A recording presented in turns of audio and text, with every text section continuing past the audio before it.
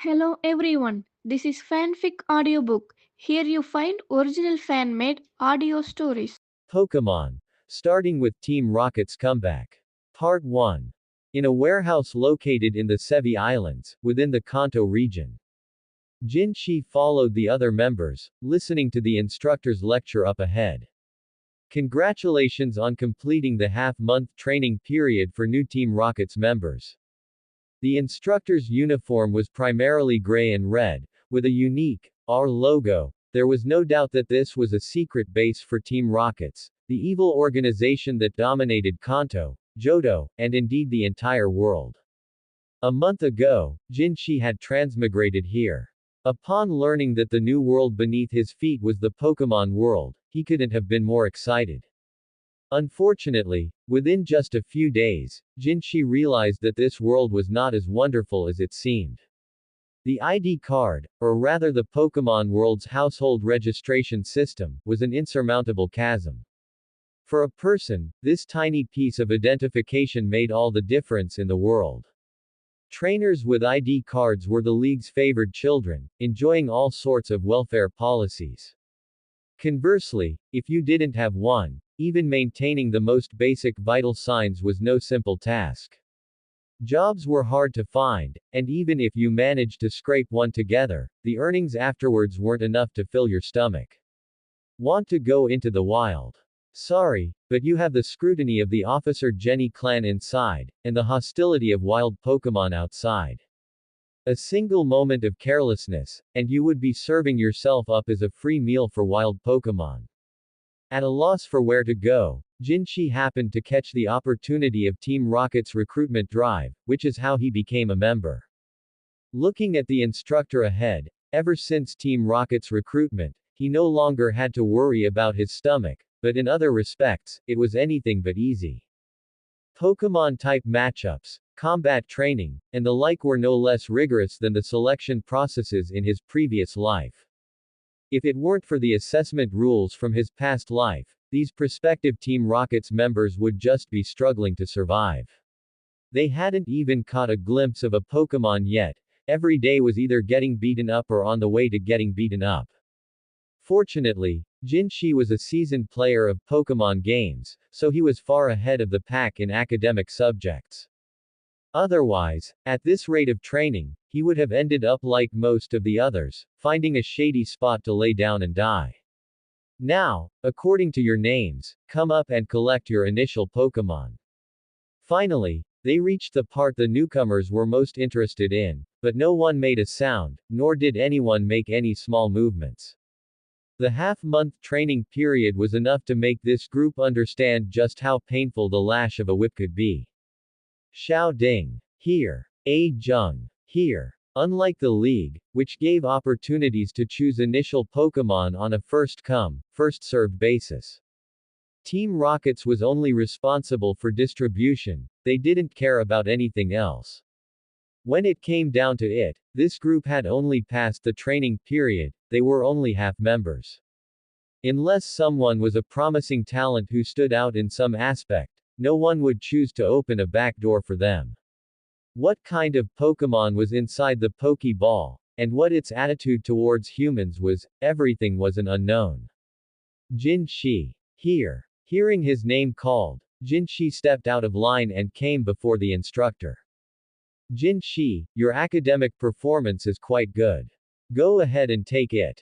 The instructor nodded. He had their grades, while his other aspects were mediocre. His academic grades were truly impressive. Unfortunately, Team Rockets was still an organization that valued strength above all else.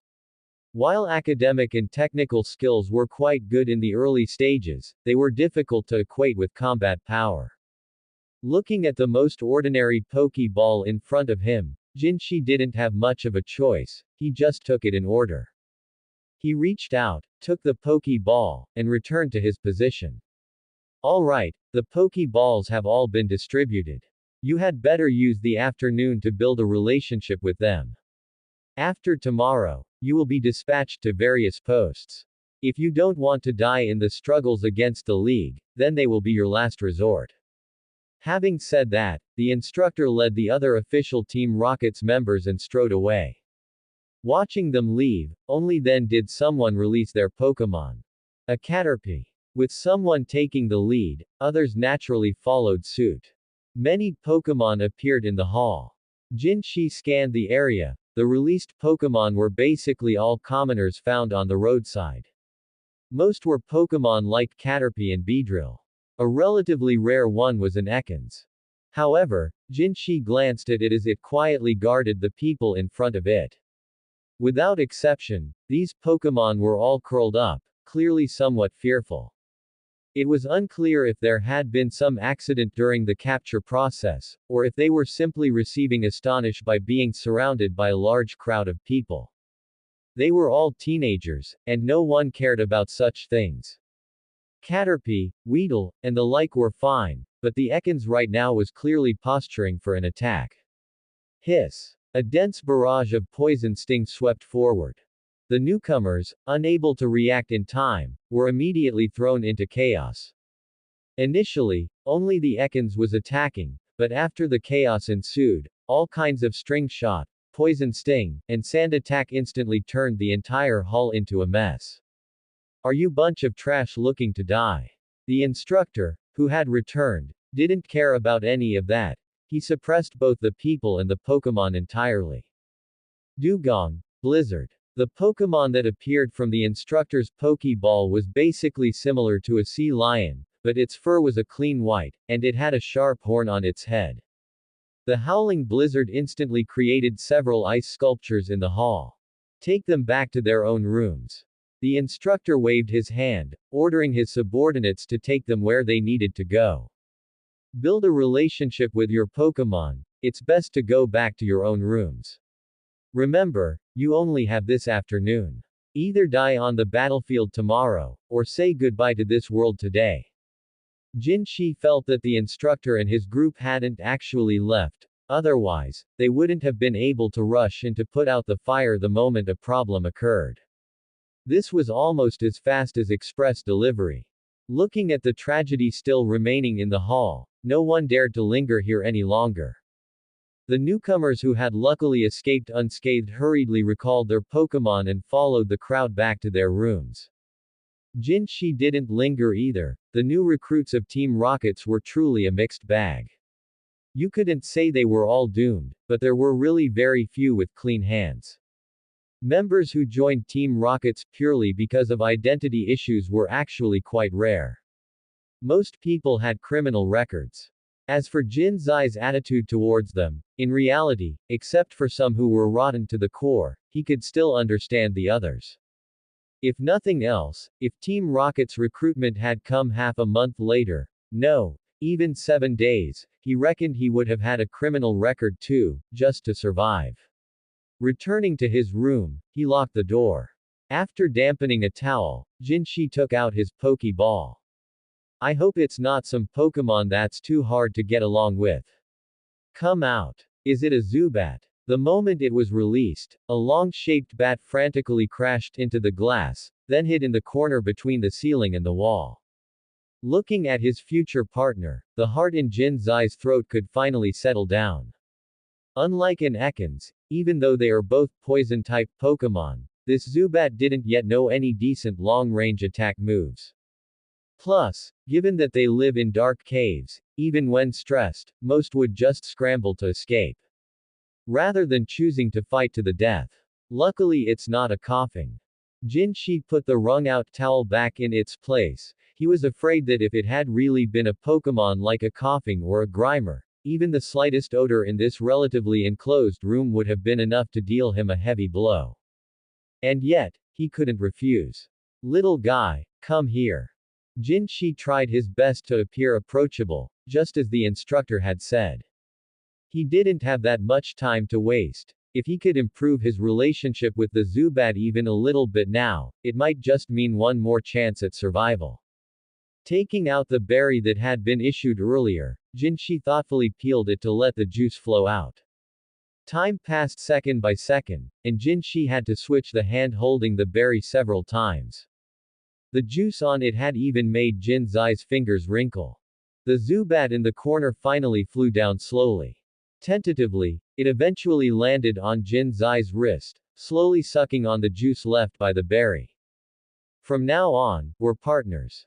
Zubat. Although it wasn't a starter Pokémon, nor was it one of those other Pokémon that possessed both good looks and strength. But the moment the Zubat landed on his hand, Jinshi knew that from this day on, they would live and die together. Ding! Pokémon detected. World's strongest system initiating. Jinshi raised an eyebrow. You should have come out earlier. I've finished suffering. I have the Pokémon. Now you decide to show up when it's too late. See if I pay any attention to you. If I do, I'm a dog. Woof woof woof woof. Then again, I can't have transmigrated for nothing. I'll just take a look. I don't have to use it. System, introduce your functions. The Zubat didn't seem to be affected by the system. It appeared to be a product that could communicate with him.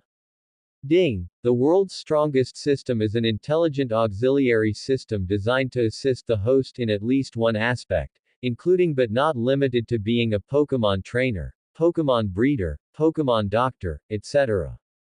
You can obtain achievement points by completing tasks at various stages. Achievement points can be used to redeem different resources within the system. Please explore the specifics yourself, host. Jinshi couldn't help but nod. It sounded very convenient. Clearing tasks for points to buy things, he was very familiar with this. Now distributing the newbie gift pack, please check it, host. Just tell me directly. Obtained. Pokémon Encyclopedia contains information on Pokémon from all eras, determines target aptitude. Universal Skill Card times 2, Normal Pokémon Aptitude Reset Card times 1. Skills. Aptitude. Jinshi murmured these words. It wasn't that he didn't recognize them, it was just that these things were not products that should exist in this Pokémon world. Universal Skill Card. Allows the target to learn new skills they haven't fully mastered, allows the target to learn advanced skills e.g., tackle takedown. Looking at it this way, he understood a lot more. Aptitude Reset Card. Increases a Pokémon's aptitude by 1 level, the first time this card is used, it will definitely upgrade to the species limit. This is truly incredible stuff. Jin Zai's eyes almost popped out. In other words, in a game, this would be like pulling a normal Pokémon's base stats to the 6-dimensional limit. And it wasn't just that simple. No one could determine if, in the distant past or future, a type of Pokémon had vanished in time or evolved once more. Jinshi gently tapped the Zubat's tail, and the little guy, ears twitching, curiously turned its head as if asking what he wanted. With a soft chuckle, Jinshi continued to focus his gaze on the Zubat's body. Zubat. Aptitude. Normal. Ability. Psychic power. Level. 6. Moves. Supersonic, Absorb, Astonish, Wing Attack. Is it only normal grade? With the system by his side, he was naturally no stranger to aptitude levels. From low to high, they were normal, superior, elite, champion, legendary, and god, these 6 levels. The higher the aptitude level, the greater their potential. Under the same conditions, high aptitude also correlates with their growth speed. Little guy, are you willing to walk with me to the peak in the future? The system's functions were not just that simple, it could even display the Zubat's height, weight, developmental status, and shortcomings. The little guy's initial psychological state had also changed from panicked, scared to trying to be close. The Zubat didn't reply, or rather, the sound was too soft for Jinshi to hear. It hopped onto Jin Zai's shoulder and gently rubbed against his cheek. The fangs in its mouth grazed Jin Zai's skin, leaving a slight sting. I hope that one day in the future, you will still be by my side. To tell the truth, in the games before, Zubat wasn't a Pokémon Jinshi loved. It was more like the feeling of helplessness when 6 out of 10 Pokémon encountered in a cave were it. But now he had no choice. Team Rockets didn't have a policy of swapping out Pokémon. Nor would they hand out a Pokédex or give you 5 free Pokéballs. It was hard to say after becoming a full member, but as a probationary member of Team Rockets, if you wanted to get anything, it was either about promotion or about who had the bigger fist. It was entirely a wolf-eat-wolf culture. During the training period, Jinshi had naively thought that taking a step back would open up a sea and sky. He didn't expect that he would almost become a target for bullying instead. Fortunately, he had learned a few street fighting tricks. Things like the monkey steals the peach, ascending the stork tower, and flying sand and rolling stones were things he had picked up intuitively. From then on, Jinshi knew that only by respecting others' fates could he enjoy a life of freedom. Do you want to use the aptitude reset card? Note: after this use, the Pokémon will be upgraded to the highest aptitude. This is limited to this time. Do you want to use it? He had no choice. Even if he might be abandoned, at the very least he had to get through this hurdle. Confirm use. The little guy on his shoulder shook its head and looked at Jin Shi, although he didn't know where the Zubat's eyes were. But in his eyes, a bright light suddenly fell. Aptitude. Normal right pointing arrow god. Moves. Defog, Sludge Bomb. Affection. Max. As the golden light flashed, the Zubat's panel also changed. There's even an affection stat. This system is dedicated to intelligently serving the host. At least it was good news. He wouldn't have to worry about the Zubat dumping him one day. Like an incompetent husband. As for the two new moves, they were actually inconsequential. In other words, the improvement in aptitude was a purification of its bloodline. Its parents might have known them, so it wouldn't be surprising if it learned a trick or two. Before Jin Shi and the Zubat could get to know each other better, there was a knock at the door. Is it you? Pushing open the door, the figure before him was not unfamiliar to Jin Shi. This warehouse was not the only location for Team Rocket's new recruit training. In the beginning, 7 or 8 people shared a single dormitory. As the number of people decreased, the top-performing recruits were moved into single rooms. If one were to say that Jin Shi was the undisputed first in academic courses, then the girl of the same age standing before him, who kept her blonde hair hidden under her hat, was the best fighter among this batch. As for why Jin Shi knew she had blonde hair, Jin Shi pointed to his left cheek. See that? A few days ago, I happened to get an allergic reaction that swelled up into a slap mark. At the time, it was fight or die. Who cared about anything else? There's a competition ending at midnight. Besides some supplies, there might even be a chance for promotion. She spoke quickly, but clearly enough. Why me? You are smart enough, and I am strong enough.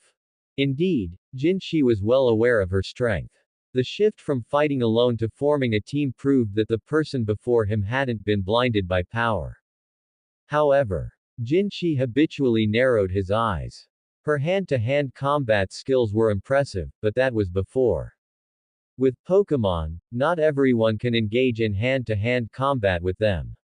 Surely she didn't get an Arbok, did she?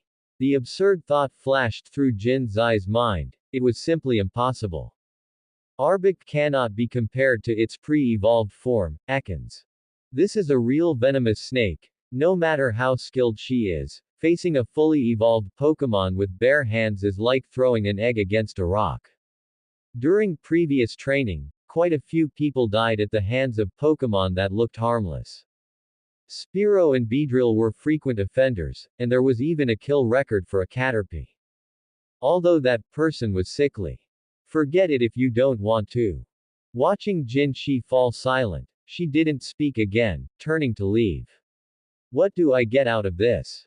If there's a promotion slot, it's mine. If there are multiple resources, I take one of each. If there's only one, I don't want it. If there are none, we split everything else evenly. She spoke very frankly, which made Jin Shi somewhat incredulous. But it was indeed tempting. A promoted position wasn't necessarily a good thing.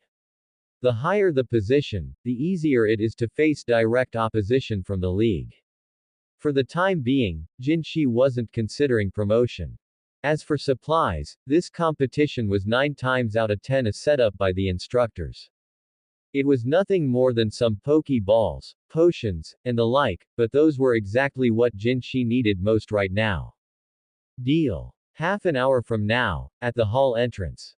Don't be late. She came and went in a rush. She gave Jinshi the impression that she wasn't here to negotiate, but rather to notify him. Whether he came or not didn't matter. Half an hour later, Jinshi arrived at the hall entrance at a leisurely pace. Small groups formed on the fly could be clearly seen. Over here. One was the best fighter, and the other was the top performer in academic courses. Their actions naturally attracted the attention of many. How did those two end up teaming up? Should we join them too? Most people formed small groups of 4. There were lone wolves too, but seeing Jinshi and her team up, their numbers dropped instantly. The instructor pursed his lips, watching the two of them with great interest. He wasn't surprised that Jinshi teamed up. But that the two of them teamed up was indeed a bit unexpected for him. Glancing at his watch, most people had arrived. The instructor clapped his hands, drawing everyone's attention. Taking this warehouse as the center, it includes half the forest and 3 small islands. We have hidden some supplies on them that will be useful to you. But this time, your safety is not guaranteed by us. At most, we'll help collect your corpses after midnight. So, does anyone still intend to withdraw? As the instructor said this, many people faintly felt the urge to quit. Don't look at how the previous half-month of training was like living hell. Basically, casualties were accidental. There might have been internal strife, but under Team Rocket's surveillance, there was a certain guarantee of safety. After all, they had only just stepped over the threshold of Team Rockets. Compared to those superior trained recruits, it was enough for these wild cards to just survive. I'm withdrawing. Me too. The instructor didn't speak, just nodded. Everyone would pay the price for their own choices. Making an appropriate judgment is, in a way, a correct choice. The wild at night is inherently more dangerous than during the day. Relying on Pokémon like Caterpie and Rattata, the risk factor was indeed too high.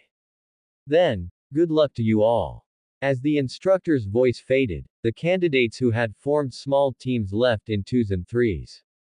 No one chose to make a move here. Where are we going? Can your Pokémon cross the sea? Jinshi glanced at her from the corner of his eye. If that were the case, searching the islands would actually lack competitiveness. No. It was all for nothing. Taking advantage of the fact that the sun hadn't set yet, Jinshi set off in one direction. I'm not worried about any changes in the short term, but rather my companion. Thinking of this, Jinshi suddenly felt there was no need. If she really wanted to kill him first, she wouldn't have teamed up with him. There were plenty of opportunities to strike. Not excluding this possibility, but the probability was decreasing infinitely. What is your Pokémon? This is my partner, Zubat. Having walked not far, he looked back and could no longer see the building behind him. The new recruits participating in the activity had basically dispersed, so there was no fear of anything being exposed. Come out. A Pokémon resembling a bronze mirror suddenly appeared between them. Bronzor. Jinshi was stunned. Team Rockets actually issued such good Pokémon. Examining the Bronzor before him, he didn't feel that sense of oppression. It looked more like a Pokémon that had been raised for a long time. No wonder she didn't care much about the team-up invitation earlier. A bunch of newbies with common birds, rats, and bugs, how could they go head-to-head with a Bronzor? Even that lucky person who got an Ekans couldn't put up any effective resistance against this Bronzor. At most, it was just a bit more durable than other Pokémon. Jinshi took a few deep looks and, being sensible, didn't ask further. It was said that these new recruits were a mixed bag. It wasn't strange for them to have their own Pokémon before joining. It was just unexpected that after such a long training period, he hadn't heard a whisper of this. Zubat will be responsible for scouting supplies and guiding us at night. I'll leave our safety to you. This was the best arrangement. Gentlemanly manners had no place here. They did not choose to move when visibility was relatively high, but waited until night had completely fallen. Only then did Jin Shi and Yayu descend from the tree canopy. Ha! That was such a comfortable sleep. Jin Shi stretched lazily. This was the most comfortable sleep he had had in the half-months since he was recruited by Team Rockets. Looking at the crescent moon half hidden behind the clouds. It was truly a dark and windy night, perfect for causing trouble. Let's go. Yayu did not say much. She brushed the fallen leaves off herself and walked along a small path. They had not gone far when a few wild pecha berry trees growing in a triangle appeared on the side. Looking at the remaining pecha berries and the messy footprints under the trees, it seemed more than one group had discovered these fruit trees. Hey! Just as Yayu was about to step forward to pick them, Jin Shi grabbed her and stopped her. Better safe than sorry. Holding Yayu back, he threw a few stones forward. After confirming there were no hidden traps, Jin Shi had his Zubat retrieve a few pecha berries. He handed a few to Yayu, and then Jin Shi wolfed some down to fill his own stomach. Zubat, come here. He pricked the skin on his thumb, and a little blood oozed out. The pecha berry is one of the few berries that suits human taste. But as a berry whose main effect is detoxification, it is not suitable as food for Zubat. If it were a wild Zubat without a trainer, that would be a different story. Aptitude, development, and the like all have to make way for survival. But for Jin Shi, having Zubat consume pecha berries would continuously dilute the toxins in its body. Perhaps its future development would be affected by this, but if there were no other choice, Jin Shi could not just let it go hungry. But now, there was still room for choice. Yayu watched Jin Zai's little actions without saying anything. She divided some to feed to Bronzor, the remaining amount was just enough to slightly appease her hunger. As for Jin Zai's feeding method, perhaps it was a bit unbearable to watch for the flowers of the alliance. But for blacklisted people like them, having something to eat was already a blessing, there was no time to be picky. Jin Shi and Yayu, having rested while waiting, were now at their most energetic. With Zubat present, they relied on echolocation. The two of them also discovered quite a bit of undiscovered supplies. Although they were just cheap trinkets, for two people who were currently penniless, even some scrap metal could fetch a good price. Jin Shi was still immersed in the joy of scavenging when he suddenly felt his arm being tugged. What's wrong? Yayu would be scared. That was no joke. Did he really think being first in martial arts was just a joke? Following Yayu's gaze, it seemed like something was lying across the bushes not far away. Zubat, go take a look. He commanded Zubat to go ahead, and in a short while, the little guy flapped its wings and flew back from there. A person. Jin Shi was a bit stunned upon hearing Zubat's response. Don't look at how during training, many people talked about taking others out as if it were easy. But at that time, their attention was tightly focused, there was no time to care about whether others lived or died. But the situation now was completely different. After their tense nerves relaxed, seeing this scene, even if he was not afraid, was enough to send a chill down his spine. What is it? Is someone coming over? Yayu instantly prepared for battle. In the dark night, human vision could not compete with Pokémon. Especially Pokémon like Zubat that prefer to live in the dark. She felt something was off over there. Besides her own premonition of danger, Bronzor also gave her some feedback, though it was not clear. A fallen comrade. Do you want to take a look? Jin Shi deliberated on how to address them, even though they had trained together for half a month. Most people were just familiar faces, operating in their own small circles. To this day, Jin Shi did not even know the names of many of them. Not to mention others, if Yayu's ranking had not been among the top, he would not have had the time to get to know her either. Are they dead? Hearing Yayu's question, Jin Shi nodded. He felt his sleeve being instantly gripped and then quickly released. Let's go. We'll experience this sooner or later. Whether it's Team Rockets or the Alliance, not everyone's relationships are like Ash. Jesse, James, and Meowth. Strife is always accompanied by danger. With Zubat investigating the situation, he did not know if it was because their affinity was maxed out. He could understand most of Zubat's actions to a large extent. Following it over, the shock of seeing it with his own eyes made even Jin Shi, who had mentally prepared himself, feel a wave of dizziness. Let alone Yayu beside him. Don't go too far. He did not say much, but Yayu understood Jin Zai's meaning. Covering her mouth, she trotted behind a tree. Jin Shi examined this acquaintance in front of him, who in his memory was also a loner. Their pupils were already dilated, fulfilling the instructor's words, waiting for someone to collect their corpse. There were no collectibles on their body, it looked like they had been stripped clean. In the wallet by their feet, there were still a few banknotes. On this island, the banknotes issued by the Alliance were less useful than toilet paper. He struggled to turn them over.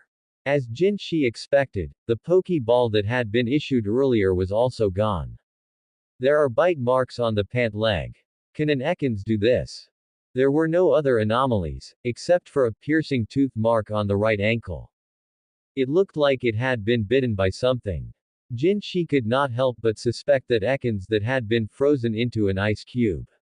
But the problem was, although an Ekans has the poison type before evolving, it is fundamentally a non-venomous snake. Not to mention its bite force could not possibly cause such a severe piercing wound. An unknown wild Pokémon. And then someone scavenged the leftovers. Jin Shi knew this possibility could not be ruled out, but there was no evidence. They would have to be even more careful in their upcoming actions. Standing up, Jin Shi scanned the surroundings. Having this person sleeping soundly here suddenly made him feel as if there were a pair of eyes in the forest watching them. It was fortunate that they were in the wild. If it were daytime, they would have noticed that both Jin Shi and Yayu were pale as ghosts. We need to be a bit more careful from now on. Judging by the injuries, I'm leaning more towards a wild Pokémon attack. Yayu nodded, although she still felt a bit nauseous. But compared to her own life, this was bearable. Is your Zubat skilled with the supersonic move? It's passable. Why? Do you have a good idea? The two of them were now in the same boat. Whether looking at future promotions or the current situation, the benefits of taking them both out were actually the greatest for others. No one wanted two people stronger than them looming over their heads, especially when those people's future development paths were highly consistent with their own. There was only one chance. If missed, the future gap would not be something that could be bridged just by working hard. I have a good idea, but it requires Zubat's assistance. Yayu beckoned, and Bronzor floated to her palm.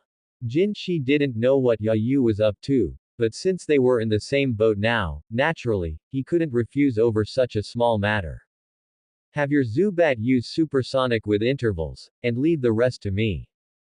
Yayu's suggestion wasn't difficult for the Zubat at all. Before it evolves, every Zubat relies on echolocation to confirm its surroundings and targets. Supersonic isn't just a move, it's an instinct they rely on to survive. Do as she says. I'll keep time for you. Invisible sound waves were released from the Zubat's mouth. Compared to the supersonic released by other Pokémon, the Zubat's frequency was slightly lower. Even if Jin Shi didn't focus his attention completely, it was hard to perceive these subtle changes. Bronzor, reflect. Watching Yayu's movements, Jin Shi curiously leaned in. Increase the frequency a bit, and shorten the intervals. Though he didn't understand why, Jin Shi didn't rush Yayu. This competition was actually just an extra, perhaps merely a means to reduce the headcount. Passing the training didn't mean one would thrive in Team Rockets. If you're unlucky, even if you stand out among the newcomers, you might not be the one to have the last laugh. Cooperating with Yayu, after just a few practice runs, a new change gradually appeared on the surface of the Bronzor's reflect. Amazing. I didn't expect this to be possible. Looking at the shifting patterns on the Bronzor's surface, although they weren't very clear, they were certainly sufficient for scouting and ensuring safety.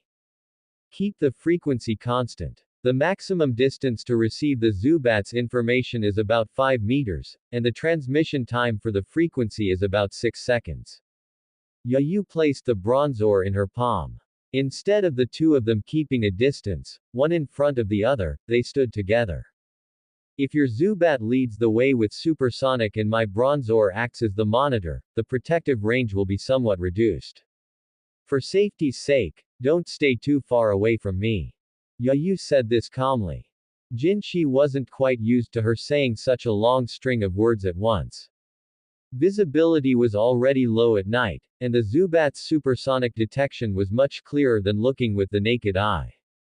Moreover, both of them were quite capable. From the patterns displayed on the bronzor, they could basically judge whether a specific point had a trap or if there were any undiscovered trinkets. The fact that the two of them closed the distance actually increased their safety coefficient while out here. Jinshi was just average. While weaker in combat than Yayu, he wasn't a complete weakling who couldn't lift a finger. With the Zubat scouting ahead, the two of them avoided quite a bit of trouble.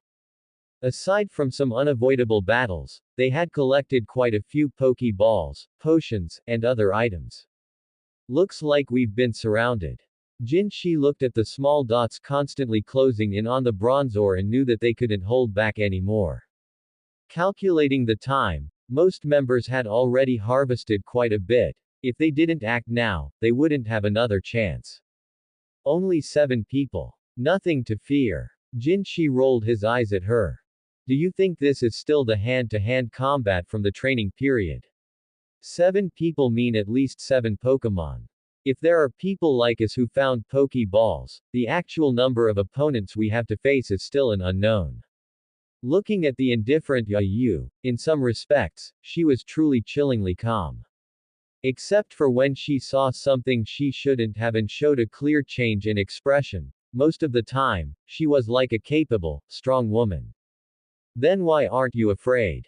Yayu's retort almost made Jinshi lose his composure. During the training period, he was on the track to become a desk worker. Perhaps after becoming a regular, he would end up working in the research department as a clerk. Those people, unless they were insane, wouldn't have forced him and Yayu together. In other words, don't be fooled by the appearance that they were both surrounded. In reality, as long as Jinshi stood by and watched, the one in the most danger was Yayu. After all, everyone's level was about the same, and there was still some hope for promotion. She was leading by such a huge margin that if Yayu didn't die, well, he wouldn't dare say for sure, but among these few batches of teams, there would be zero hope for promotion. How many can you take on? The rules didn't allow teams of more than 4, but alliances were a different matter. They just needed to break the alliance before returning.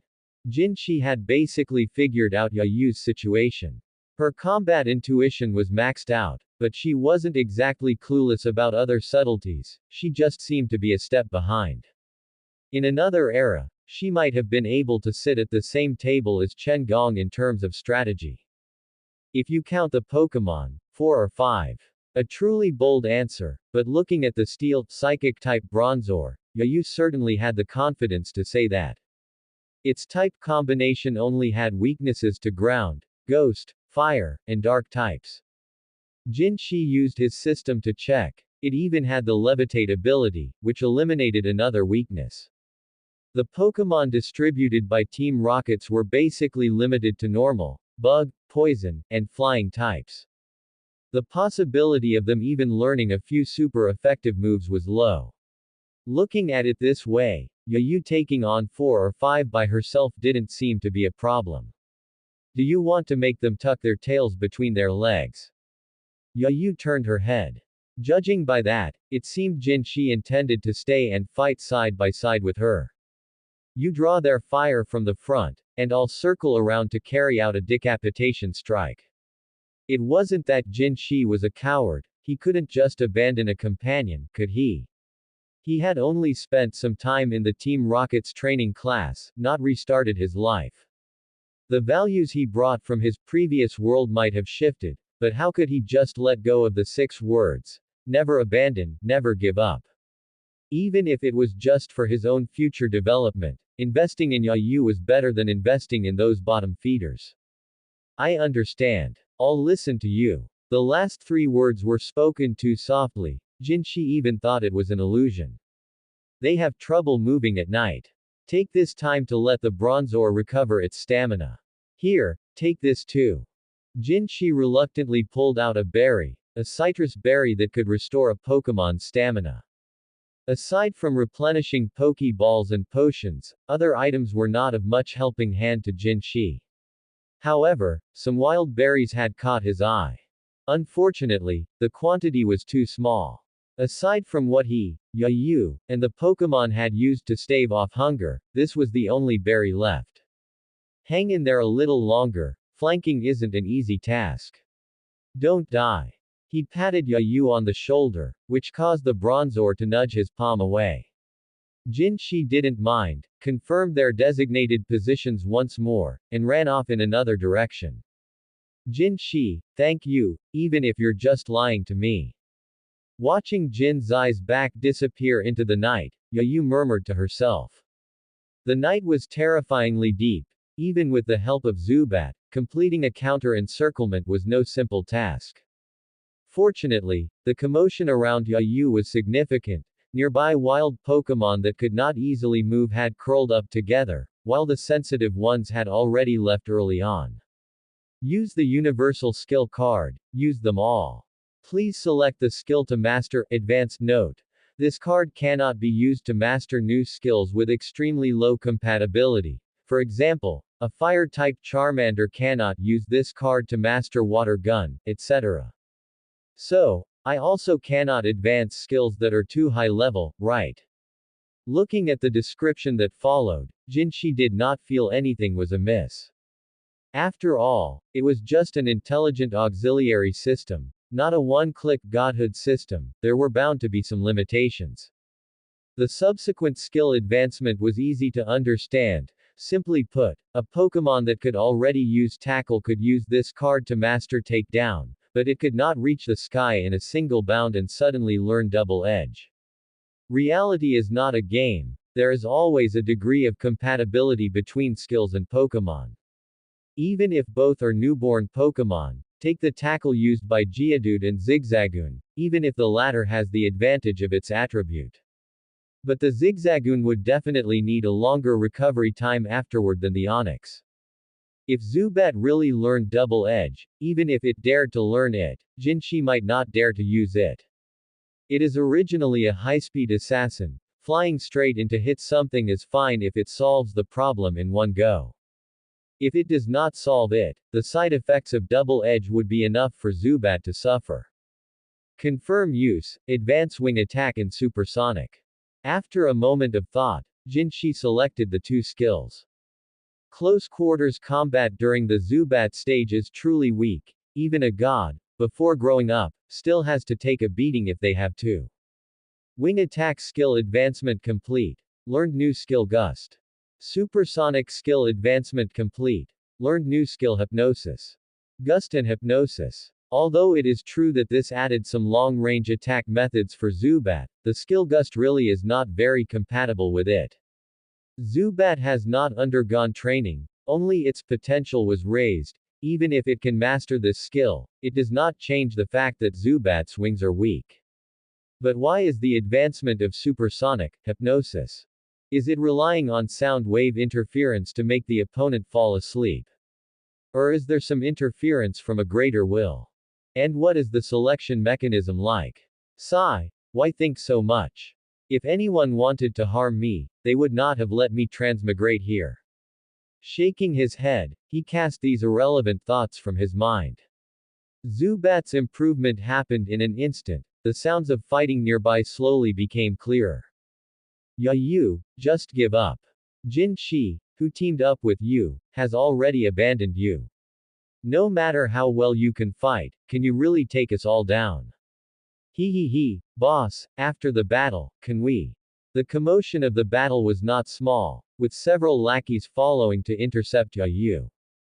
They did not look like much, but they sure had beautiful daydreams. Slowly peeling back the bushes, it was a total melee inside. One was already lying at Yayu's feet. It was too far away to tell if it was still breathing. Bronzor was holding back the other Pokémon, but even with good resistance, it was facing too many Pokémon at once, all while having to protect Yayu. It was fortunate they were all ordinary Pokémon. If there had been any Pokémon with a type advantage, things would likely have looked grim. The leader was spouting nonsense there, with a lackey behind him sycophantically chiming in. The other 4 people were entangled in a fight with Yayu, 4 against 1, and they already had 1 killed. Did they even know how to play? Listening to the leader constantly using trash talk to distract Yayu, their intentions were not hard to guess.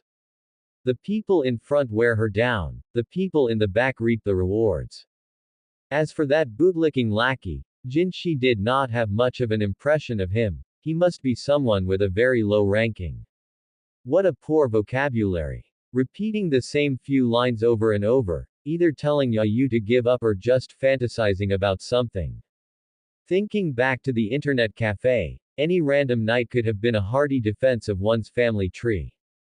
Now, listening to it, Jinshi felt like they were just bickering, the kind where you cannot even break the other person's defense because you cannot curse properly. Zubat, check if they have any Pokeballs at their waists. Jinshi was not known for his martial prowess. One-on-one, he could hold his own for a while. One-on-two was a joke. He came to relieve the siege, not to get himself surrounded. Zubat moved very quickly, using the cover of night to avoid attracting their attention. Supersonic's positioning was enough to allow it to complete the reconnaissance work. If they do not, then it is much simpler. Looking at Yayu and Bronzor, who were not at a disadvantage against the 3, these few humans were not worth mentioning. That leader, the moment he turns his head, cast hypnosis on him. It is not that he did not want to take him out, but he could not get past that mental hurdle. And even if he did take him out, Zubat would not be able to handle the aftermath cleanly. If the cause was not himself, he could endure and let it pass, but if it was truly because of him, whether his body could still muster the strength to fight was an unknown. Not everyone is born loving slaughter. Hey! Seeing Zubat in position, Jinshi, holding a palm-sized stone, jumped out from the bushes. The tactic was successful. The 2 people were startled and instinctively turned their heads. The leader was met head-on by the light wave from Zubat's hypnosis. The other person did not see anything, he just heard a sound behind him, and a hard object smashed into the bridge of his nose. He was, after all, a recruit trained by Team Rockets. He managed to flail out a flurry of wild punches, stopping Jinzai's advance. Zubat, use Absorb on the one on the ground. Do not swallow it. Leave this one to me, and then you go help Yayu. Blood is a catalyst and also the favorite food of bat-type Pokémon, but Jinshi was afraid Zubat would develop a dependency, so he could feed it, but not let it ingest too much. Hearing Jinzai's words, Zubat took a hard sip, spat it onto the ground, and then flew over to relieve the pressure on Bronzor. Yayu looked at the 2 figures fighting on the ground in the distance, and then at the Zubat flying over. She had thought he would flee, but she had not expected him to actually come. With Zubat's addition, the situation immediately became one-sided. Compared to other Pokémon, Zubat was a relatively powerful individual. Bronzor pinned down the most powerful Ekans and Venonat, while the others were no match for Zubat at all. After dealing with these Pokémon, things were naturally no longer difficult for Yayu. It was just that by the time Yayu finished her 3-on-1 fight, Jinshi was still brawling with his opponent. He was faintly even at a disadvantage. Weng weng weng. Before a winner was decided here, a beam of light from the sky, accompanied by the sound of propellers, hit the forest. The match is over. Everyone returned to the designated location. Continuing to fight is not permitted. The loud broadcast from the sky clearly reached their ears. Ha! Jinshi, sitting on the transport plane, yawned sleepily. He hadn't fallen asleep until the sky was just beginning to brighten yesterday, and no sooner had the sun poked its head out than the assembly bell for Team Rockets rang in his ears. Jin Shi lifted his head slightly and glanced at Yu, who was sitting upright and composed. He then looked at the remaining members, and the stone in his heart finally settled. Right after the notification that things had ended yesterday, there had actually been at least half an hour of spare time before the instructor's search began. Having broken free from his opponents, Jin Shi had been planning to return to the camp with Yu to properly divide the spoils. As it turned out, Yu was truly ruthless enough. Just as Jin Shi was rummaging through the others for loot, the pointed leather boots on Yu's feet had already kicked the leader's throat. She had already gone through everyone else long ago. In the dead of night, the sight made Jin Zai's skin crawl. He had originally thought it was just to teach a lesson, but that scene kept playing on a loop in his mind. After returning, it was even harder to fall asleep. Now, among the members present, only one person had a thick bandage wrapped around his neck. As for the other 6 people, he didn't know if they hadn't woken up yet, but Jin Shi had checked several times and hadn't spotted them. Just this one, who was now hiding in the corner like a quail, not daring to show his face. Truly ruthless and decisive. As he let his thoughts wander, he realized the recruitment base didn't keep people, or rather, it didn't keep old students.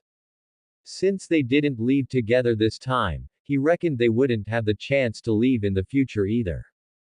Becoming natural fertilizer was the fate they deserved. As for whether it was right or wrong, Jin Shi felt that if he hadn't taken action himself, he would probably just be a bystander.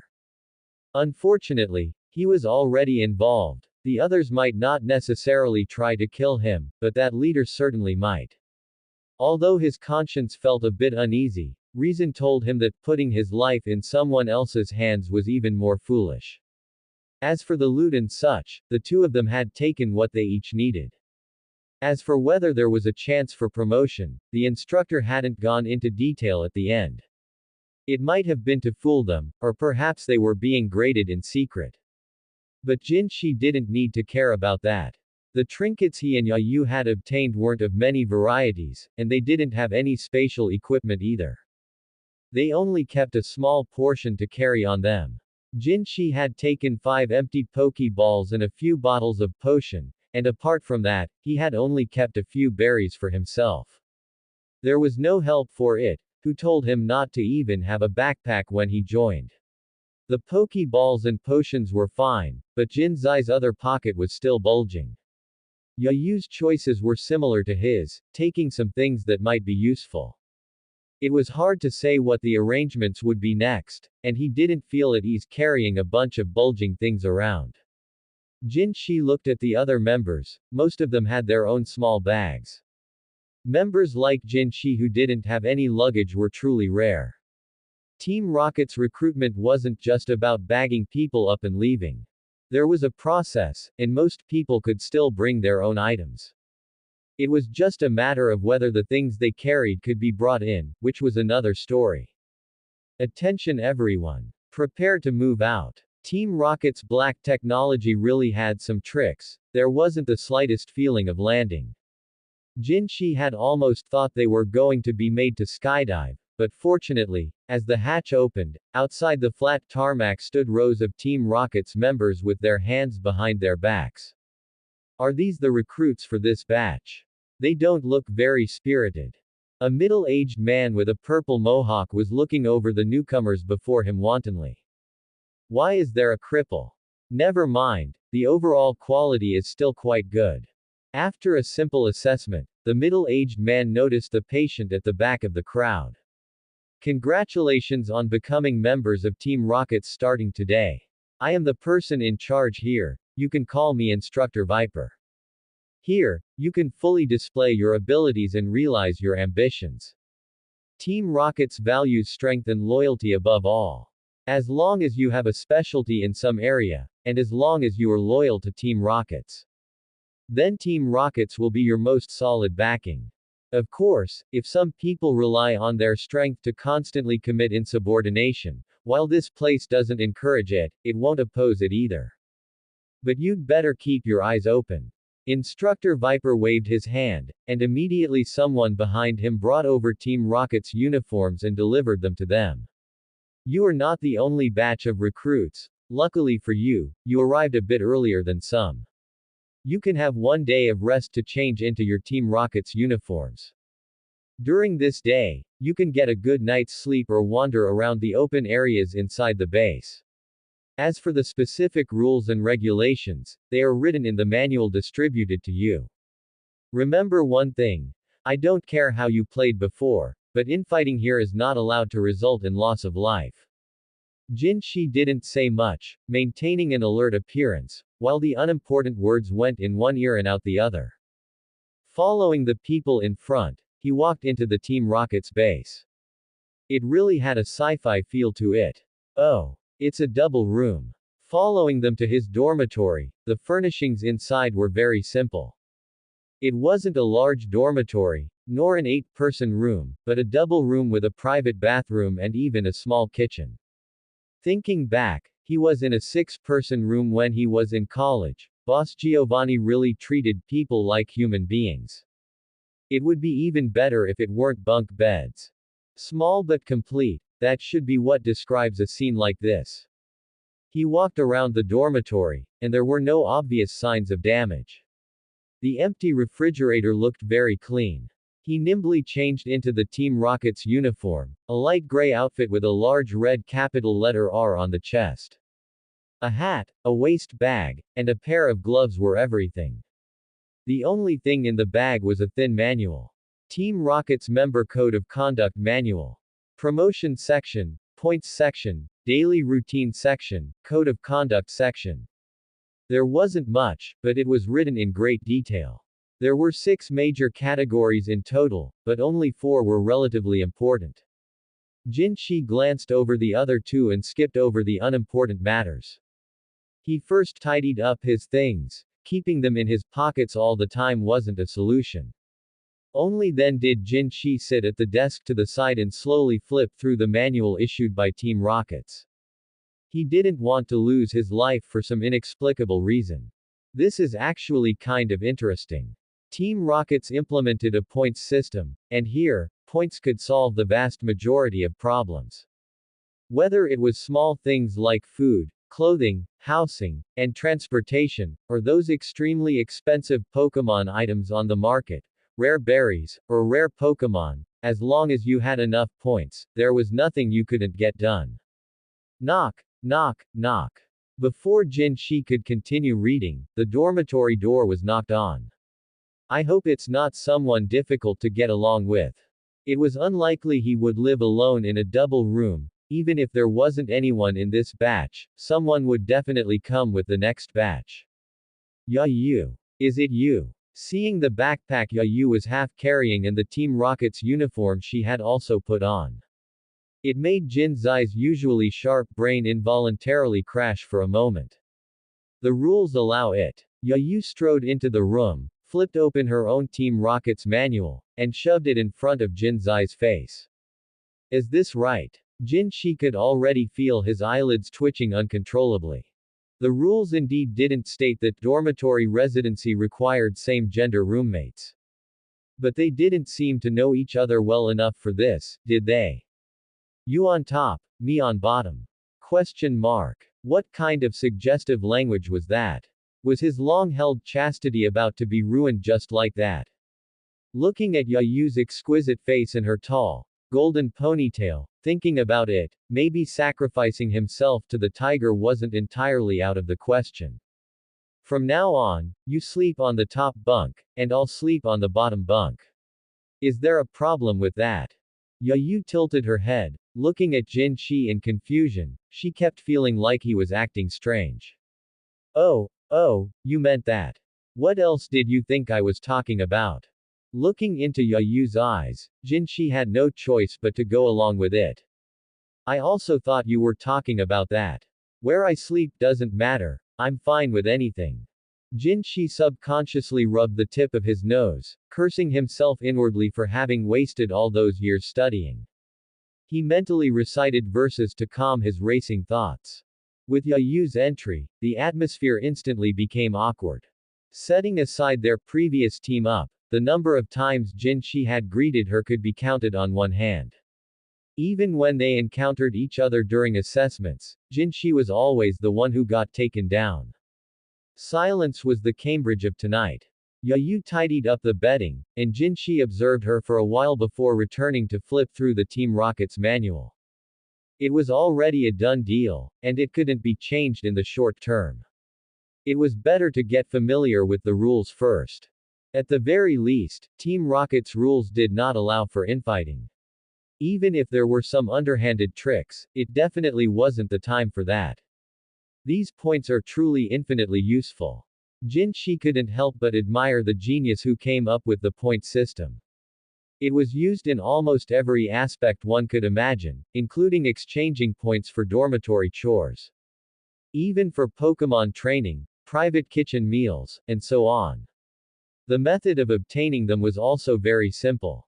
The most basic way was completing training. Meeting the standards would grant a guaranteed monthly income of points, and the higher the ranking, the higher the reward. Secondly, there was taking on missions, where the points would vary based on difficulty. There was also the option of submitting rare Pokémon and items, which could also be exchanged for varying amounts of points. The manual didn't contain much. Apart from the points section being the key point, Jinshi really didn't need the other aspects in the short term. He took note of a few, destiny knot, behaviors, and what followed was endless special training. If you weren't on a mission, you were in special training. That was just how simple and unadorned Team Rockets was. Theoretically, there were 8 days off a month and a 9 to 6 schedule, but overtime came with extra point fees, and completing a full month of training would result in a 1/3 bonus of full attendance points. It could be said that any member who wanted to make something of themselves would subconsciously add extra training for themselves. Sigh. Jinshi couldn't help but sigh. In his past life, he worked himself to death just to scrape together enough money to make ends meet.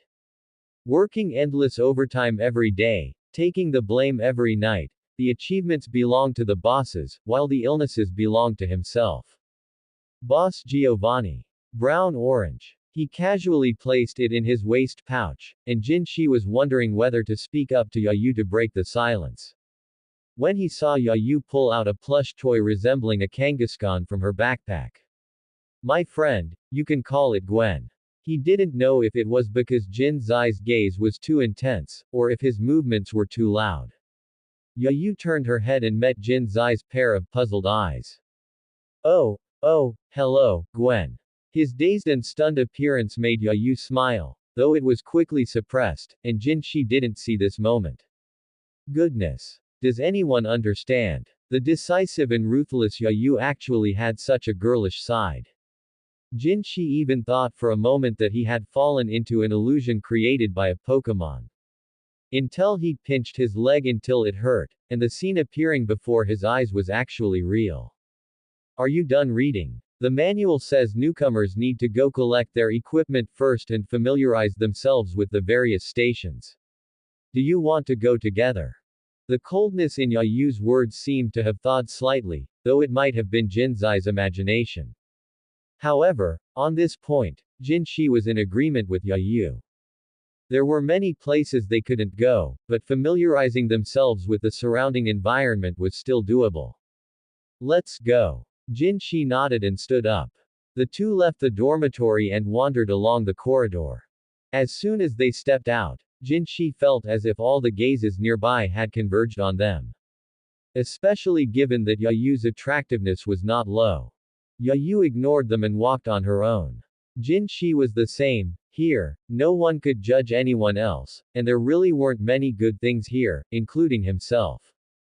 As for whether others would harbor any twisted intentions later, that would depend on whether they had carefully read the manual. The base was not small, giving Jinshi the feeling of watching a sci-fi movie from before. The entire interior was a behemoth composed of machinery. Some exposed cables were thicker than his entire body, and their height was only half a head lower than his. The lights inside were on 24 hours a day, like incandescent bulbs, but not as glaring.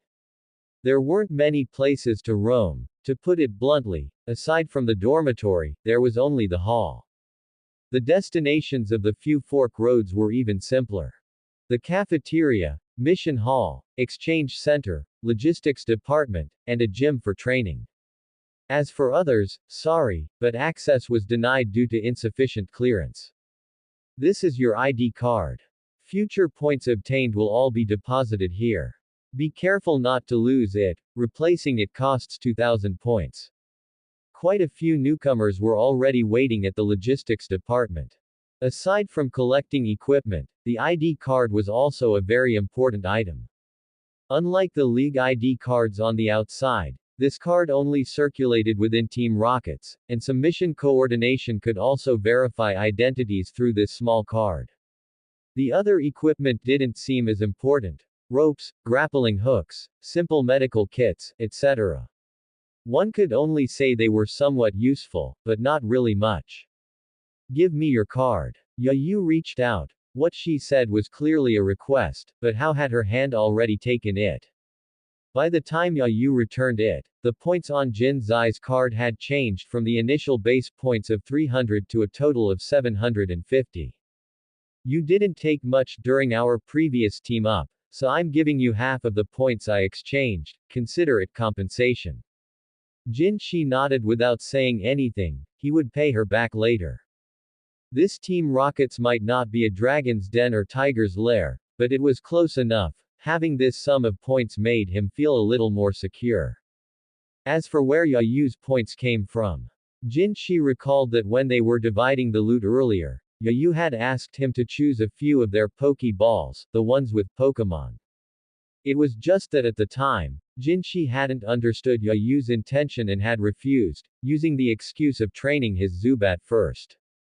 Instructor Viper made it sound nice, but in reality, it was just a quick tour around the base. It didn't take long at all. Most areas were off limits. After Jin Shi and Yayu finished splitting the points and grabbed a quick bite at the cafeteria, the two went their separate ways.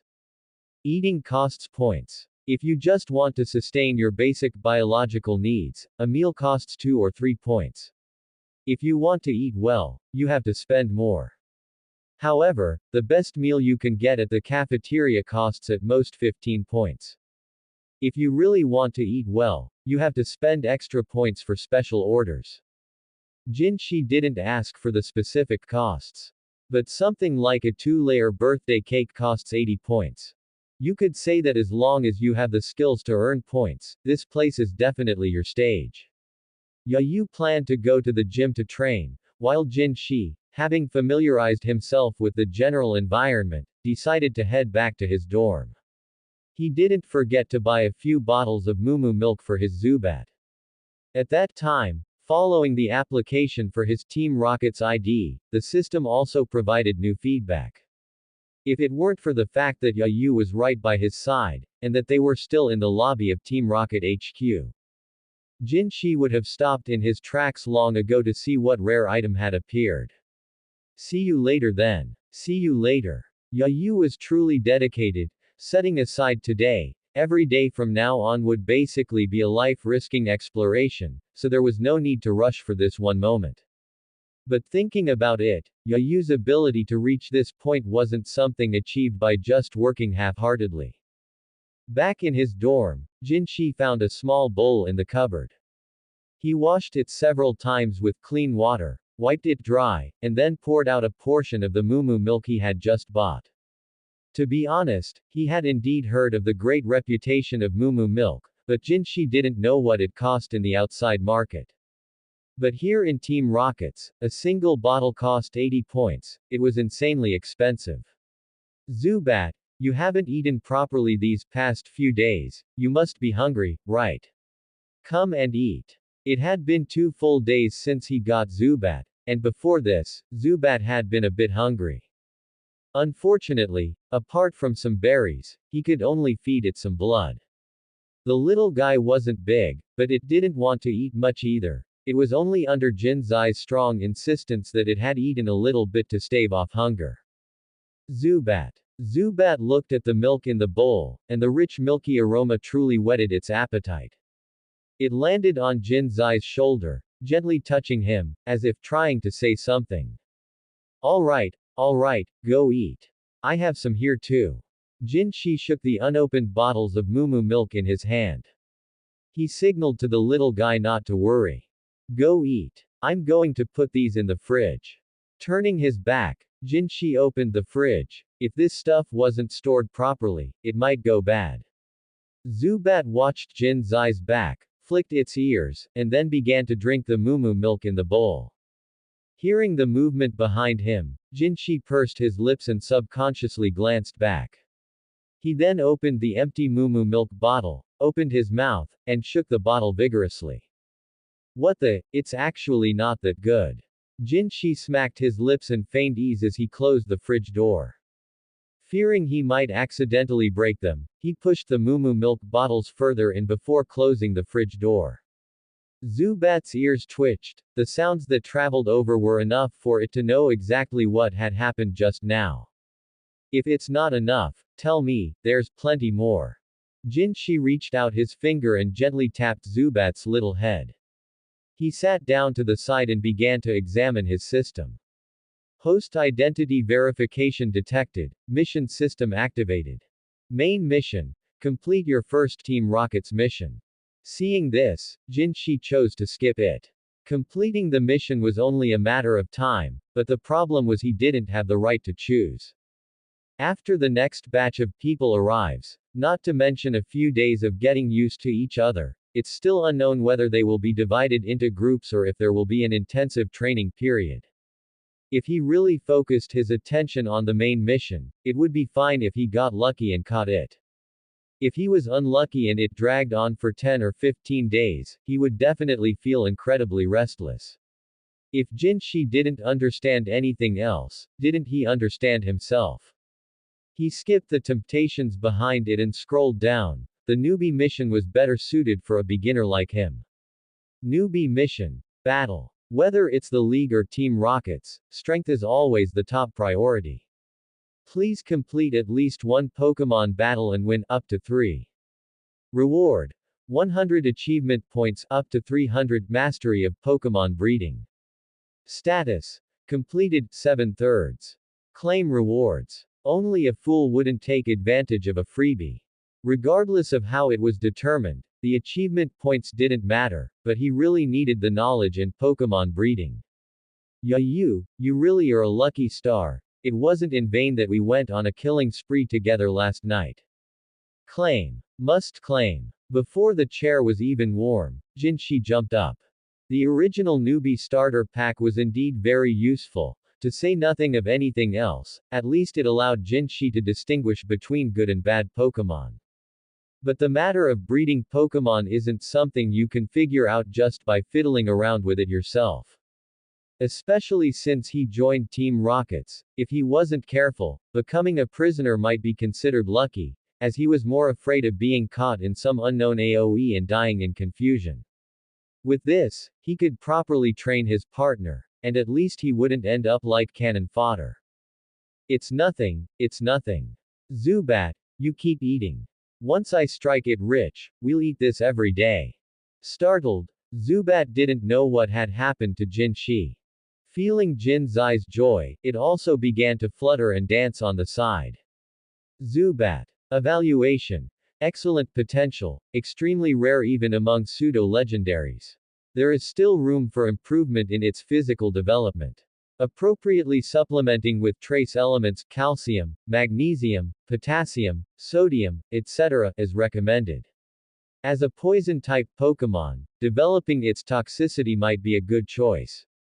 Combined with the Pokémon Encyclopedia, there were already several development paths for Zubat's future. There's really quite a lot involved. The knowledge that had suddenly appeared in his mind made his head ache faintly.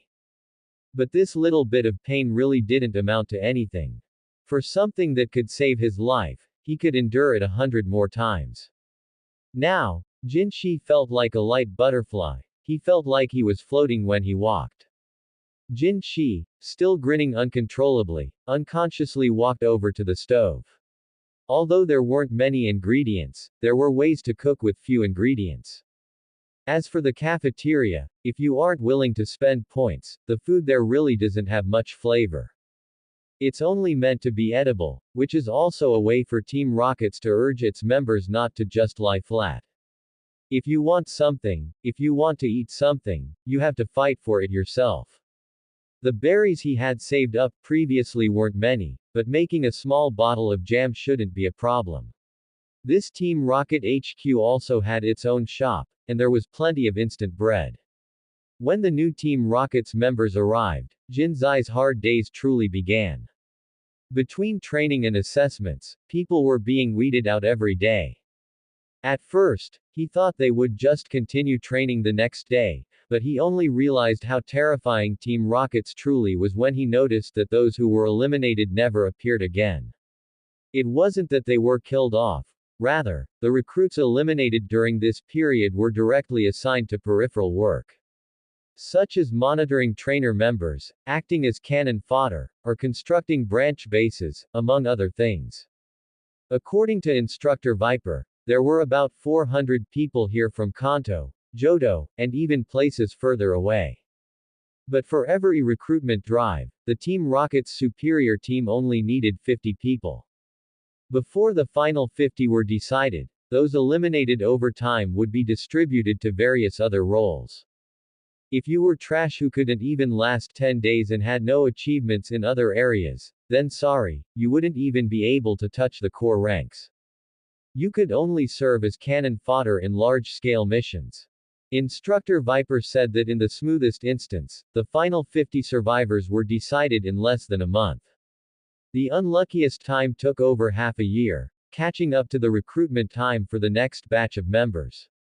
But this wasn't good news. While the numbers were slightly relaxed, it just went from picking 50 out of 400 to 70 out of 800. The difficulty had actually increased. Jin Shi, who is not known for his physical stamina, felt like he had been fished out of a water bucket after every training session. Now he understood why the Team Rocket's superior members in the anime looked down on the league's trainers.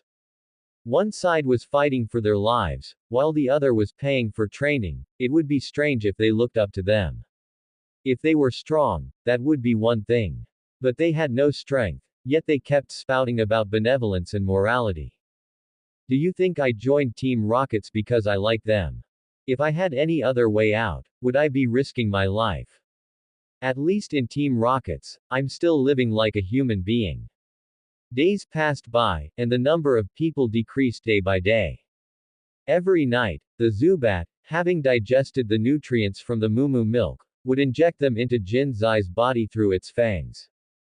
Because it was personnel training, the Pokémon didn't participate much. Jinshi just let it practice using its skills in the dormitory.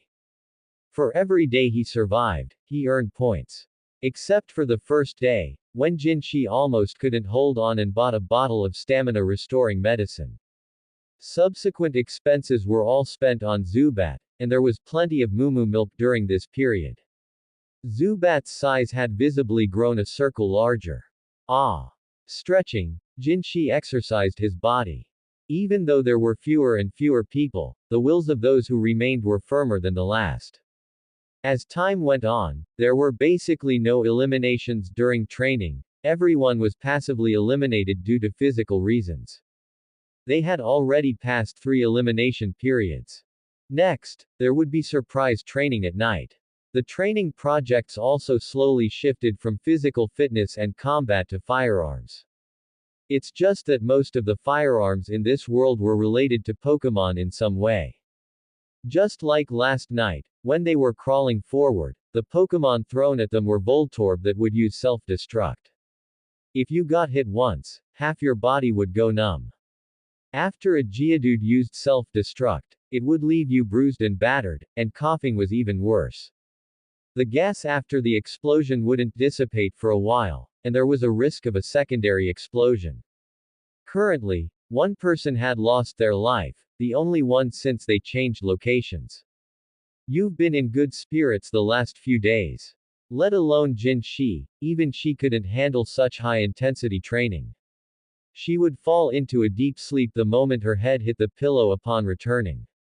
At night, except for the emergency assembly whistle that could wake her up, neither Zubat nor Bronzor wanted to wake up at all. Maybe my body is slowly adapting. Jinshi scratched his head. He didn't know what was happening, he was sleeping too deeply.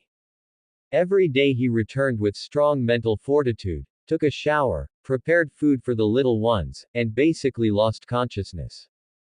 Do you remember how many people are left? Yu thought for a moment. There were 67 people when we counted off yesterday. 5 fell yesterday, so if there are no accidents, there should be 12 people left. What's wrong? Yu was washing up in the bathroom, time was short, and there wasn't much time to dawdle and chat. I feel like there might be bigger changes coming next.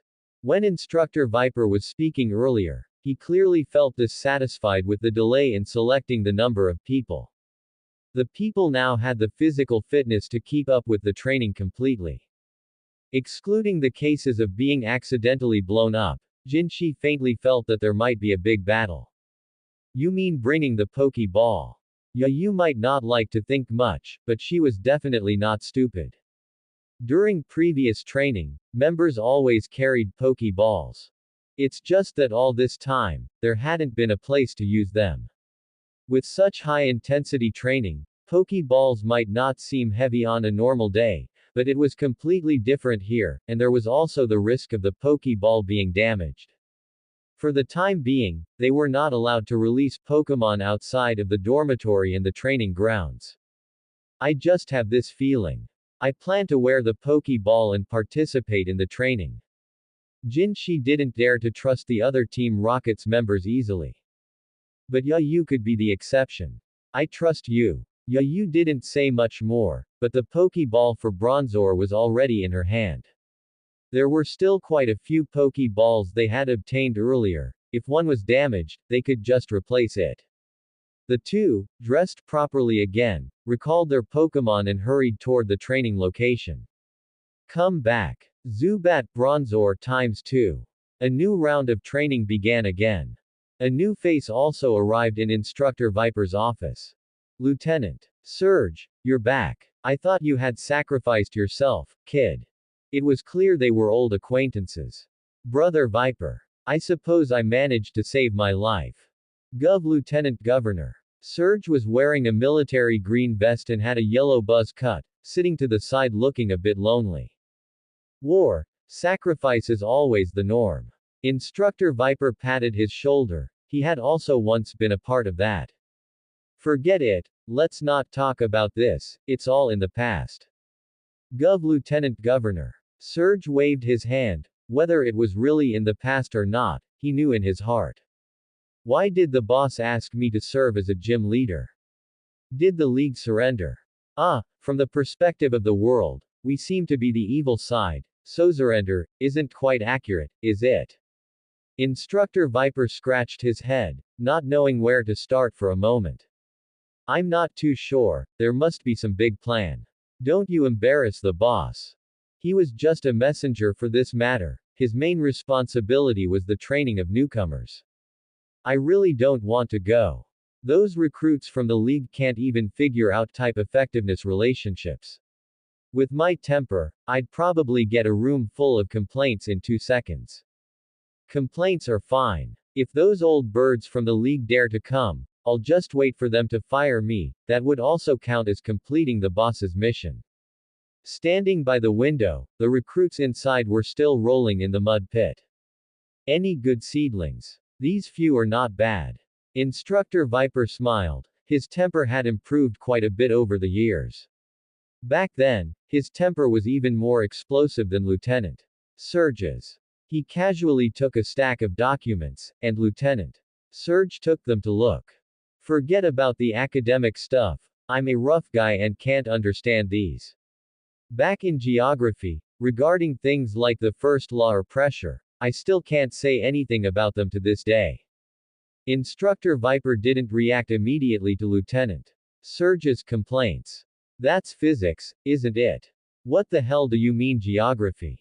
Amused by his absurdity, Instructor Viper didn't hesitate to flick him on the forehead. Team Rockets isn't what it used to be, but I think it's not bad. Although the lower ranks, especially the new recruits, believe that strength is everything. But the higher up in Team Rocket's one goes, the more they value culture. As for veterans like Lieutenant Surge, as long as Boss Giovanni is around, there won't be any trouble. Maybe. Perhaps I really was born in the wrong era. Lieutenant Governor. Surge didn't even look up, continuing to flip through the files of these new recruits. This girl is quite something. Pulling out Yayu's file, they both knew exactly how intense the Team Rocket's recruit training was. To be able to maintain top-tier results under these conditions is truly remarkable. Yayu, huh. Her willpower is indeed rare in my experience. Speaking of which, she and this one are partners. Instructor Viper handed over that list again. Jin Shi. One scholarly and one martial, they really are a good match. His second in command was also Lieutenant Surge's external brain. Several times they had escaped death because he had sensed something wrong first. But no one could be better than his current second in command. I hope they can become the pillars of Team Rockets. Alright, I'm off to take up my post. I hope it's Vermilion City or Cinnabar Island. I don't want to be stuck in a gym all day. Returning the files to Instructor Viper, Lieutenant Surge slung his jacket over his shoulder and strode away. This Lieutenant Surge, you'd think reading a book would kill him. He can't even get the phrase, pillars of strength, right. Instructor Viper sighed, he had gotten used to it over the years. Hot-headed, reckless, and just couldn't get along with the League. Otherwise, he wouldn't have joined Team Rockets. After reorganizing the files, Instructor Viper turned his gaze outside the window. Calculating the time, it's about time to speed things up. Normally, this kind of screening wouldn't exceed 5 months, but the willpower of this batch is truly much stronger than previous ones. As the person in charge, he would also write observation reports. Then submit them to his superiors to arrange their placements. This is just a training base, it can't hold so many people. Tomorrow, have them do a free-for-all to rank them. The first place can become a squad leader, second and third place will be deputies, and fourth to 10th can choose their locations at their discretion. Instructor Viper waved his hand, delegating the work. He sat at his desk and began writing descriptions for some of the members. Name: Jin Shi. Top of the class in academics, above average stamina, clean background. Name: Yayu. One of only 2 remaining female trainees, impressive strength, firm willpower. Name: Suspected League Mole. Knowing who is who and their connections, Team Rockets is not some third-rate organization. Send out the notice. After this training session ends, all base members are to relocate. Also, initiate Level A alert immediately. After saying this, Instructor Viper wrote an email to his superior. This base has been compromised. Requesting permission to destroy it after relocation. The message was simple, and the wait wasn't long. Granted. Stay safe. No questions, no doubts. Everything for Team Rockets. Reciting this phrase in his heart, he was willing to serve the boss for his entire life. The operations of Team Rockets had nothing to do with Jin Shi and the others. They continued to train to the point of exhaustion. Just as Instructor Viper had said, basically no one would choose to give up easily at this critical juncture. Everyone was hanging on by a thread, pushing themselves to the limit. If not for a little mouse from the league sneaking in, another half-month wouldn't have been too late. After finishing all this, Instructor Viper leisurely walked to their training area. Such a large base, to be destroyed just like that, even if it was just blown up like a firecracker, it had to make a bang. Everyone, assemble. With a straight face, Instructor Viper looked at this group of recruits with cold eyes. Very good. This batch of yours is much stronger than those from previous years. But there are still too many of you. You received the orders just now, right? One day in the next half-month will be the day of your competition. The first few to be eliminated will be assigned to various places, just like before. The remaining 50 members will determine their rankings. I hope to see you all again when that time comes. Instructor Viper scanned them, but Jinshi keenly sensed that the instructor seemed to linger for a moment somewhere in the crowd. Maybe it's just an illusion. Jinshi comforted himself. Rest half an hour early today, consider it encouragement. Without saying much more, he came in a hurry and left in a hurry. During this time, it wasn't like they never rested early before, although it was rare, it had happened. As Instructor Viper left, there was no movement and no wailing. They didn't have the spare energy to waste on unnecessary movements or shouting. Although they said they could rest half an hour early, the training intensity was enough to make up for it. Jinshi and Yayu returned to their dormitory supporting each other, both looking like monkeys from a mud puddle. Since the beginning, there weren't many members left who were still in the same dormitory like them. Many members had single rooms, but in Jin Zai's view, after what Instructor Viper said today, many people would definitely team up. The weak must rely on groups, this is an eternal truth. Go wash up. Drying her hair, Yayu walked out of the bathroom. Thanks to Team Rocket's black technology, a set of dirty clothes could get a refresh in just a moment. Got it. Don't catch a cold. As the saying goes, full and warm, thoughts turn to lust, but when you're tired like a dog, you definitely don't have those kinds of crooked thoughts. Throwing his clothes into the washing machine, Jinshi turned on the switch, and the warm water from the shower head rinsed Jin Zai's almost dried out body. Zubat hung upside down on the railing, not knowing what it was thinking. Previous training was hard, but compared to today, it was just child's play. His own body had grown a size larger, but according to the sound waves fed back by the trainer, he had lost quite a bit of weight. Thinking of this, Zubat suddenly wrapped itself up with its wings. Jinshi, who was still washing up, naturally didn't notice Zubat's odd behavior. When settling the points just now, he discovered Salak Berry. Through culinary combinations, it could subtly improve a Pokémon's speed. And the other main ingredient was also Mumu milk. Although the ingredients weren't complete, it still had a certain boosting effect. It wasn't that Jinshi hadn't thought about other combinations. It was just that the ingredients were too complex. Even if he had the time, he didn't have enough points. Last time, after buying a bottle of speed growth agent, he ate cafeteria food for half a month, and even with Yayu helping him out several times, he nearly ran out of food. The points given for training were just the base amount, and that was all you got after grinding through it. It was better to exchange for berries and mix them. It was more suitable for a group of new recruits like them. What's wrong? No, I just feel like something isn't quite right. Yayu, who was rushing to training, looked back at Jinshi, who was lagging behind, and asked him in confusion. The positioning of the Team Rocket's members today felt somewhat strange. Wait for me a second.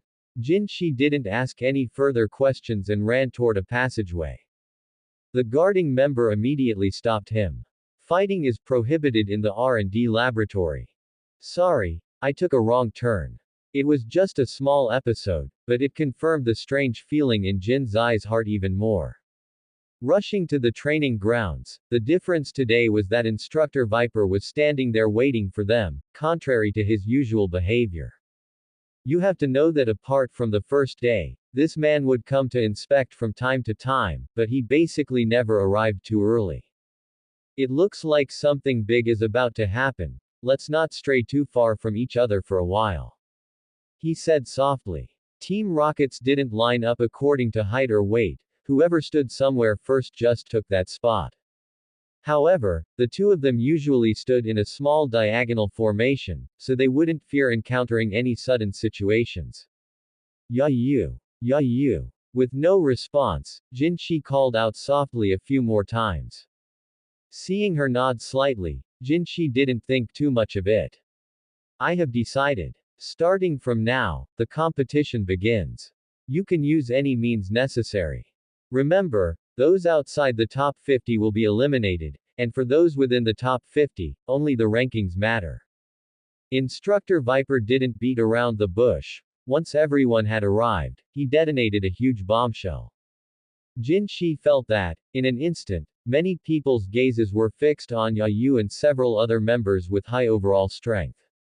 Zubat. Use supersonic. Sensing that something was wrong, Jin Shi immediately sent out his Pokémon. Bronzor. Use Sandstorm. Yu, who was a beat slower, still managed to have her Bronzor launch an attack. This was a big deal, as not everyone carried their Pokémon with them. After all, the instructor had only mentioned an assessment yesterday, they never expected it to unfold today. Only a small group of people were carrying their Pokéballs. How come they have their Pokémon with them? Oh no, I'm poisoned. There are some over there too. The scene instantly became chaotic. Taking advantage of the sandstorm, Jin Shi grabbed Yu's cold little hand and ran toward the interior of the base. Staying outside would only make them targets for other members who also carried Pokémon. He might not be on the list to be eliminated first, but others wouldn't mind taking out one more competitor. Having a Pokémon versus not having one were two completely different concepts, especially for that group who released theirs first. They had unanimously chosen to form an alliance. Some of those who realized what was happening immediately ran toward the dormitories. Once they moved, others reacted as well, struggling to squeeze into the base.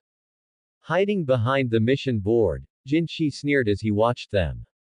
It wasn't certain who would be the hunter next. Yu, in a moment we. Before Jin Shi could finish, Yu's head bumped directly onto the bridge of his nose. Yu. Too busy to care about his nose, Jin Shi hurriedly helped Yu up.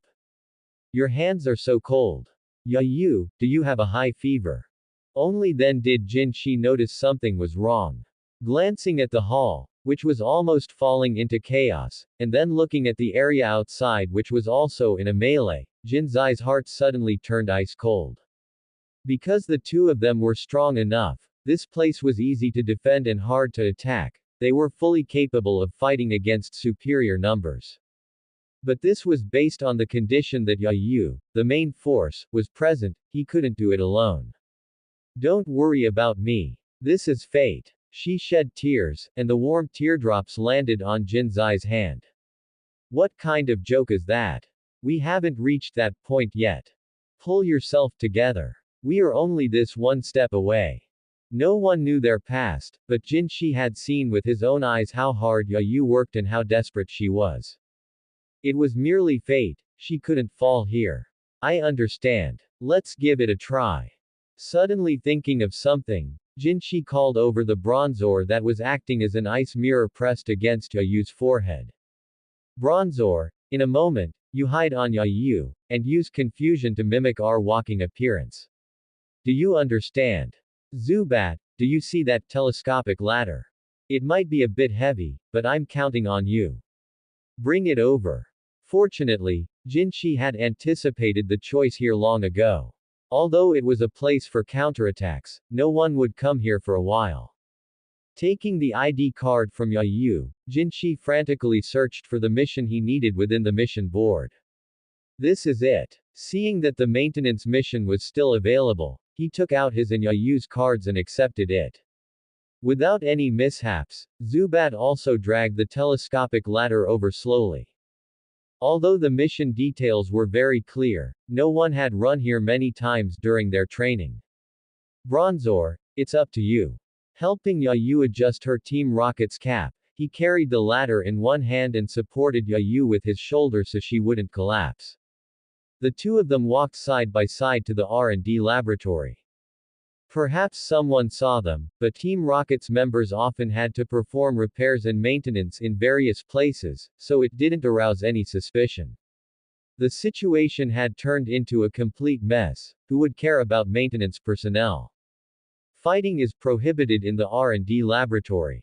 We are maintenance personnel. This is the proof that we accepted the mission. As he spoke, Jin Shi handed over the two ID cards. The two Team Rocket's guards looked at each other and finally decided to let them pass. Very good, very good, very good. What a clever little brat. In the observation room, Instructor Viper applauded loudly. He didn't expect any trainees to be so bold. These people were all superior members who knew about the evacuation mission. If they wanted to fight their way in, those two really wouldn't be enough. Good at using the rules, huh? Instructor Viper added another comment to Jin Zai's evaluation. The battle outside was the most brutal, and the contestants without Pokémon were basically being crushed. Before, there were too many people to control, but once the numbers dwindled, they couldn't let their opponents go and retrieve their Pokémon. It looked quite miserable, but in reality, it didn't take much effort. Inside the base, especially in the dormitories, it was complete chaos. Countless people and Pokémon had fallen. Only a few people managed to fight their way out unscathed. Jin Shi, having entered the R&D laboratory, didn't expect it to be empty inside. Instead of worrying about that, he opened the telescopic ladder and laid it horizontally. Even if someone broke in, it would delay them. How could she have a high fever? Touching Yayu's forehead, he suspected that if he put an egg on it, it would be cooked to 7/10 done. Her fingers were also ice cold. There's no other way, let's leave it to fate. Going out in this state would mean certain death. He had thought of everything. He just didn't expect Yayu to get sick at this critical moment. I have to draw blood from your trainer. Although it might not work, I have no other choice. Yayu was already delirious from the fever, so he could only leave the choice to Bronzor. Bronzor. Looking at the unconscious Yayu, and then at Jin Shi who was still bleeding from the nose, it shook its body helplessly, signaling that it understood. Ha ha ha ha, it's me. I won. I'm the last one to survive. A frantic voice rang out across the hall. It wantonly vented the suppression that had been building up for so long. However, the figures of Instructor Viper and his group did not appear, and the Team Rocket's members on both sides watched his performance with cold eyes. It's over, I should go deal with the little mice now. Instructor Viper looked at the lone wolf in the hall, then looked at the two little ones in the R&D laboratory. The final choice was nothing more than those three. Inside the R&D laboratory, Jinshi had no time to worry about what was happening outside.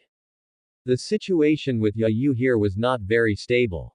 The good news was that the temperature on her forehead had slowly started to drop. The bad news was that her body temperature was continuing to drop along with it. Her whole body had already curled up. Look at you, pushing yourself, you've pushed yourself until you got sick. Jin Shi also began to ramble. With such a heavy burden, how could it be so simple to carry? He had given things to Zubat, and Yayu hadn't given any less to Bronzor either. Yayu had aided him, but who was aiding her? It's all because I was too greedy. If I had noticed sooner, you wouldn't be like this. Jin Shi, incoherent, attributed all of this to the time he had purchased the speed-boosting agent. He didn't even know if there was a connection, his mind was a mess, and he was just saying whatever came to mind. Zubat spread its wings, wanting to land, but Jin Zai's head was occupying the space. Zubat, it's useless, Yayu is probably really done for. Jin Shi thought Zubat wanted to comfort him, but it wasn't at all what he had imagined. Seeing Jin Shi finally get up, Zubat quickly landed. It bit onto the cut on her wound, not knowing what it was transmitting. With Zubat's transmission, Yayu's body temperature seemed to stop dropping further. What is this thing? Watching a little liquid overflow, Jin Shi subconsciously tasted it. The sensation the moment it entered his mouth was exactly the same as what he had felt in his dazed state in the middle of the night. So it was you. Zubat, thank you so much. Whether it was Yayu now or the nourishment that had allowed her to hold on until now, it wasn't because her constitution was slowly adapting at all. It was actually Zubat's helping hand. You ate well, so you're feeding it back to me. He could roughly understand Zubat's meaning, but in this form, it wasn't easy to receive. He guessed that once it evolved into Golbat later, they would be able to communicate very well. Feeling Yayu's hand slowly starting to warm up, Jin Zai's heart settled down quite a bit. Bronzor kept thanking Zubat and Jinshi. Its main body was almost spinning 360 degrees. Yayu, opening her eyes in a daze, saw Jinshi, Bronzor, and Zubat gathered around her. Yayu, you must hold on. We're just one step away from the finish line. Sensing Yayu's movement, Jinshi quickly helped her up. We must go out. Calculating the time, it's about time, there shouldn't be many people left. The melee is over, once we go out, it's unlikely we'll be able to come back in. But if we don't go out, it's impossible to know the result. If it's just the two of us left, no one will remind us. Jin Zai's worry wasn't impossible, it was both an elimination round and a ranking round. If the fighting outside was really over, and it was just him and Yayu here staring at each other, that would truly be a suicide scenario. Once there were fewer people, it became easier to observe, there were no overly foolish idiots here.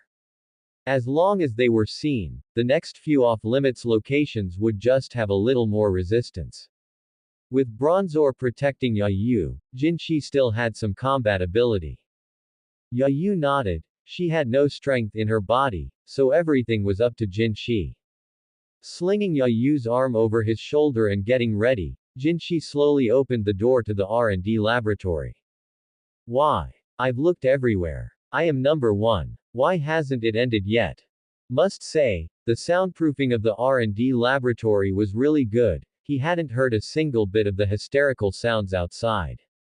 The person outside had roared until their throat was hoarse, and inside, they hadn't felt a thing. After listening quietly for a long time, it turned out there was only this one left. If that's the case, then didn't we sweep the top 3? Rest assured, number 1 will definitely not be you. Zubat, wing attack. In terms of relying solely on the Pokemon's own speed, Jinshi had absolute confidence. The Pokemon of other members would definitely not be faster than his Zubat. You, where did you guys come out from? An incredulous voice jumped out from his throat. He had searched inside and out at least 3 times, it was absolutely impossible for there to be any omissions. Maybe a little bit of good luck. Ignoring his wails, the remaining Pokemon beside him was already too tired to stand up straight. Jinshi even doubted how many people had actually taken the time to train their Pokemon during this training period. Looking at it now, it shouldn't be too many.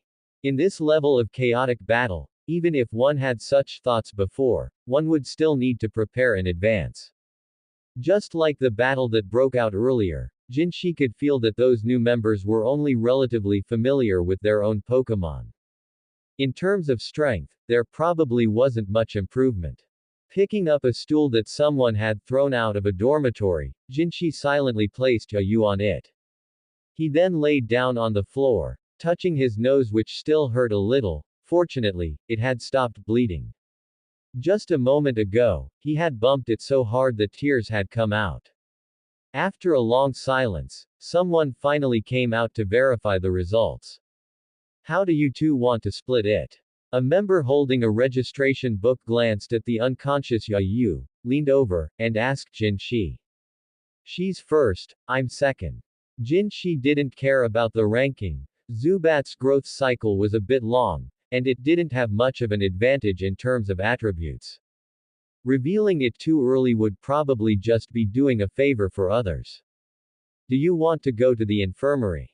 If not, gather at the entrance here in 30 minutes. Jinshi nodded, quite a few members had already come out to carry stretchers. But Jinshi knew that, let alone 50 people, if 2/3 of the people could survive, it would be a blessing. Can I ask, is this competition the same as usual? Don't ask what you shouldn't ask. Ignoring Jin Zai's question, several staff members not only had to verify their vital signs but also ensure the order in which these people had fallen. Here at Team Rockets, they didn't mess around or fake things with you.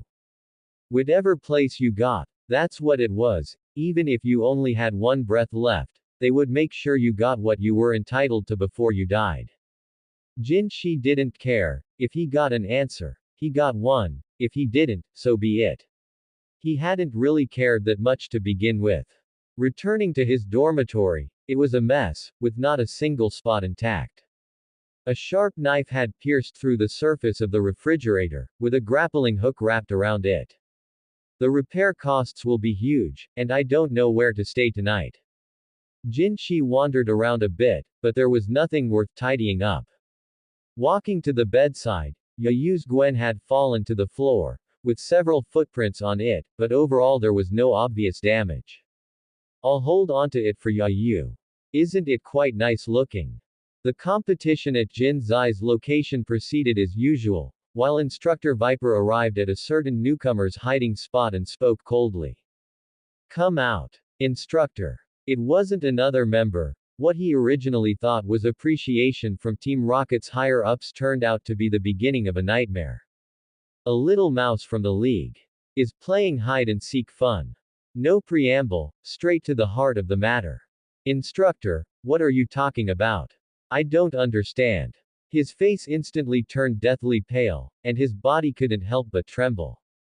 Zhu Zongjing, from Daihua Town, went to Indigo Plateau for advanced training at the age of 5, specializes in flying-type Pokémon, and is currently executing a mission codenamed Ant Collapse, here. Do I need to say more? Zhu Zongjing's pupils constricted sharply.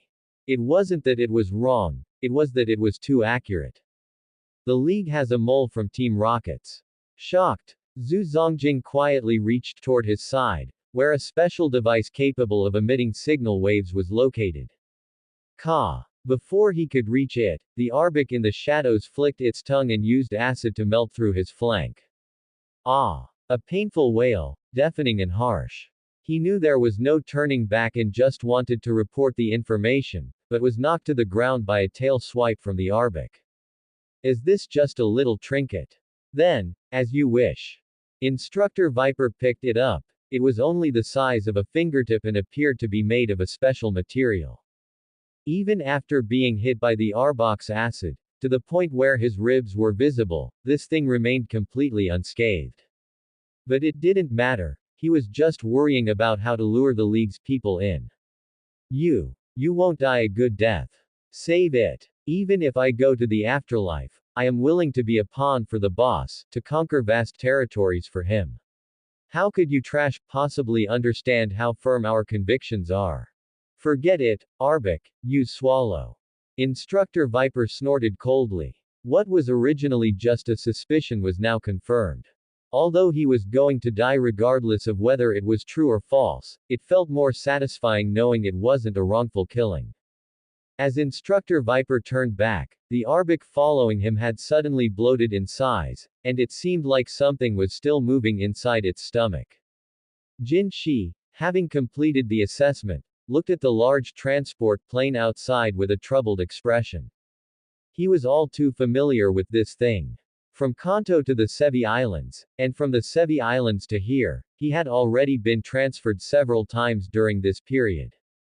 And this wasn't even the norm. Jin Shi had a feeling that after becoming an official member, he might really have to run around between various cities or different regions. Unable to refuse, Jin Shi had no choice but to stride over and sit in his seat. But every time, there was a different experience. The first time, they were like a pile of cargo, lying helter-skelter on the transport plane. The second time, there was at least a seat, and he came here with this group of people to complete the final identity verification. The third time was right now, and it felt quite strange. Except for him sitting in a seat, everyone else was lying on stretchers. They had all risked their lives this time. Who would have thought that Jin Shi and the other one would pick up the benefits? However, even if a real fight broke out, Jin Shi didn't think the two of them would be afraid of these people. At most, there would just be 2 more stretchers added here. Zubat, help me find Yayu. Yayu had wounds on her, and Zubat was sensitive to blood. It was the perfect job for it. After all, they were all in miserable states, and he didn't want to lose his appetite for dinner. Just as Team Rocket's large transport plane took off, the League's investigators snuck in right behind them. Sometimes, it just came down to being one step behind. It's unusually quiet inside. I suspect Team Rockets might have left a step ahead of us. Break down the door. Let's see what they're up to. A subordinate ran over to report, such a large base shouldn't be in this situation. Yes. The League's actions weren't slow. Several fire-type Pokémon heated the wall, and before breaking through, rock-type Pokémon acted as a shield wall. The wall, burned red-hot, was immediately followed by an ice punch. Under the effects of thermal expansion and contraction, it broke through quite cleanly. Breaking through the wall didn't encounter any decent resistance. A small squad of patrol officers advanced slowly with shields raised. Officer, there's no resistance. We found the corpses of suspected Team Rocket's recruits. The intelligence is basically confirmed. Continue the search. I don't believe that in such a huge base, we can't find a single living person. Verify the identities of those personnel and see if there are any survivors. The commanding officer punched the tree next to him. The conflict between the League and Team Rockets had long ceased to be a secret. Every operation seemed to be manipulated by a hidden hand in the dark. As for the little mice inside, both the League and Team Rockets naturally planted their own people. According to the information he received, the League was going to establish new Pokémon gyms, and some candidates had already been included in the assessment early on. Except for the higher-ups, who these people were and where they came from was completely unclear. I hope there will be some changes. Looking at the messages sent by his subordinates, the intelligence on some people wasn't complicated. They were people from all walks of life from various cities in Kanto. Don't look down on them just because they were abandoned by Team Rockets. Falling into their hands could still be considered a significant achievement. It was also Team Rocket's most common trick. Even if he was dedicated to the League, he couldn't let his subordinates feel discouraged. These accumulated merits were enough to let those ordinary trainers cross the threshold into the superior rank. Officer, we've detected traces of instrument usage. Shall we attempt to crack it? Of course, I'd like to see what this group of Team Rocket's people actually wants to do. Estimated time, half an hour. Hearing the words coming from the intercom, this time was much faster than he had imagined. Is it that Team Rocket's technology hasn't been updated, or is there some other reason? Although he kept feeling like something was strange, he could afford to wait for a mere half hour. Send those who are still breathing to the nearest city hospital. As for the rest, search the base, but do not act alone. Don't we have any news from our spy yet? Find him as soon as possible. With clear instructions given, this operation could be said to have been kept extremely confidential. But it was still detected by Team Rocket's personnel. The current league was like a giant sieve, and the previous Elite Four had all slowly retired to the second line. Only Elite Agatha was left struggling to hold things together, and Blaine was doing scientific research on Cinnabar Island. It really was like it never rains but it pours. He shook the thoughts from his mind. These things were too far away. It wasn't something a small investigator like him could comment on. Arriving at the cracking lab, the progress bar on the screen had already reached 73%. Why do I feel so uneasy? As the progress bar advanced by 1% each time, he felt an inexplicable panic in his heart. This was the intuition born from trials of life and death. Tell the brothers to be careful, maintain the best security perimeter, and for the search task inside, maintain a minimum of 5 people per group. In the Viridian City gym, a middle-aged man in a suit had just finished an interview with a reporter. The television inside the gym was still playing the latest news.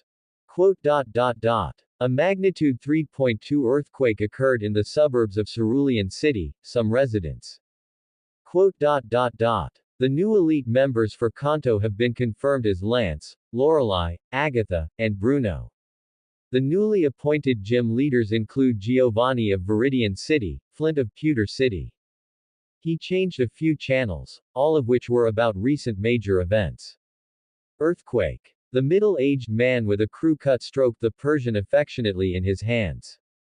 Perhaps because Pokémon exist in this world, most places with tectonic plates or islands, and earthquakes caused by Pokémon usually only affect the small area directly beneath their feet. The league has always been like this, there is no need for you to lower yourself to their level, Boss Giovanni. The man in a ninja outfit who appeared in the shadows was none other than the Fuchsia City gym leader, Koga. How is life as a gym leader? Giovanni nodded, not at all surprised by Koga's appearance. It's alright. Being a ninja is not a profession that lives in the light, but with the development of the times, the living space for old-school ninjas has basically become non-existent. Speak. What is it? As fellow gym leaders of the league, contact was naturally inevitable. Regarding the league. In addition, as he spoke, Koga handed over a file. There is a good prospect at the recruitment center, but unfortunately, one of the bases was completely destroyed. Regarding the trivial matters of the league, both Giovanni and Koga basically maintained the same attitude. No matter how you explain it, their public duties were nothing more than guarding their own little patch of territory in their respective cities. Giovanni and Koga did this very well. On the surface, not a single member of Team Rockets could be seen. A base. No matter, that was just a mistake. If there is really a good prospect as you say, let alone one, I would be willing to take even 10 or 8.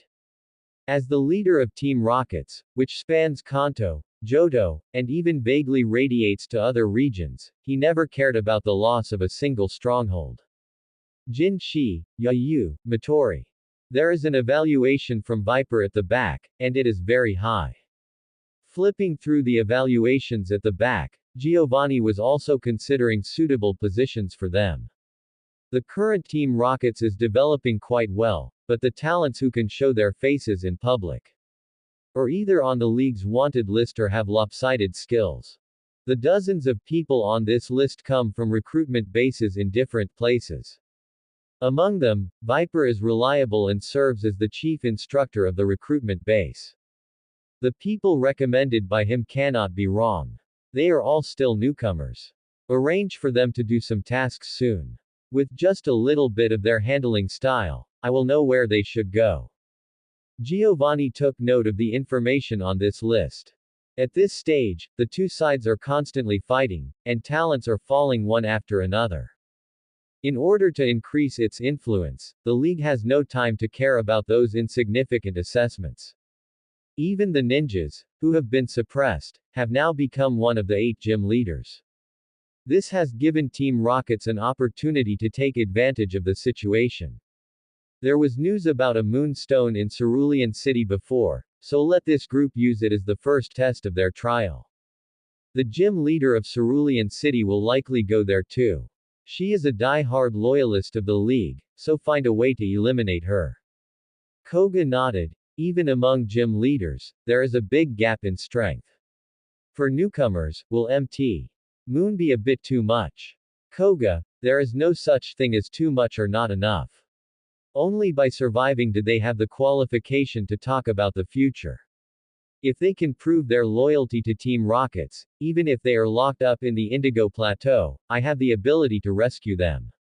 Giovanni chuckled. How times have changed. Back when they were young, newcomers dying while trying to catch their first Pokémon were everywhere. Team Rockets does not support idlers. Whether it is a special skill or a financial investment, this can be seen as a pledge of allegiance for joining us. But Koga, these people come for profit, so they will leave for profit. Only true loyalty is the secret to why Team Rockets has been able to exist to this day. We have been striving for the same philosophy to this day, and you, Koga, have made indispensable contributions. Giovanni stood up and walked to the window, and a ray of sunlight happened to shine in. Your subordinate is willing to bleed dry for Boss Giovanni. Koga knelt on one knee behind Giovanni, offering the oath of allegiance unique to ninjas. Live well, you have your own life too. We are just friends with similar goals on this path. In the future, if Team Rockets fails, I would rather you live in the sunlight than be buried with a shell. Giovanni helped him up and patted Koga on the shoulder. For this matter at Mt. Moon, let a high-ranking executive execute it. How about Orca? Koga was naturally no stranger to this name. As a product of a mad scientist, the genes of Jumpluff and Shuckle were integrated into his body. He looks rough and burly, but he is actually very sharp-minded. Orca is fine. Then let it be executed this way. Yes. Before the words had even fallen, Koga's figure had already disappeared from Giovanni's sight.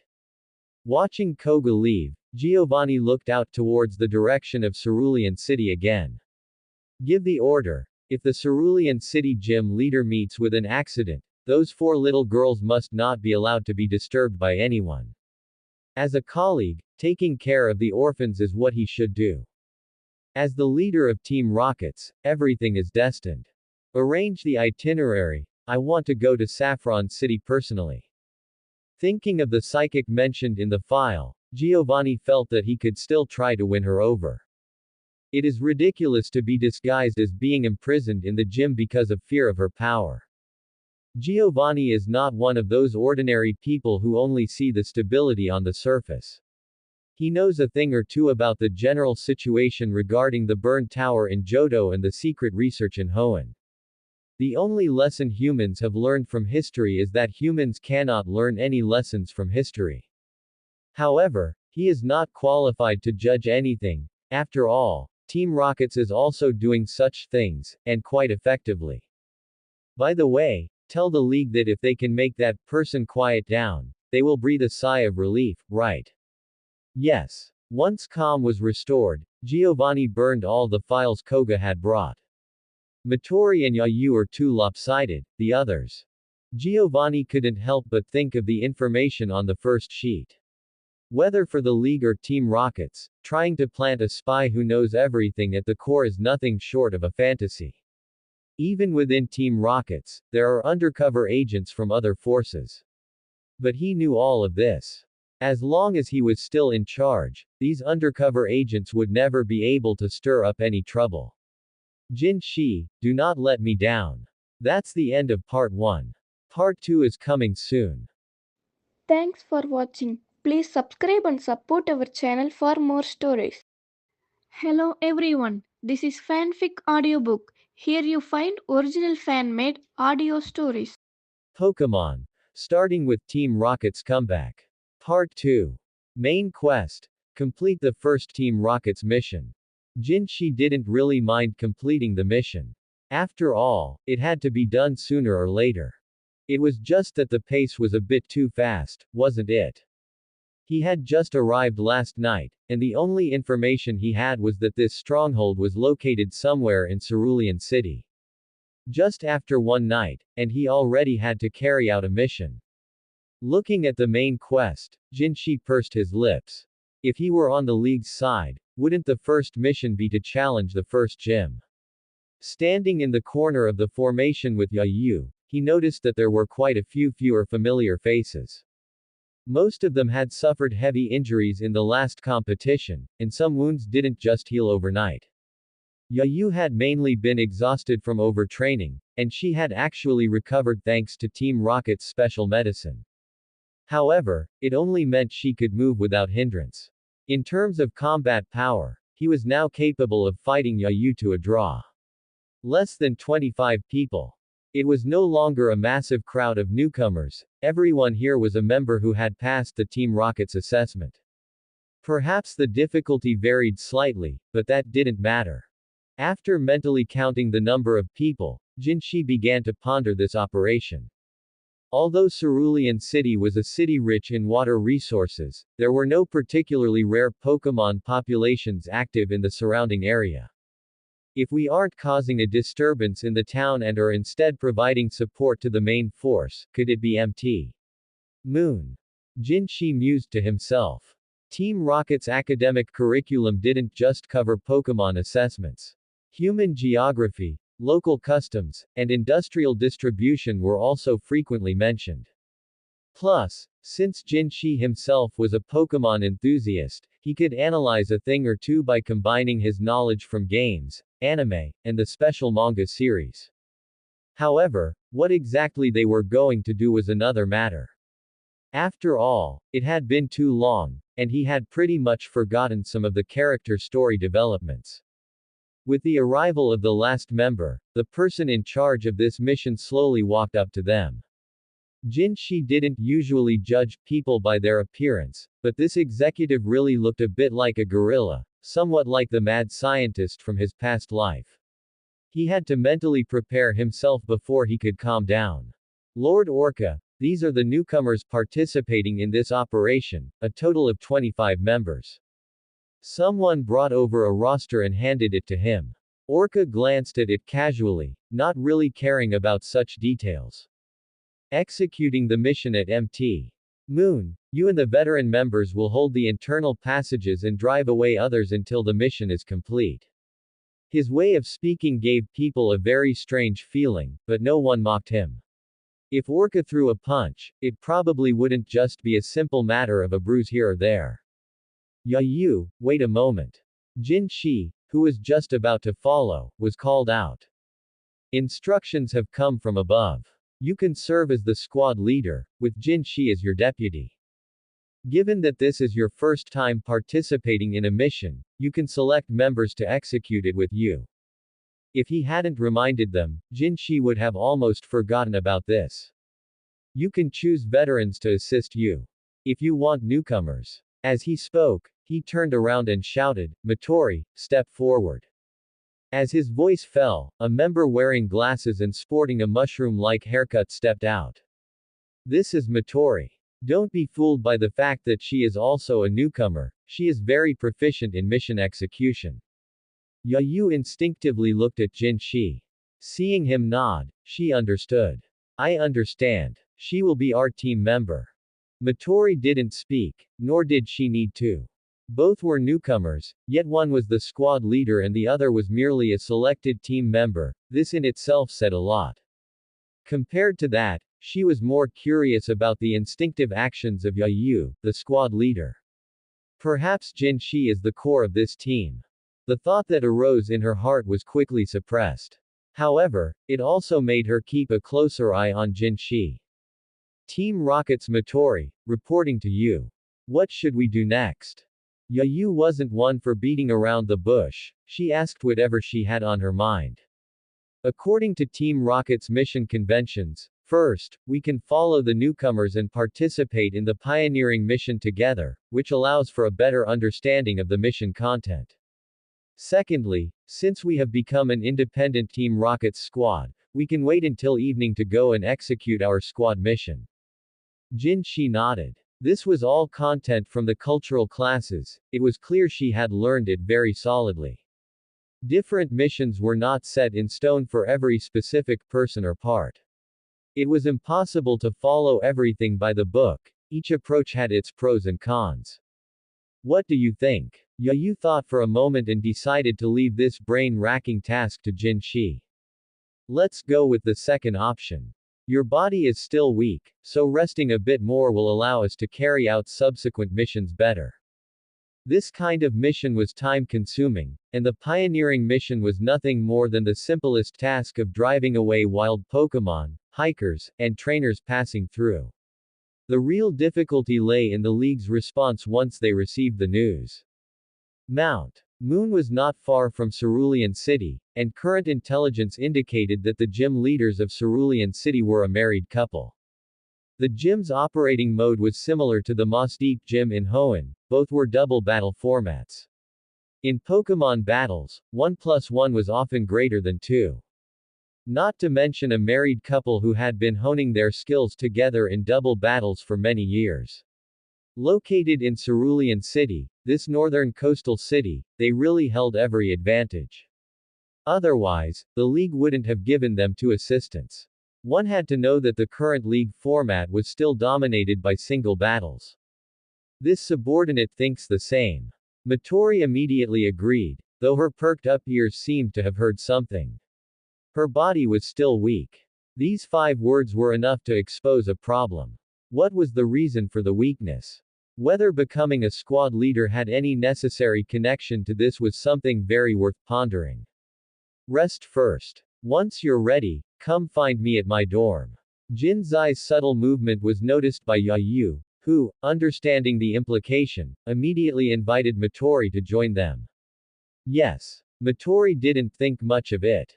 Regardless, there were two girls in the three-person squad. They would definitely have more to talk about. Jinshi didn't say anything more. The newcomers here had all left, but there were still other Team Rocket's members around. Whatever they had to say, it was better to discuss behind closed doors. The two sides parted ways. Matori watched the direction they left in without paying too much mind. The dormitory area was quite large. It was possible they just happened to be in the same corridor. Returning to the dorm, the two of them waited quietly for Matori's arrival. Thank you for helping me bring Gwen back. Yayu's voice was very low. If it weren't for the fact that only the two of them were there, no one would have known what she was talking about. It's nothing, we're buddies. It's just a pity it was too chaotic at the time, otherwise I would have brought your backpack over for you too. Taking advantage of the night, Jinshi and the other two rushed to Mt. Moon to carry out their mission. In the city, Team Rockets are like rats crossing the street. They are despised by everyone. As for how much of that is due to the League's smear campaigns, that remains unknown. By the time the three of them arrived, a small base had already been hollowed out inside Mt. Moon. I wouldn't say it was brightly lit, but walking around was not a problem. Yayu Squad, reporting for duty. Walking through the temporary base carved out in Mt. Moon, the trio arrived before their supervisor, Orca. During this time, you will be responsible for the perimeter security. No matter what method you use, do not allow any outsiders to set foot within the range of Mt. Moon. You can do other tasks on regular days. If you have spare time, you can join in mining moon stones. Team Rockets will purchase them according to market rates or points. Orca played with the shuckle in his hand and waved his other hand, signaling them to withdraw. With no interference from the League in the short term, most of the work, aside from driving away the mountain's native inhabitants, was ignored. Only when their identities were exposed would a real, full-scale conflict break out. Although he didn't know why Boss Giovanni wanted him to come from Johto to oversee this, mere moonstones didn't seem worth such a big mobilization. But since it was Boss Giovanni's arrangement, just following orders was enough. What should we do? Beat those people up. Yayu looked at Jinshi in confusion. The task didn't seem difficult. How could that be? Jinshi rolled his eyes at Yayu. Mount Moon was quite large, and there was also an underground path leading directly to Pewter City. If they relied solely on their fists, they wouldn't finish even if they fought until their arms smoked. He had some ideas in his mind, but he still wanted to ask for Matori's opinion. Matori, what do you think? Matori. For some reason, this child's attention hadn't been focused since they left the Cerulean City base. Oh, sorry. Hearing Jin Zai's call, Matori quickly responded. Before leaving, she was supposed to assemble at Captain Yayu's place. She hadn't expected Jinshi to be there too. Thinking about the earlier physical weakness and such, Matori's head was spinning with tens of thousands of words of inner monologue in minutes. Her sharp mind seemed to have short-circuited a bit. This was only because Jinshi didn't know what had happened. Otherwise, he would have definitely remarked that this world is truly precocious. Based on past experience, we can disguise ourselves as official League personnel and use the excuse of a landslide at Mt. Moon to stop most trainers from crossing. Or we could spread rumors that a shiny Pokémon has appeared in Cerulean City to divert others' attention. Combined with a little force, that should be enough to hold them off for a while.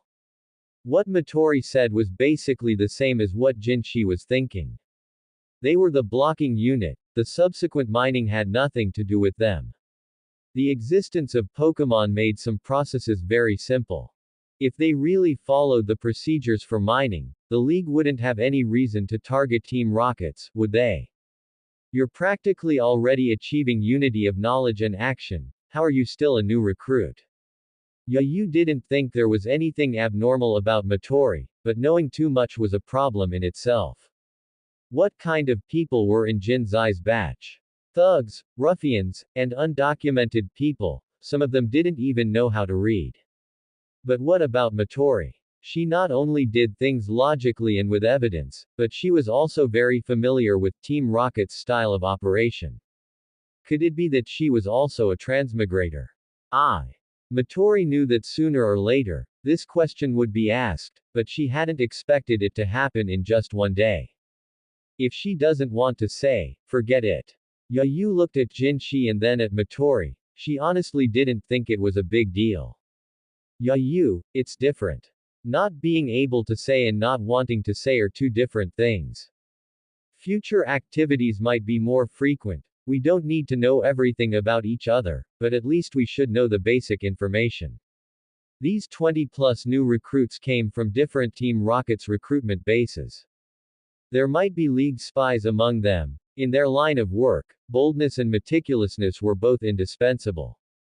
Anyone who could survive in Team Rockets long enough to become a recruit, the more harmless they seemed, the more troublesome an opponent they might be. Captain Yayu, that is indeed the case. My adaptability isn't strong. I'm not good at that kind of training, and I can't handle things with ease. But because I'm relatively outstanding in technology and management, I've been sent back and brought back up multiple times. Matori knew that she had to confess at this point. Just as Jinshi said, no one wanted a knife pressed against their back. Jinshi and Yayu exchanged a glance. Whether it was true or false didn't matter, there was no evidence to verify it anyway. As long as the logic was self-consistent, that was enough. This was Team Rockets, not the League. If one were to really get to the bottom of things, more than half of the people here would lose their heads. However, Jinshi took a deep look at Matori. How skilled must she be to be sent back and retrieved by Team Rockets? Jinshi already had an idea about Matori's performance earlier. If Yayu was a specialized martial general, then Matori was a specialized civil official. What kind of luck did he have to be able to work with these two geniuses? Let's start executing the mission as you suggested. However, it was really relaxing when he didn't have to use his own brain. In the future, Matori would make proposals, he would refine them, and Yayu would charge into battle. What enemy could stand before the three of them? Mount Moon seemed to have already been brought under the jurisdiction of Team Rockets. Meanwhile, in nearby Pallet Town, inside Oak's laboratory, Professor Oak was still giving instructions to the young girl in front of him. Daisy Oak, are you really going to Hoenn? Isn't it too far? A few years ago, his son and daughter-in-law both passed away, leaving behind his eldest granddaughter, Daisy Oak, his grandson, Blue, and his youngest grandson, Gary. The pain of a parent burying their child almost caused him to collapse. Fortunately, the sensible Daisy Oak took on the responsibility of a mother figure as the eldest sister, which allowed him to catch his breath. Blue is going to Johto for further studies, and Gary has reached the age to enter kindergarten. Grandpa, I want to go to Hoenn to relax. Clutching Professor Oak's arm, Daisy Oak dared not look at her grandfather. It's been hard on you all these years. Professor Oak stroked Daisy Oak's head. At that time, Blue had become cold, and Gary was just a little thing. It was all thanks to Daisy Oak that the family stayed stable. Now, Blue was becoming more rebellious by the day, which gave him, as a grandfather, a headache. It was only at Daisy Oak's strong insistence that he had been sent to a fighting dojo in Johto. He knew that Daisy Oak wanted to leave this place of sorrow, she just wanted to find a place where no one knew her to have a good cry.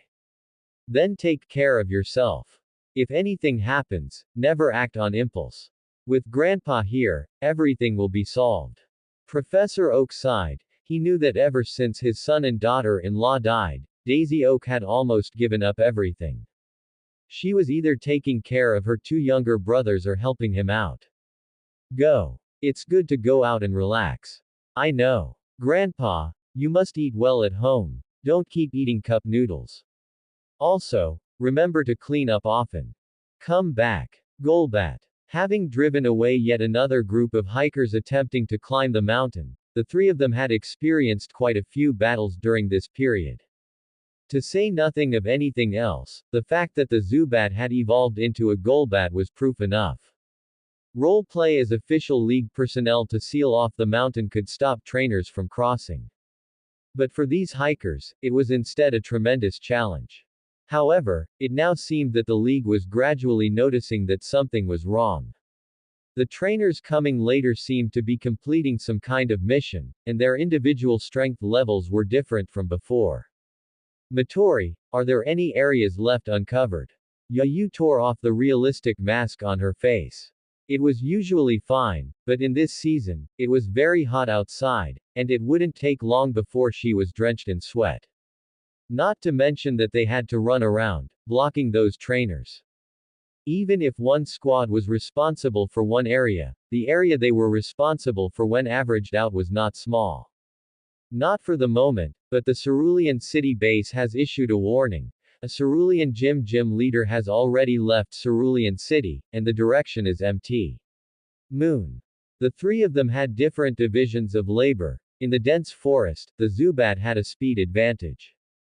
Don't look at how thick the foliage was here. For a Zubat that used supersonic to perceive movement, it was easier to operate here than for the vast majority of flying-type Pokémon. Jin Shi was in charge of positional warfare, not primarily to win, but to maneuver and wait for Yayu's support. As for Matori, she was tech-savvy and could utilize the Team Rocket's ready-made network resources to carry out excellent surveillance. Yayu's Bronzor could also use teleport, so some petty villains were no match for her. After defeating these stowaways, she would immediately come over to provide backup for Jin Shi. The three of them had become increasingly in sync during this period. The gym leader from Cerulean City. Jin Shi thought for a moment, perhaps Cerulean City didn't have much screen time, but the character Misty was still very deeply rooted in people's hearts. However, at this point in time, she was still a child. Although the three Cerulean sisters were also quite memorable, they were probably not as old as Jin Shi was now. Her parents. In the Pokémon world, most characters' families were not exactly happy. If this operation really was that key turning point, presumably it wouldn't be long before that eldest daughter, Daisy, would take over as the Cerulean gym leader. Shaking his head, Jin Shi cast these messy thoughts aside. This was not something he could control. Once one became a gym leader, one had to enjoy the benefits it brought, but also bear the corresponding responsibilities. When he joined Team Rockets, he had already prepared himself psychologically to make sacrifices for it. It wasn't that Jin Shi hadn't thought about suffering for a while, waiting a few years to get an ID card. But reality dealt him a heavy blow. He couldn't get enough to eat. There used to be an old saying, a growing boy can eat his father out of house and home, but he hadn't thought much of it before. It wasn't until the first day he joined Team Rockets, when he ate 14 sandwiches, that he realized it. And that was just in terms of eating. It was impossible for him to never get sick, and impossible for him to have no other expenses. Not to mention that his system activation required a Pokémon. Looking at it this way, it was completely a dead loop. As for capturing a Pokémon empty-handed, it wasn't impossible. But you have to know that in this world, even a Caterpie had records of solo killing humans, and not a few of them either. Do we need to intercept them in advance? Yayu fanned herself with her hand, and seeing Jin Shi silent, she thought he might have some countermeasure. No, it shouldn't matter. Matori, report the news up. Every squad had a different interception area. They were on the sunny side of the mountain, and their geographical location was closer to Pewter City. As a gym leader from Cerulean City, unless there was a problem, they would only patrol from the shady side of the mountain. The probability of them facing the gym leader directly was basically less than 10%. I understand. Matori nodded and passed the message up. What do we do next? Yayu sat down beside Jin Shi, looking at the skin mask on Jin Zai's face, finding it awkward no matter how she looked at it. Next should be evacuating from here or assisting members in transferring, right? Judging by the time, they hadn't been executing the mission at Mt. Moon for a short while. The League couldn't hold back anymore, which was why they let the gym leader stationed in Cerulean City come to investigate. If there were no other matters, these two possibilities were very high. Captain, instructions have been received from the executive, requiring all squads to head to the MT Moon Cave to assist in completing the decapitation mission. Before they had even chatted for a few sentences, news had already come from Matori. Assist in a decapitation mission. Jin Zai's hand, which was wiping the Golbat's Pokeball, suddenly stopped. He was thinking, could this be Team Rocket's true initiation rite? But he quickly put that thought behind him. They were a bunch of rootless duckweed, and without the League's ID card, they were just a bunch of bottom-level trash. Initiation rite. There was absolutely no need for that. Matori, you don't need to execute this mission with the squad. Prepare an escape route in advance, and when the mission is over, find a way to get away. The difficulty of decapitating a gym leader was not low. Even if they succeeded, with a location like MT Moon, it would be completely different from the orderly evacuation they had before. Not to mention that it had to be done inside a cave. If they were the slightest bit careless, the entire team would be buried here. He stood up and patted the dust off his body. If it's a blessing, it's not a disaster. If it's a disaster, there's no avoiding it. Matori nodded. She was not good at this aspect. On the contrary, she was very handy when it came to logistical support. In this team, Yayu and Jin Shi had given her the greatest convenience. The three-person squad had basically blocked all outsiders. The previous markings are fine, right? Yayu nodded, although sometimes she didn't quite understand what Jin Shi wanted the Bronzor to do. But as fellow Team Rocket's members, Yayu was willing to entrust her back to Jin Shi. The river channel, the mountainside, the cave entrance, Bronzor has left mental markers at all of them. Bronzor can sense these markers within a radius of 5 kilometers. Jin Shi nodded. He couldn't say he had a premonition. There were quite a few missions inside the cave. After all, wild Pokémon also lived in there. Pokémon like Zubat and Diglett were fine, but what if they encountered a Pokémon like Onix? Using the rock slide move inside a cave and outside a cave were two completely different things. Outside, at most, you would get hit, crawl out, and continue fighting, or recover in the Pokeball. But if you used rock slide inside, it could lead to a chain collapse of the entire area. It would be pitch black inside. If you were lucky, you might still have a breath left. If you were unlucky, you could just choose to restart. Jin Zai's Golbat couldn't do this, but Yayu's Bronzor could certainly help people evacuate. We have arrived at the south side of MT Moon in Cerulean City. No suspicious individuals have been found yet. Cerulean City gym leaders Long and Ying will continue the investigation as planned. Stopping their jet skis, the two trainers, both under 30 and wearing league uniforms, reported their progress to their superiors. They had already scouted the outer perimeter of the south side and found quite a few traces of battle, but that didn't necessarily mean anything. As gym leaders, verifying the specific situation was part of their duty. Ying, keep up with me. Don't stray too far. I have a bad feeling about this. The woman, addressed as Ying, nodded gently to indicate she understood. From being partners who weathered storms together to becoming a married couple of gym leaders, their tacit understanding needed no words. Come out. Golduck, use Shinny. Heading toward the depths of the cave, Long sent out his Pokémon to light the way forward. Ying and Long maintained a certain distance, allowing them to support each other immediately in case of an emergency. They hadn't walked for long before even a rookie trainer would have noticed something unusual. Long, it's too quiet. This was a cave. The usually common Zubat should have caused some commotion once they went deeper. Yet, after all this time, aside from the sound of dripping water on the rock walls, they hadn't seen a single shadow of a Zubat. There aren't many people in the Kanto region capable of doing this. Long's expression turned grim. From the moment they received the news until now, it looked like they had walked straight into a Team Rocket's encirclement. Team Rockets. At the mention of this, Ying's expression also began to change. It wasn't that she was afraid. If it were just petty criminals in Cerulean City causing trouble, they could leave it to Officer Jenny and her team without worry. But if Team Rockets were involved, even if 4 or 5 of their executives showed up for a direct confrontation, the two of them wouldn't be afraid in the slightest. The problem was that, at this time and place, neither of them, as water-type trainers, could fully display their abilities. In this past month, who knows what Team Rockets had done to this tunnel. Ying, contact Officer Jenny. Ensure Cerulean City is safe before we return, to prevent Team Rockets from pulling any tricks in the city. At the same time, report to the League and request support. Before Long could finish speaking, a faint cracking sound came from the cave. As the shattering sounds grew more frequent, they were followed by a loud bang. Ying's figure suddenly disappeared from before Long's eyes.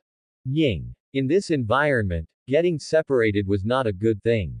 Moreover, given the geological structure of MT Moon, the weight of a human couldn't possibly collapse it. Just falling down isn't enough to cost you your life. Orca's muffled voice came from around the corner. He had a shuckle on top of his head, and as he half-crouched, another shuckle poked its head out from the cracked area and crawled onto his palm. Who are you? Long kept one hand tightly on his waist. This stranger really had a uniquely refined appearance. Orca, an executive of Team Rocket stationed in Johto. He teased the shuckle in his hand. Being able to separate the two of them was a great achievement. Long. I'm okay. Hearing Ying's shout from below, Long finally relaxed. An executive stationed in Johto. For Team Rockets to go to such lengths to transfer someone from another region, it seemed their plans were significant. But before that, he still needed to reunite with his wife. Fighting alone might not put them at a disadvantage, but what they were truly good at was double battles. Now it seemed that this Orca before him wasn't as rough and crude as he looked. Golduck, Hydro Pump. He launched a strong attack the moment he acted, and taking advantage of this gap, Long jumped down to where Ying had fallen. How could I let you reunite so easily? Orca continued to tease the shuckle in his hand as a Pokémon with a blue body resembling a large dandelion stood directly between Orca and the Hydro Pump. Jumpluff, you haven't been properly hydrated lately, so just use Swords Dance. Compared to other companions, the variety of Pokémon Orca had was not large. Aside from Shuckle, there were only Jumpluff and its evolutionary forms. Long, who had jumped into the pit, did not reunite with his wife Ying, but was instead caught in midair by a sticky web. This is sticky web. This batch of gym leaders were all superior trainers in every respect, though they couldn't claim to completely crush everyone of their generation in terms of strength.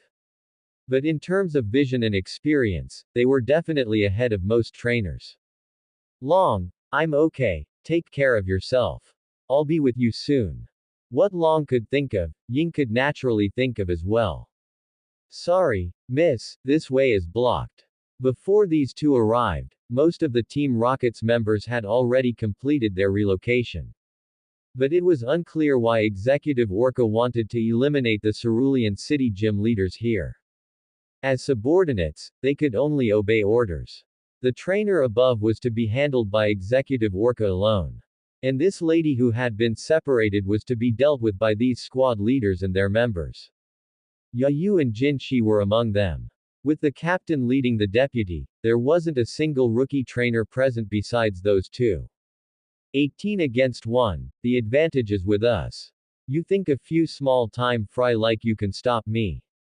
Ying's expression in the underground was unclear, but the disdain in her words could clearly be heard. Come out. Blastoise. Seeing Ying send out her Pokémon, the Team Rocket's members also sent out their Pokémon in 2s and 3s.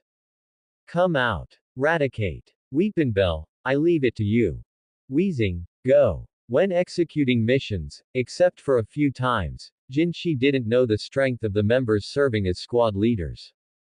Now it seemed that most of the squad leader's Pokémon had completed at least one evolution. Don't look down on them as common stock. Every evolution brought a qualitative leap in improvement. If it weren't for the fact that his Golbat still had room for improvement at this stage, it would have evolved into a Crobat the very next moment. Fortunately, the intelligent auxiliary system lived up to its name. Otherwise, forcing Golbat to hold back its evolution would have been extremely painful. Jin Shi and Yayu also sent out their Pokémon. Whether he was willing or not, in this situation, it wasn't his place to say much. Come out. Golbat.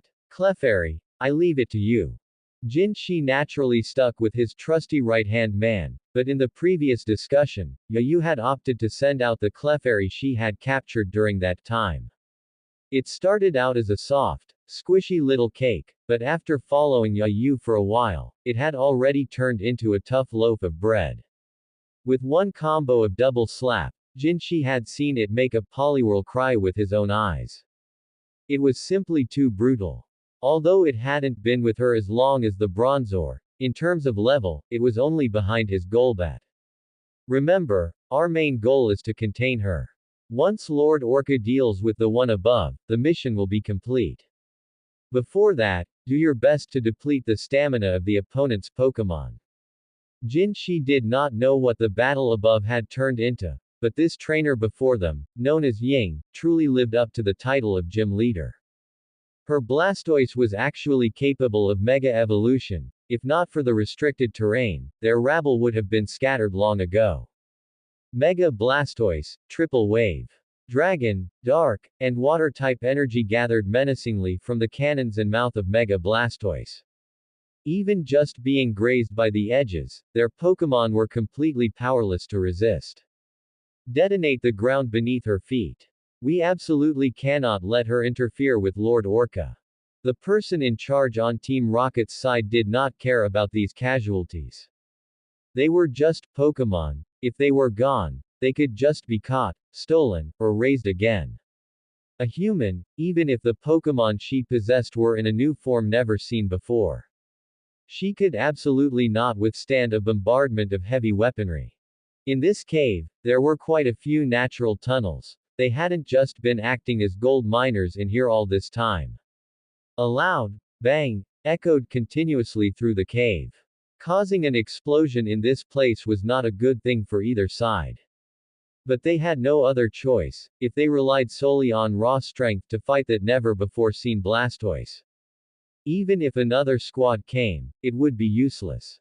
They could only use the terrain to constantly restrict her. The consequence of desertion would absolutely not be tolerated by Team Rockets. No, or rather, no matter which faction it was, the outcome of deserting would not be very good. Visibility inside the cave was low, not to mention after having gone through several major battles in a row. Jin Shi looked at the pit not far away with dim eyes. Compared to the pain and suffering that had only affected him before, everything happening now made him feel the absurdity of reality even more.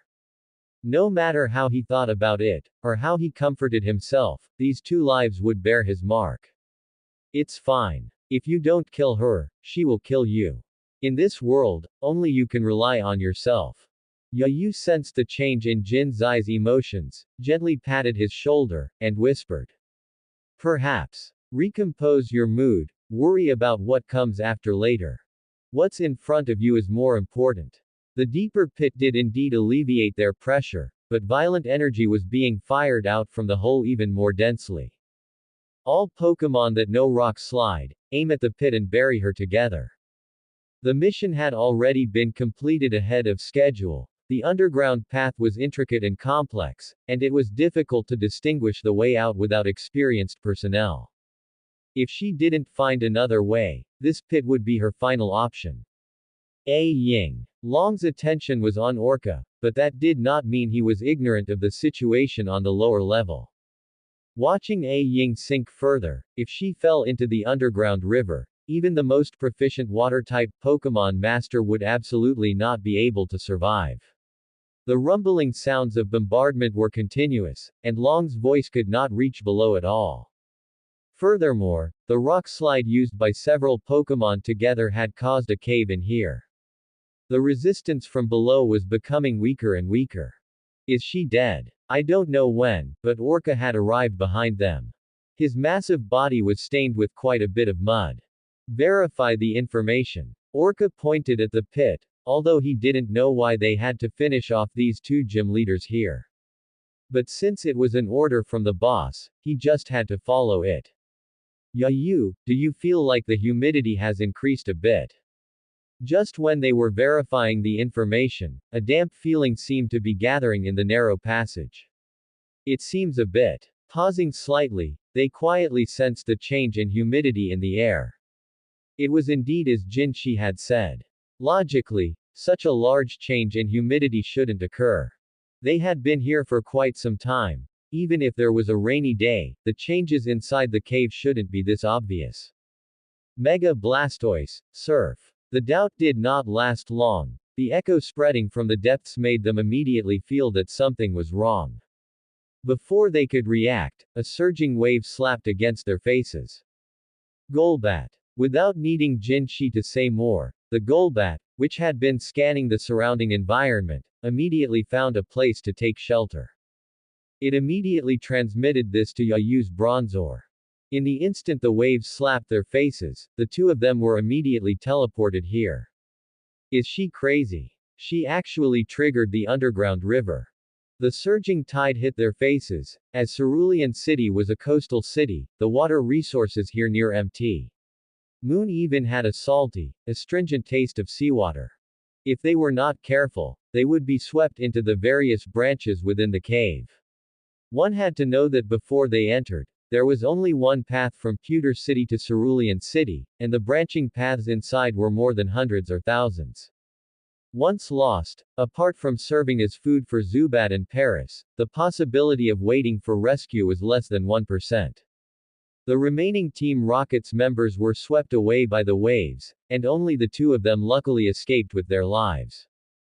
Team Rockets, it really is a place where danger and opportunity coexist.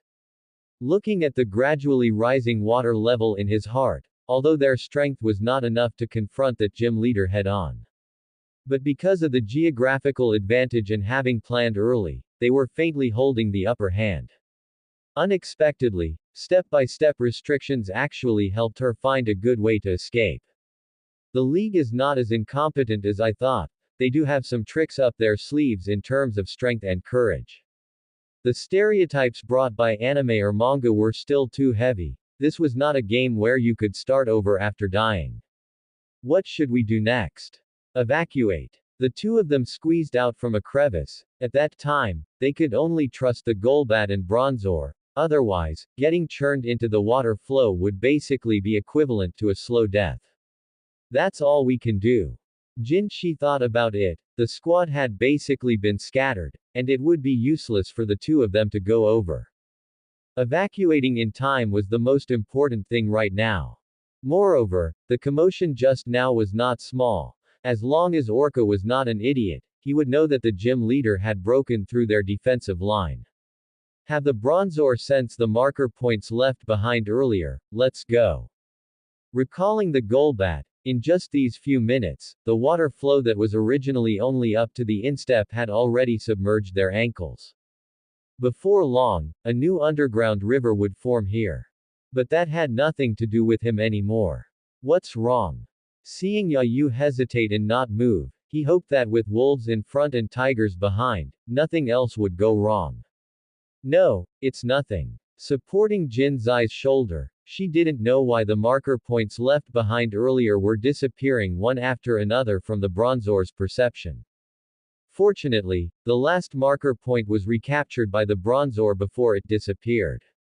Captain Jin Shi. Hurry. Over here. A white light flashed before their eyes, and the Bronzor reappeared at the marker point by the riverbank.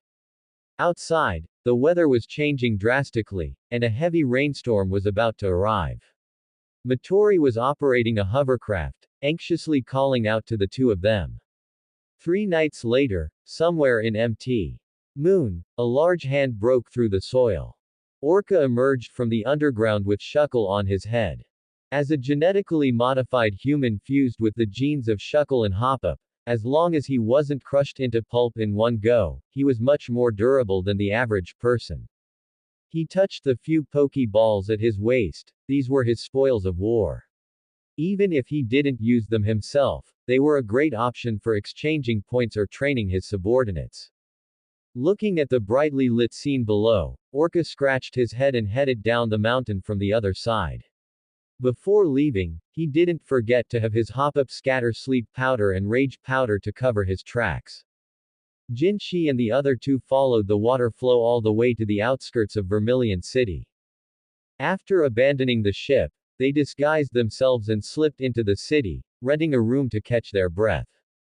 Matori, you're really something.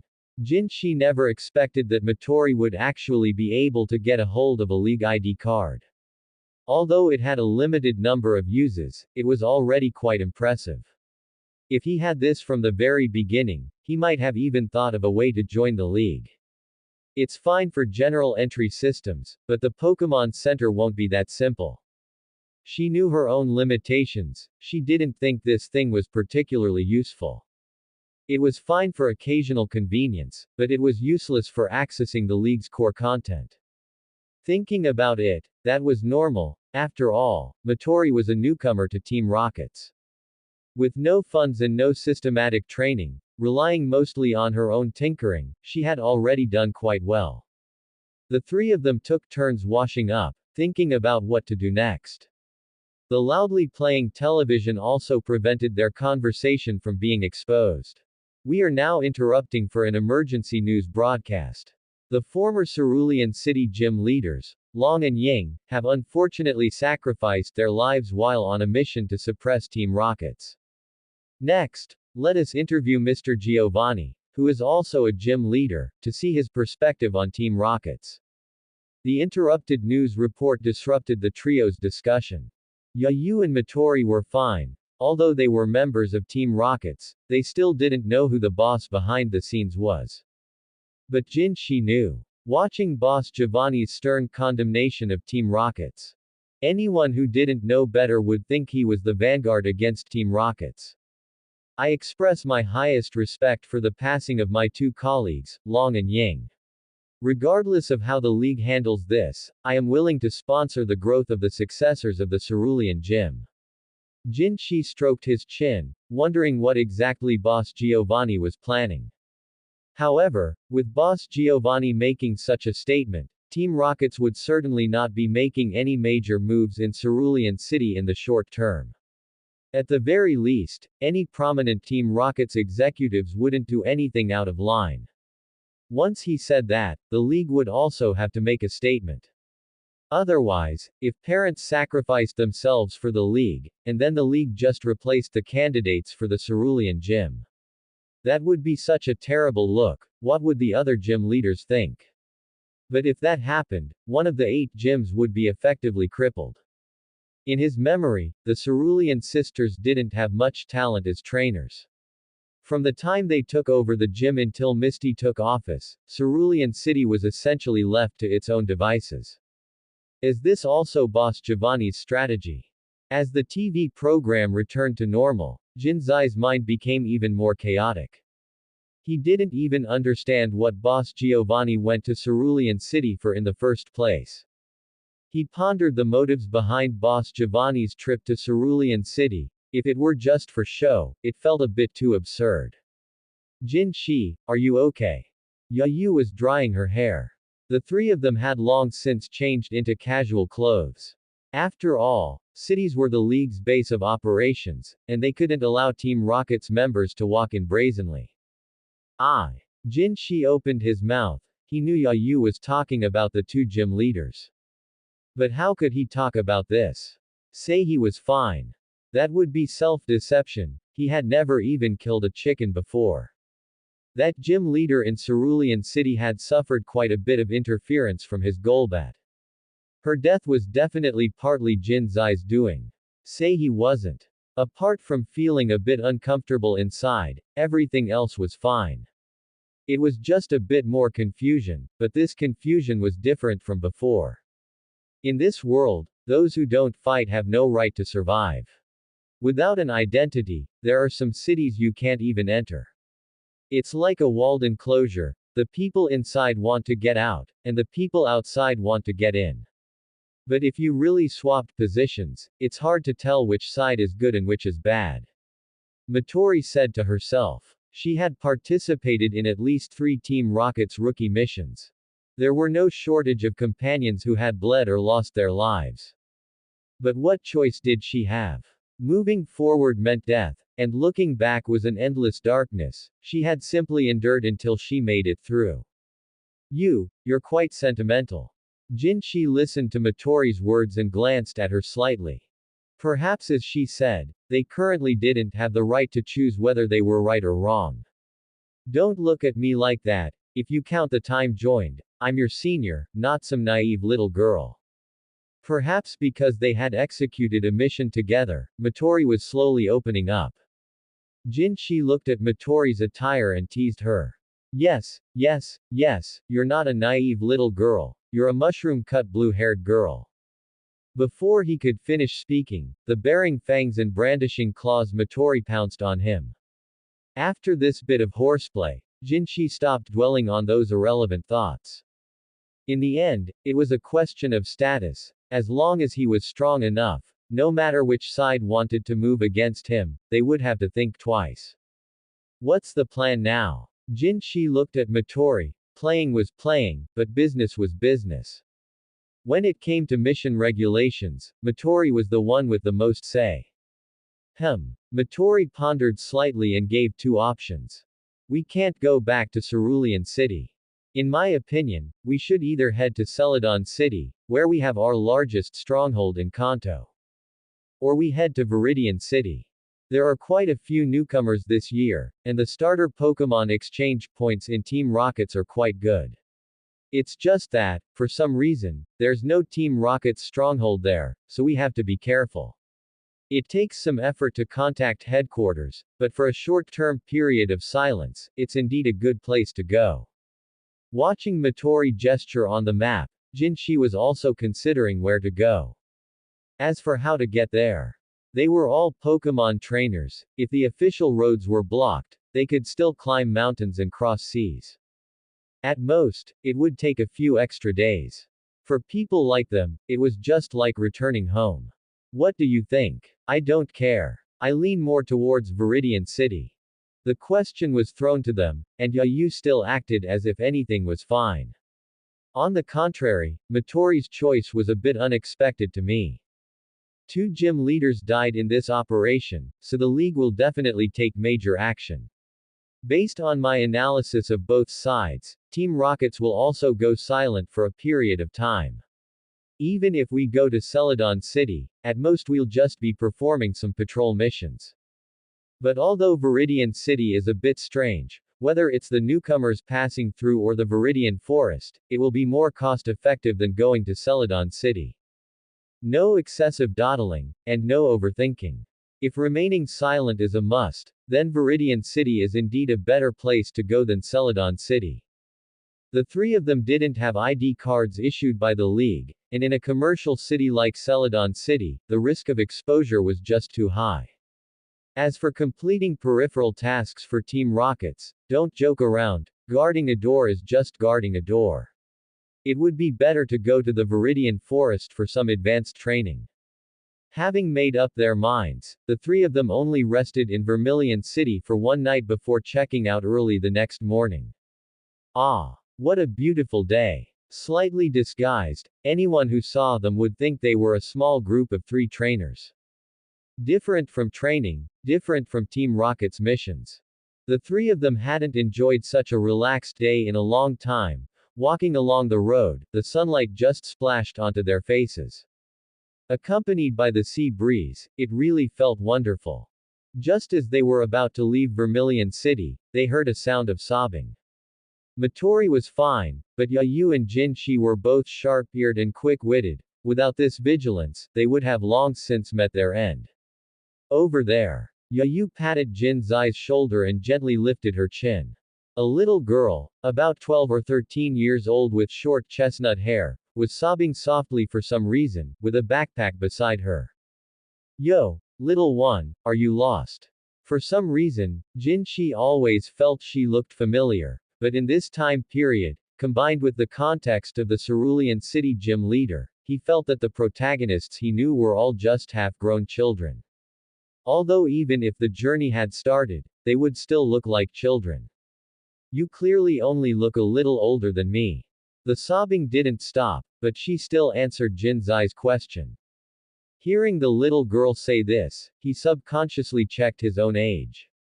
According to the panel, he really wasn't that old. Perhaps it was because it was rare not to be on a mission, or perhaps it was just simple familiarity. Jinshi started chatting with her, one sentence after another. Taking this opportunity, Yayu kept watch, and Matori reported their situation up the chain. As for when there would be a reply, that didn't matter. The story wasn't long, and Jinshi knew how to coax children. Within a few sentences, he had basically gathered most of the information. Simply put, it was a major family upheaval, she couldn't handle it psychologically, and during her free time, she didn't want her family to worry, so she went to another region to clear her mind. As for this matter, it wasn't easy to console her. The words, "Please accept my condolences," were too late. Neither side exchanged names, it was just Jinshi guiding the little girl. We should be heading off too. Matori finished her business and saw Jinshi still chatting. Although she sympathized with the little girl, Team Rockets didn't believe in tears. Then you go ahead and get busy, big brother. I'm fine here. A twisted melon might not be sweet, but it quenches thirst. The little girl hadn't expected to gain a big brother just after arriving here. However, with his guidance, she didn't feel as uncomfortable. Yeah, I should be going too. All good things must come to an end, and besides, it was just a chance encounter. Jinshi scratched his head, thought for a moment, and took a sculpture out of his backpack. This was a little trinket he had made while on a mission. When you're out and about, take care of yourself. Don't keep everything bottled up inside. If you want to cry, just have a good cry. There's nothing you can't let go of. Talk to your family, they are your harbor. Here, take this too. Jinshi placed the moonstone and the wooden sculpture into Daisy Oak's palm. This is too valuable, I can't accept it. Looking at the moonstone in her hand, for her family, this stone was nothing. But for most families, a rare item like a moonstone was already a luxury. Don't refuse. When you miss home, just look at it. Don't dwell on the past, look forward. You are very sensible, but you must remember that you are still just a child. Jinshi didn't give her a chance to refuse, took the opportunity to pat her head, and ran off in a flash. What a strange big brother, but thank you. She held the moonstone and the wooden sculpture tightly in her palm, but then thought of something. Big brother, you haven't told me your name yet. Will we meet again in the future? Hearing the call from behind, Jinshi just waved his hand. He quickly left with Yayu and Matori. Helping others is the foundation of happiness. Honestly, really, Jinshi suddenly felt much better inside. Except for being teased by Matori the whole way. Things like, mansplaining brother, coaxing little girls, she just wouldn't let him off the hook. Yayu also seemed to be throwing a tantrum for some reason. Although it was no different from usual, the low pressure radiating from her clearly told Jinshi that she was angry. Confused, Jinshi chose to shut up. Until the wooden sculptures he had carved earlier were taken out of his backpack. He clearly felt the atmosphere starting to warm up. You want some too? Jinshi opened his palm, revealing some ordinary wooden sculptures. Products made to kill time at the beginning, some couldn't even be identified. They might have been Metapod or Kakuna before, but he couldn't tell what they were now. The later ones were relatively better, but the best one had already been given away. The two of them didn't speak, just followed Jinzai's hand with their eyes. What use do you have for these? Although he didn't understand, Jinshi still picked out two wooden sculptures of identifiable Pokémon and gave them to them. Yayu snatched one, didn't say anything, but her eyes were smiling. Bronzor was following along, not sure what it was doing. Matori took one and held it in her hand, acting contrary to her true feelings. It's not that I want it. Since you're insisting on giving it, I'll graciously accept it. Seeing Jinshi pretending to take it back, Matori ran over to Yayu's side. The two of them were giggling about something. Meanwhile, the little girl was at the port of Vermilion City, calling her family. This was the last phone call before leaving the Kanto region. Grandpa, I'm heading off now. Alright, Daisy Oak, enjoy your trip, do whatever makes you happy. Watching the screen go dark, Professor Oak, with still some black hair at his temples, paced back and forth. Daisy Oak had told him about what happened earlier, and now he only had one thought in his mind. It seems like my little cabbage is about to be trampled by a pig. She's still a child. What a beast. A beast. If it weren't for the fact that Daisy Oak was about to head to Hoenn, that pig wouldn't have a chance to meet her again. He would have definitely taken Dragonite over there to let him know what the former champion of the Kanto region is all about. I must be overthinking it. As I thought, I should have let Daisy Oak take all my old partners with her. The more he thought about it, the more wrong it felt, and Professor Oak almost hated that person to death. Just on this short trip, his home was almost stolen. If they ever met, he would definitely make that so-called big brother know why the flowers are so red. Main quest completed. Reward obtained. 300 achievement points, subsidiary space times 1. After leaving Vermilion City, Jinshi and his group hurried along and finally arrived in the vicinity of Viridian City. On the way, Matori communicated with Team Rockets from time to time. With the points being credited, the system, which hadn't been heard from in a long while, finally made a pleasant sound in Jinzai's mind. As the settlement based on the points issued by Team Rockets. That's not very timely. Perhaps it was because the main quest requirements were strict, or perhaps because of the Team Rocket's identity compared to other professions, but the settlement timeframe was vastly different from what Jinshi had anticipated. But what is a subsidiary space? The three continued on their way, with Jinshi multitasking as he communicated with the system. Since no one else could see this thing, he didn't have to worry about exposing anything. Provides an optional spatial area for depositing excess Pokémon. The spatial area also has functions for planting berries, agriculture, etc. A portable space, huh? Jinshi had wondered before what he should do if he exceeded 6 Pokémon. Deposit them with Team Rockets. To be honest, until he reached a certain level of capability, the Team Rockets deposit system wasn't among his top choices. This was why, even now, he hadn't caught a second Pokémon. This wasn't a game. Even for League trainers, before reaching the second city, they couldn't just swap out Pokémon at will. Families with teleportation machines on the road were few and far between. Admittedly, in reality, there wouldn't be absurd dilemmas like being unable to pass if you couldn't cut down a small tree. But for a Team Rockets member like Jinshi who was always on the move, he at least needed to ensure basic travel capabilities across land, sea, and air. On land, at worst, he could walk around and hurry along. For sea and air, he at least needed to be able to cross rivers or stay airborne for short periods. Golbat could barely meet this requirement, but it was only just scraping by. According to the League's flight training manual, a qualified aerial unit must be able to carry a person stably and fly for more than 2.5 hours at a time. In the Kanto region, only Pidgeot was a relatively easy to train Pokémon for carrying passengers in this regard. On the other hand, crossing the sea was relatively easier.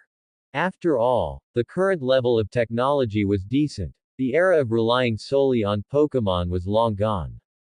Plus, most shipping routes were established, so even for those riding Pokémon across the sea, there wasn't much danger. What are the optional spatial areas? And what is the surface area? Current optional types include standard, beach, forest, and grassland. The surface area will gradually expand as the number of Pokémon increases. The initial area is about 10 mu. 10 mu. Such a familiar unit of land area, though it was a bit troublesome to convert. Jinshi roughly estimated that it should be about the size of a standard soccer field. However, looking at the words standard, beach, forest, and grassland appearing before him, Jinshi couldn't help but feel a sense of déjà vu. After taking a rough look at the descriptions for each space, he undoubtedly ruled out the beach and grassland spaces first. There was no help for it, there weren't many water-type Pokémon in Kanto, and Jinshi didn't intend to specialize in one type. The other three spaces might not have an advantage in this regard, but they all had a pond of some size. The other was much the same, the endless grassland did look quite nice. But apart from the grass, there was only a pool of spring water. This kind of ecological environment wasn't suitable for the survival of most Pokémon. Comparing the final two, Standard and Forest, Jinshi chose the former. There was no help for it, the situation in the forest was just like his current one, spending every day trekking through woods. He really couldn't take it anymore. Standard didn't look like much, but it was basically a hodgepodge. It had everything, and any kind of Pokémon that entered would be able to find a suitable habitat. Anyway, the area would increase as the number of Pokémon increased, so there was no need to worry too much in the short term. Confirm selection of standard portable space. Yes. Portable space generated. Relevant content unlocked in the achievement point shop. Confused, Jinshi navigated to the shop. Sure enough, there were some new products he hadn't seen before. Random ore vein. 100 achievement points. Small silver ore vein. 5,000 achievement points. Random tree seeds, approximately 100 achievement points. Pine tree, 10 achievement points each. Pecha berry tree, 50 achievement points each. There were quite a lot of varieties, but unfortunately, buying them individually was too expensive. Gambling, huh? Jinshi was very tempted, but he didn't have many achievement points. He still had to save his resources for the most critical moments. I have some berries in my backpack. Can I plant them in here? Yes. Jinshi had the feeling that if he hadn't asked, he might never have known. Keep a few, and plant the rest. After thinking about it, he had accumulated quite a lot of wild berries during his stops and starts along the way. They were just sitting there anyway, so he might as well plant them all in this space. It takes 10 years to grow a tree and 100 years to rear a person. Who knows how long it would take to bear fruit starting from a seed. That's Viridian City up ahead. How about we enter at night? Matori frowned as she looked at the cordon line set up by Officer Jenny at the intersection ahead. For the three of them, the issue of their public identities was still something they had to carefully consider. Hearing Matori's words, Jinshi snapped out of his thoughts about the system's new feature. Getting closer to the city meant it was relatively safer, but he hadn't expected to zone out like that. Should we have Bronzor teleport us in? Yu examined the open space ahead, seemingly considering where they could enter without attracting attention. There's no need for that. Matori, can that fake information still be used? Jinshi shook his head. Such a huge incident had occurred in Cerulean City, the surrounding cities were basically all under martial law. Bronzor's teleport was a good idea, but there were laws in the city. Once discovered, at this critical juncture, it would mean imprisonment. As for fighting their way in, their Pokémon were not in good condition. Taking a detour meant avoiding official inspections, but they had encountered quite a few wild Pokémon. Not all wild Pokémon could be completely avoided. Especially at night, it was impossible for there to be no one on guard in the wilderness. The League updates identity information very quickly. Since leaving Vermilion City, mine hasn't been updated. It might work, but I'm afraid it won't pass scrutiny now. Matori checked the information on the fake IDs. During this time, her device's battery was running low. It wasn't enough to update to the latest version. Let's just go directly. Anyway, There are no wanted posters for us. At worst, we'll figure something out later. We won't use these cards anymore. Getting caught for forgery is a serious crime. Officer Jenny, these three are students from my gym. Sorry for the trouble. As they walked through the streets of Viridian City, Yayu and Matori gazed at the unfamiliar man before them. Infiltrating Viridian City had been their plan, but it certainly hadn't included this gym leader. Jinshi realized the situation, but he couldn't say anything. He signaled them with his eyes not to act rashly, and they silently followed behind him. We're almost at the Viridian gym. If we don't get away now, we won't be a match for him. Through her bronzor, Yayu transmitted her thoughts into their minds. This wasn't the weakest era of the Kanto region. According to the intelligence Yayu and the others had gathered, the man before them was a Kanto general, he just hadn't taken the position for some reason. Setting aside his terrifying strength, they had already mapped out the ace Pokémon of every city based on their current intelligence. The ace Pokémon of Pewter City's gym leader, Flint, were Steelix and Aggron. The gym leader of Cerulean City had Blastoise, Lapras, and others. They were still on the outskirts, so if they caused a bit of a commotion, they would likely be able to escape. But if they entered the Viridian gym, even Yayu lacked the confidence to face a gym leader head-on. I don't sense any malice. Please trust me. She responded to Yayu in her mind. She wasn't very skilled with this form of communication. Every time she used it, it was followed by a prolonged headache. She rarely used it in daily life. It seemed the gym leader before them was putting an immense amount of pressure on Yayu. Please, come in. Arriving at the entrance of the Viridian gym, they found a pitch-black passage behind the open doors.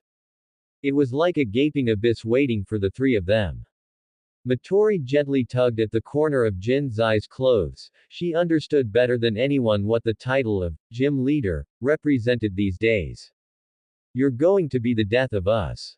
Breaking the telepathic connection, she knew Jinshi wasn't the type to act without a plan. She took a step forward, subtly taking the lead by half a step. Even if she weren't a squad leader for Team Rockets, protecting her companions was her duty.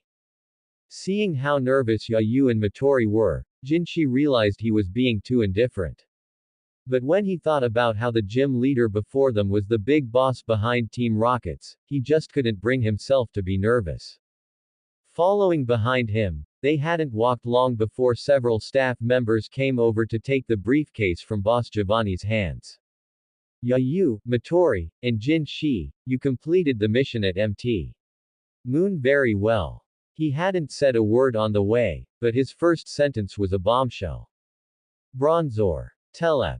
At those words, Yayu felt as if her brain were about to explode. Her only thought was to get Jinshi and Matori out of there immediately. Don't be nervous. We're on the same side. Giovanni turned back around, and a new emblem had appeared on his chest. The red letter, R, was particularly striking. The same letter had appeared on the other staff members as well. Yayu, you have good strength. Team Rockets is the perfect place for someone like you. Matori, I've reviewed your file. You're still a bit green, but your proposal has a great deal of feasibility. Boss Giovanni sat down on a nearby armchair, and as he spoke, his subordinates brought out afternoon tea and desserts. Sit down. He didn't mind the dust on them. It was a testament to their dedication to Team Rockets. He turned his gaze back to Jinshi, and seeing his continued composure, his estimation of him rose even higher. Jinshi, Instructor Viper spoke very highly of you, and seeing how composed you are, it seems he wasn't exaggerating. Boss Giovanni knew every detail of their records, but the more he spoke, the more Yayu and Matori felt they were in real danger. As for the idea that a Team Rockets executive could serve as a league gym leader, they didn't even dare to imagine it. If that were true, they might as well say half the gym leaders had been turned by Team Rockets. Did even the Elite Four want to take a swing at the league? Yayu didn't dwell on it, and Matori found it completely impossible regardless of how she looked at it. In their minds, they both had the same thought. This is a counter-espionage plot by the League.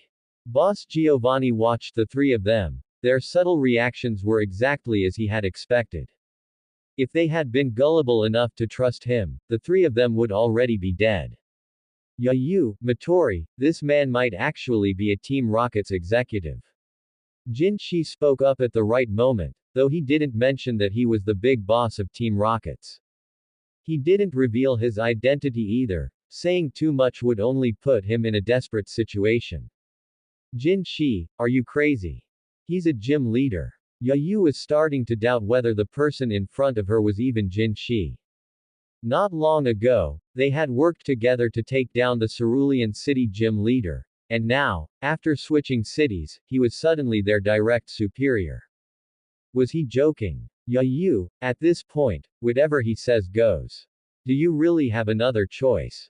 Whether this was true or false, the meaning changed depending on who heard it. They were the fish on the chopping block. Whether it was true or not didn't matter. If it was true, that was for the best, no immediate danger to their lives. If it wasn't, then they would just have to see who had the harder life. Yayu's expression shifted upon hearing this. She considered herself strong, but she was still just a trainee from the same cohort. If asked to face a gym leader, she might have thought it was nothing special before. But the last mission had completely changed that perspective. Gym leaders really did have some tricks up their sleeves. Good. Jinshi, I was a bit hesitant, but now it seems you really are the most suitable candidate. Boss Giovanni nodded, making no attempt to hide anything. After dismissing the others, he laid out his plan in front of the three of them. I want Jinshi to go undercover in the League. Yayu and Matori hadn't expected such a massive joke. Although Team Rocket's membership wasn't fixed, the members of a three-person squad rarely changed without a special reason. Reorganizing a team wasn't as simple as just swapping people out. Yes, that's correct. It's becoming increasingly difficult to keep track of the League's movements through conventional means. I need to plant a mole inside. This person needs to be exceptionally capable. And for many years, there have been far too few candidates who fit the criteria. The few who did were unable to proceed due to age or other factors. Jinshi, your age is perfect, and your abilities are exceptional. With a little push from Team Rockets, we can propel you to a core position within the League in just a few years. Boss Giovanni briefly explained the situation. My identity wouldn't work, would it? Based on his current understanding of the League, the issue of identity was an insurmountable chasm. Those are minor issues. Team Rockets will ensure you don't slip up on those details. The League's ID cards are indeed useful, and it is precisely because they exist that Team Rockets can consistently recruit people from all walks of life. Furthermore, when meritorious members want to retire from Team Rockets, we even arrange legal identification for them, or even gift them a shop or a small farm. Leaving Viridian Gym, the three of them fell into silence. Partings are inevitable, but they hadn't expected it to happen so soon. All things in life are suffering, and little is within one's own control. Jinshi had received his undercover assignment. Whether he wanted it or not didn't matter. To put it bluntly, even if he didn't want it, with Team Rockets keeping silent now, what else could he do? Train at the base every day. Or train Golbat. If he were an executive, he might have some autonomy. But as it happened, the highest rank among them was merely a squad leader. Where would there be any autonomy? The three-person squad was said to be disbanded, but not entirely. Jinshi was infiltrating the League to become this year's rookie trainer, and Yayu was the contact person, responsible only for him. She would build momentum for Jinshi along the way and exchange intelligence as needed. However, in the short term, it could only be about building momentum. Unless there were special circumstances, it would take a few years for Jinshi to climb to the upper echelons. In Giovanni's words, time was not an issue. It all depended on how Jinshi handled it. If this trust could be measured in affection points, it would have to increase by at least 3/4. The most outrageous part was Matori. Giovanni thought her proposal was excellent and categorized it under the future development of Team Rockets. Not only did he appoint a group of superior members under her command, but he also kept her by his side as a secretary. When they left, Giovanni didn't say much. Today counted as a day off. Each of them received 1 million league currency and 5,000 Team Rockets points personally allocated by him, and they took their ID cards to go hang out in Viridian City. Jin Zai's subsequent work would only be in contact with Yayu. After resolving other trivial matters, he would minimize unnecessary contact with Team Rockets. It counts as a promotion, shall we go celebrate? They found a place to clean up. Wandering around aimlessly like this wasn't the way to go. If they kept drifting like this, it would be dark soon. Alright then. Yayu and Matori exchanged glances. Their personalities were different, and usually, Jinshi was there to smooth things over. They got along well enough, but the sudden prospect of the squad disbanding was indeed a bit beyond their expectations. With more money in their hands, they had originally planned to go on a shopping spree. But there was nothing to buy. The Team Rocket's uniform wasn't just a single style, it also accounted for certain safety considerations. Basically, there was no time to wear nice clothes either. As for things related to Pokémon, it was about the same. Jinshi looked into it, but ended up just buying some berries and letting the system plant them inside. They found a corner at a quiet barbecue stand, and the three of them sat silently to the side. Even if we have to part ways, it doesn't have to be like this. Jinshi scratched his head. Although he had a lot to say, he didn't know where to start. We'll be opponents from now on, so don't blame me for being ruthless. Yayu ate the skewers in big bites. She knew what should be said and what shouldn't. Maybe by that time, you won't even be my match. How could Jinshi admit defeat? Golbat was indeed at a disadvantage against Bronzor, but he wouldn't stay stagnant forever. What about you, Matori? What are your plans for the future? As for me, I plan to get the Matori triangle established first, and then slowly refine it later. Matori thought for a moment and shared the idea she had already been planning in her mind. What is the Matori Triangle? Yayu asked her curiously. It is a special operations team capable of completing various missions. You, me, and Jinshi make exactly 3 people, so let's call it the Matori Triangle. Jinshi thought for a moment and chimed in. That's not as good as calling it the Matori Matrix, it represents both us and everyone who shares the same goal. He said it casually, but Matori seemed to take it to heart. She lowered her head, pondering the difference between them. The three of them chatted and laughed, which dispelled the atmosphere of impending separation. When Jinshi woke up the next day, there was no sign of the two of them. Live well. Do not miss me, may you all be safe and happy. 2 notes with different handwriting were left on the table. The two of them were not as leisurely as he was. Team Rockets had already sent over his identity information. Once the trivial matters regarding becoming a rookie trainer were settled, he could head to Pallet Town to receive a starter Pokémon, thereby officially beginning his undercover life. Born in Kalos, involved in a plane crash while traveling to Hoenn with his parents, Jinshi who just recovered and was discharged from the hospital. The character information was very simple, excessively simple. Basically, nothing had happened, and he had just been discharged. And because the environment in Kanto was good, he planned to take his first step toward becoming a trainer here. Golbat, it's suddenly a bit boring. Without Yayu and without Matori, although the two of them didn't talk much on a daily basis, having someone by his side felt completely different from how it felt now. Detected that the protagonist's identity has changed, main quest updating. Fine, it really is a responsible, good system. Jinshi waited quietly for the main quest update. Following a ding notification sound, he reopened the quest log. He wanted to see what kind of tricks it could pull. Main quest. Promote rank right pointing arrow receive starter Pokémon. It's very consistent with the system. If I start in a different region, could I grind for a new quest? Detected a critical bug. Fixing, fixed. I can't even think about it. Jinshi had just started thinking about it, and it ended before it had even begun.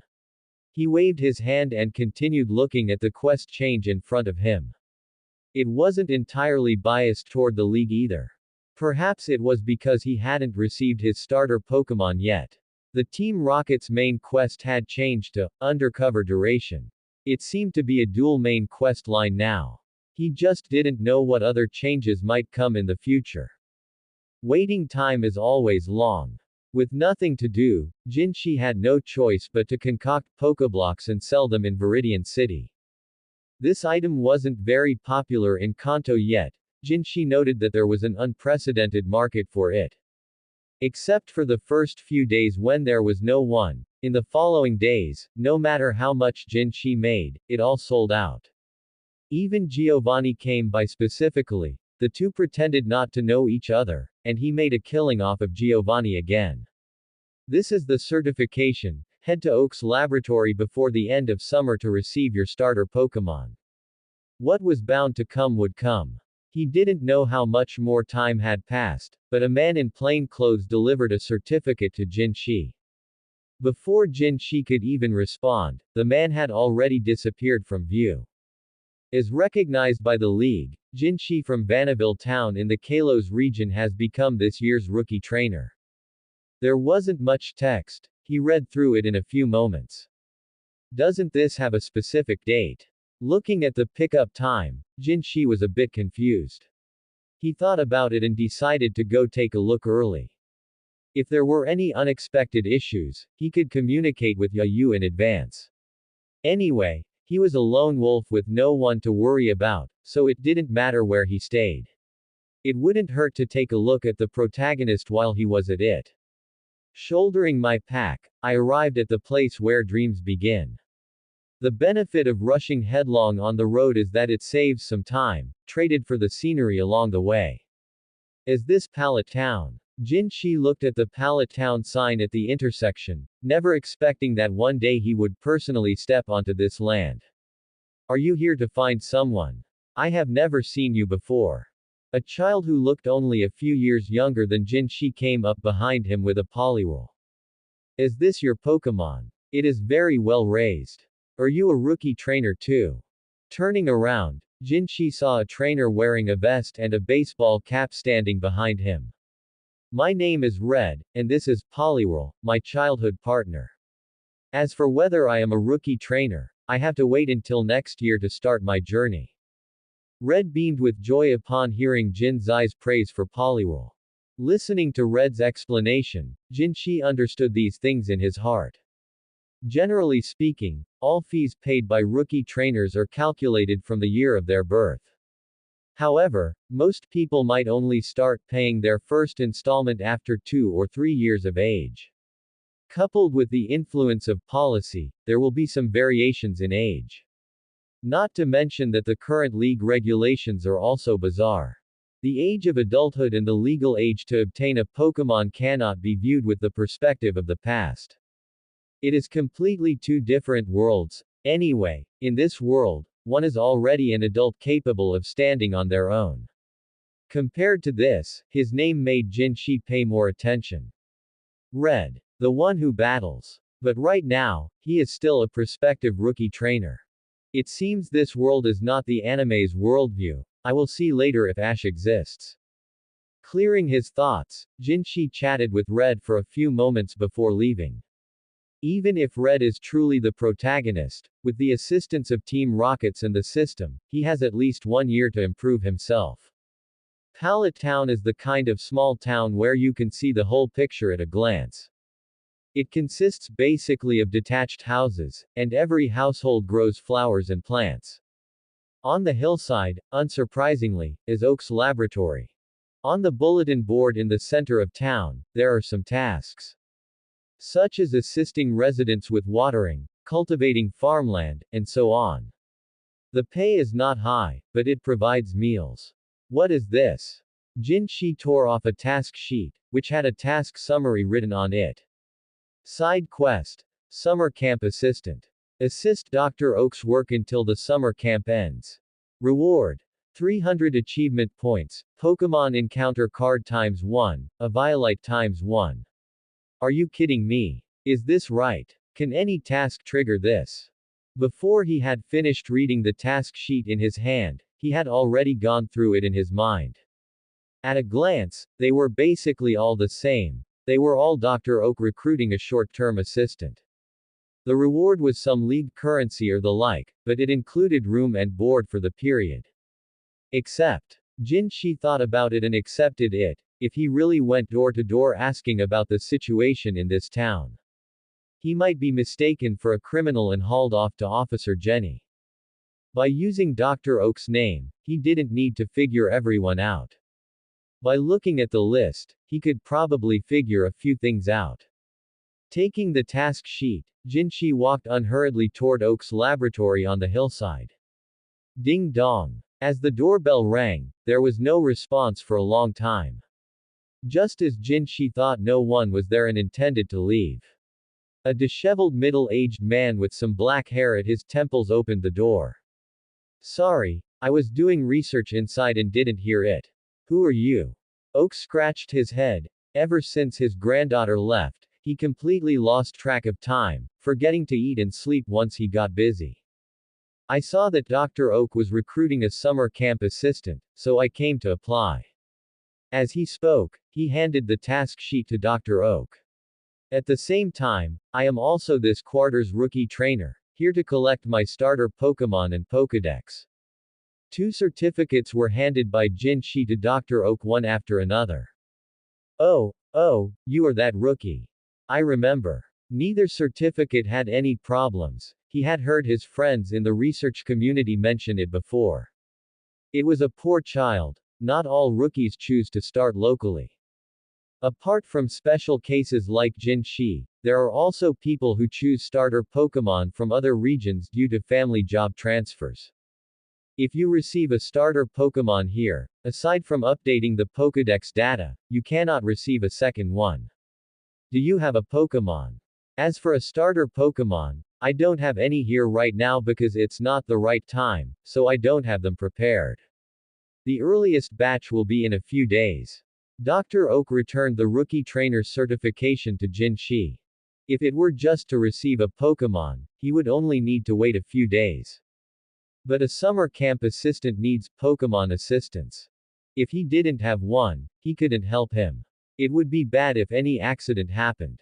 I have one. Come out. Golbat. The current laws are not that strict. As long as one is not too young and the Pokémon can perform the work, one can basically get a decent job.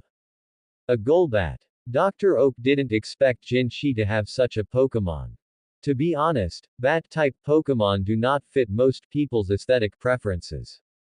Plus, during the Zubat stage, their personalities are relatively timid, and the environments they inhabit are not ideal.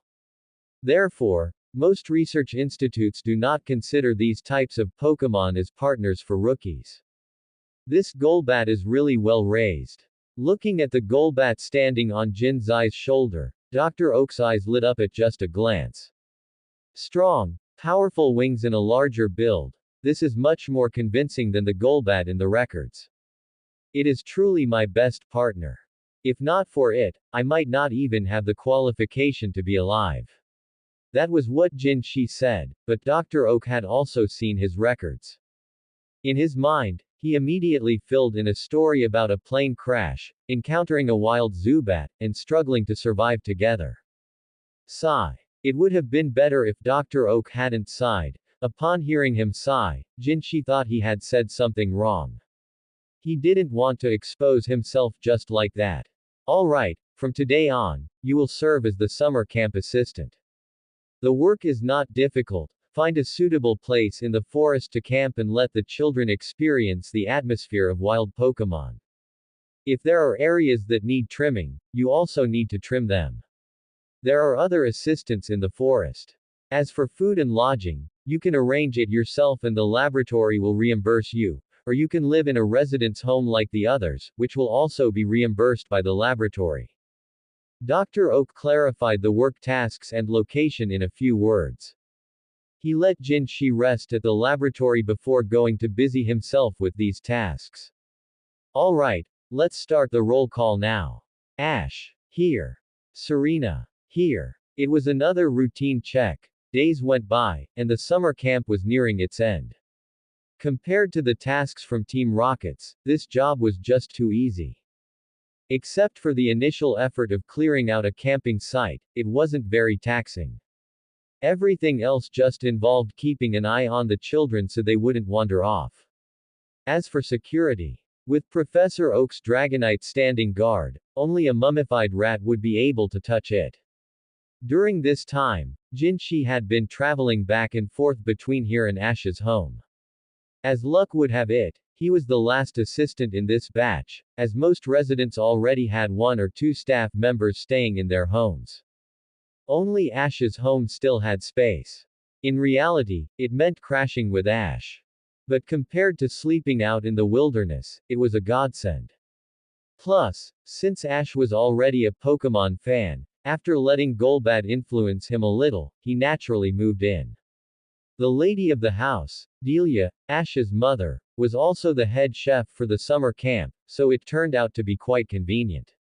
But now that the summer camp had started, everyone was sleeping outdoors. Only a few people were assigned to shuttle ingredients back and forth. Over this time, Jin Shi had also figured out the general timeline.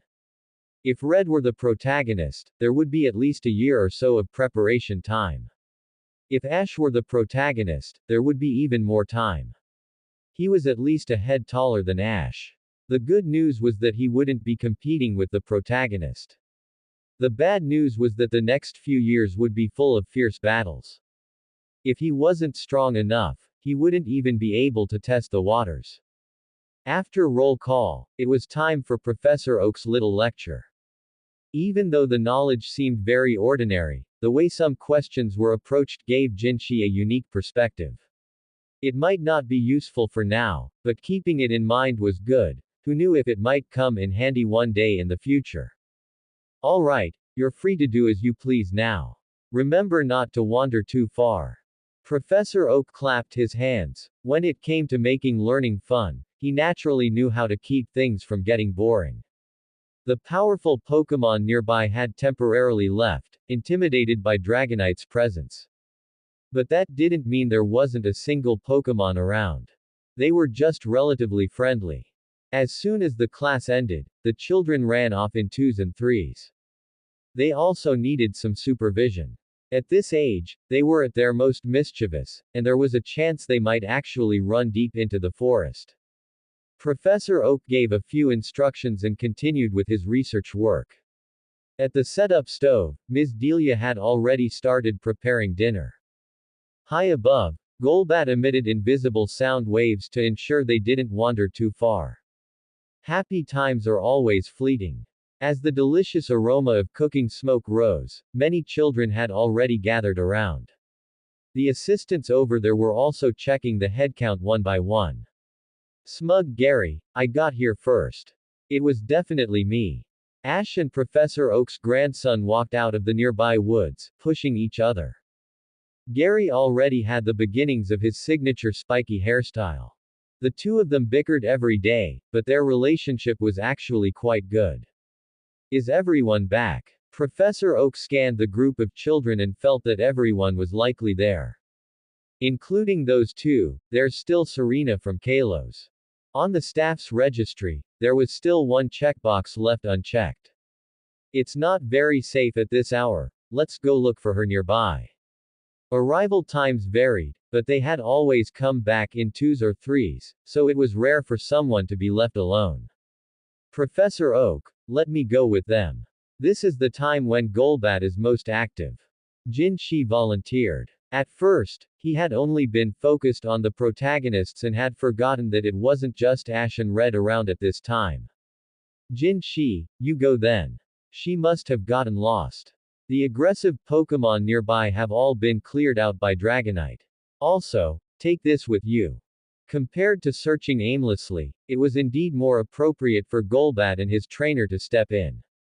Danger wasn't really a concern. The possibility was very low, but it wasn't absolute.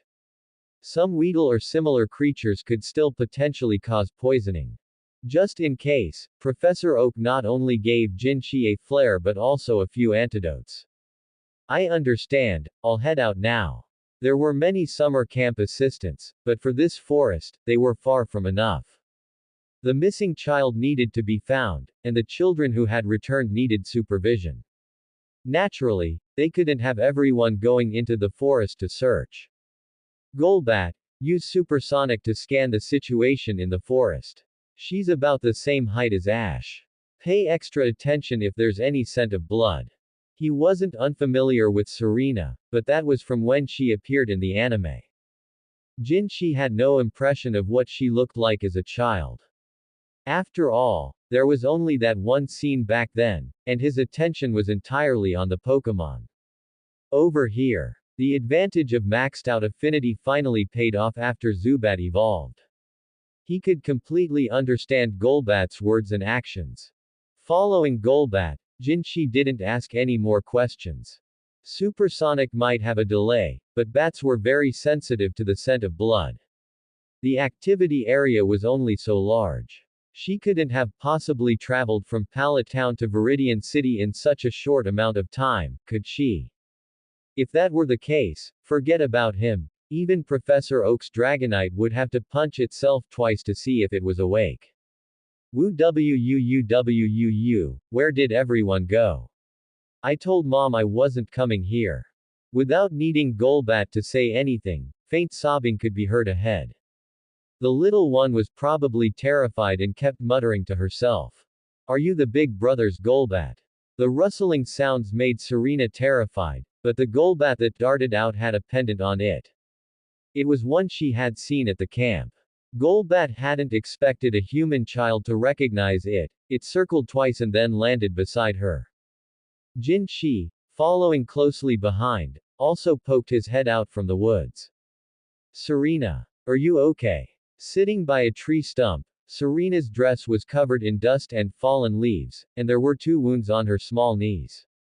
The skin was broken, just some scrapes, but for a child, it was still very painful. Big brother. Among the assistants, only Jinshi was willing to play with the children. Perhaps it was because of their similar age, but most of the children really did like to crowd around him. Alright, don't cry. I'll take you back. Jinshi patted Serena's little head, wiped the tears from the corners of her eyes, and began to treat the wounds on her legs. Just as he was about to stand up, more rustling came from the woods. Seeing that Golbat didn't react, he figured it was probably other assistants who had come looking. Ash, why is it you? I'm going to tell Ms. Delia about this. Just as he hoisted Serena onto his back, another little one emerged from the woods. Don't. Big brother Jinshi, didn't I find her too? Serena getting lost was merely a minor interlude, but Ash, on the other hand, received quite a lecture from Ms. Delia due to his recklessness. The following few days passed without any incidents. To prevent similar situations from happening again, Oak called in a few of his old friends from the Oak's laboratory. Because he had found Serena, Jinzai's reputation spread even further among the children's social circles. You wouldn't know any better and might think a teacher had brought their students here for a field trip. As the summer camp came to an end, Jinshi watched the children leave. Sitting on the bus, Serena clutched a handkerchief and waved goodbye to them. But why was her gaze fixed on him? After spending another night at Ms. Delia's house, Jinshi was finally able to receive his Pokémon. Oh, Jinshi. You've arrived quite early. Oak opened the door as Jinshi arrived at the entrance of the Oak's laboratory, backpack in tow. He had lingered long enough. It was time to embark on his journey once again. I guess so. Jinshi scratched his head. He had assumed that since he already had a Golbat, receiving a Pokémon would just be a formality. However, he had underestimated his own desire for a rookie trainer's Pokémon. He had woken up before his alarm even went off. Since you arrived first, go ahead and choose your Pokémon. Oak ushered Jinshi into the Oak's laboratory. Books and research equipment accounted for an estimated 70% of the space inside. Jinshi didn't decline. The rules for receiving Pokémon varied from laboratory to laboratory. Some had a set time for collection, while others operated on a first-come, first-served basis. Ash had originally wanted to come along to see it for himself, but the kid turned out to be even more excited than he was. He basically hadn't slept all night and only drifted off into a hazy sleep just as dawn was breaking. When Jinshi left, he had tried calling him for a long time, but Ash hadn't woken up. He had no choice but to tell Ms. Delia and head out first. Although we've met before, the necessary process must still be followed. Oak cleared his throat, and as he spoke, it felt as if Jinshi had been transported back to those carefree days. Hello. It's a pleasure to meet you. Welcome to the world of Pokémon. My name is Oak, and everyone affectionately calls me the Pokémon Professor. In this world, creatures known as Pokémon live everywhere. Now, please choose from the rookie trainer Pokémon approved by the Kanto League and distributed by the Oak's laboratory. They are the Water-type Squirtle, the Fire-type Charmander, and the Grass-type Bulbasaur. As Oak spoke, the 3 Pokéballs on the device were opened one by one. 3 Pokémon of different shapes and colors appeared before Jinshi. Squirtle. Bulbasaur. Char. Jinshi crouched down halfway. As expected of the rookie trainer Pokémon distributed by Oak. Even the Fire-type Charmander looked at him with a gentle temperament. The other 2 little ones weren't timid either, looking at him with full confidence. A significant portion of laboratories distribute region-specific Pokémon to rookie trainers as their initial partners, which are the 3 little ones you see before you. A small number choose Pokémon with ecological characteristics from near the laboratory as partners for rookie trainers, but only the former are considered by most to be regional representatives, known as the starter Pokémon. Oak didn't rush him, instead, he shared some knowledge. While the rookie trainer chooses a Pokémon, the Pokémon is also choosing the rookie trainer. There are quite a few Pokémon that will abandon their irresponsible trainers. All 3 little ones were doing their best to show themselves off, hoping to be chosen by Jinshi. It has to be said that in a certain respect, this is quite a dilemma.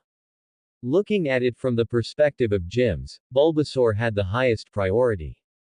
The ground-type gym in Viridian City, the rock-type gym in Pewter City, the water-type gym in Cerulean City, and the electric-type gym in Vermilion City were either weak to or resisted by its typing.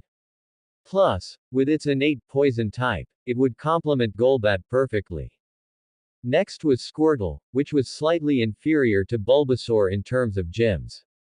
But once it completed its first evolution, it would basically be able to travel unimpeded across the streams and rivers of the Kanto region. After all, Kanto is not a region known for its mighty rivers. Finally, there was Charmander. There's no need to elaborate on the gym aspect. But once it reached its final evolution, it would be the best aerial partner a rookie trainer could get, aside from Pidgeot. Apart from a slightly difficult start, its performance in the mid to late stages is quite remarkable. Not to mention that after evolving into Charizard, it also possesses 2 Mega Evolution forms. Jinshi looked at the 3 of them carefully. The road ahead wouldn't be easy. This couldn't be like before, where he could just start over if things went wrong. Supporting each other along the way was more important than anything else. Just as Jinshi was feeling a bit conflicted, Charmander took the first step and grabbed Jinzai's finger. The flame on its tail gradually grew brighter.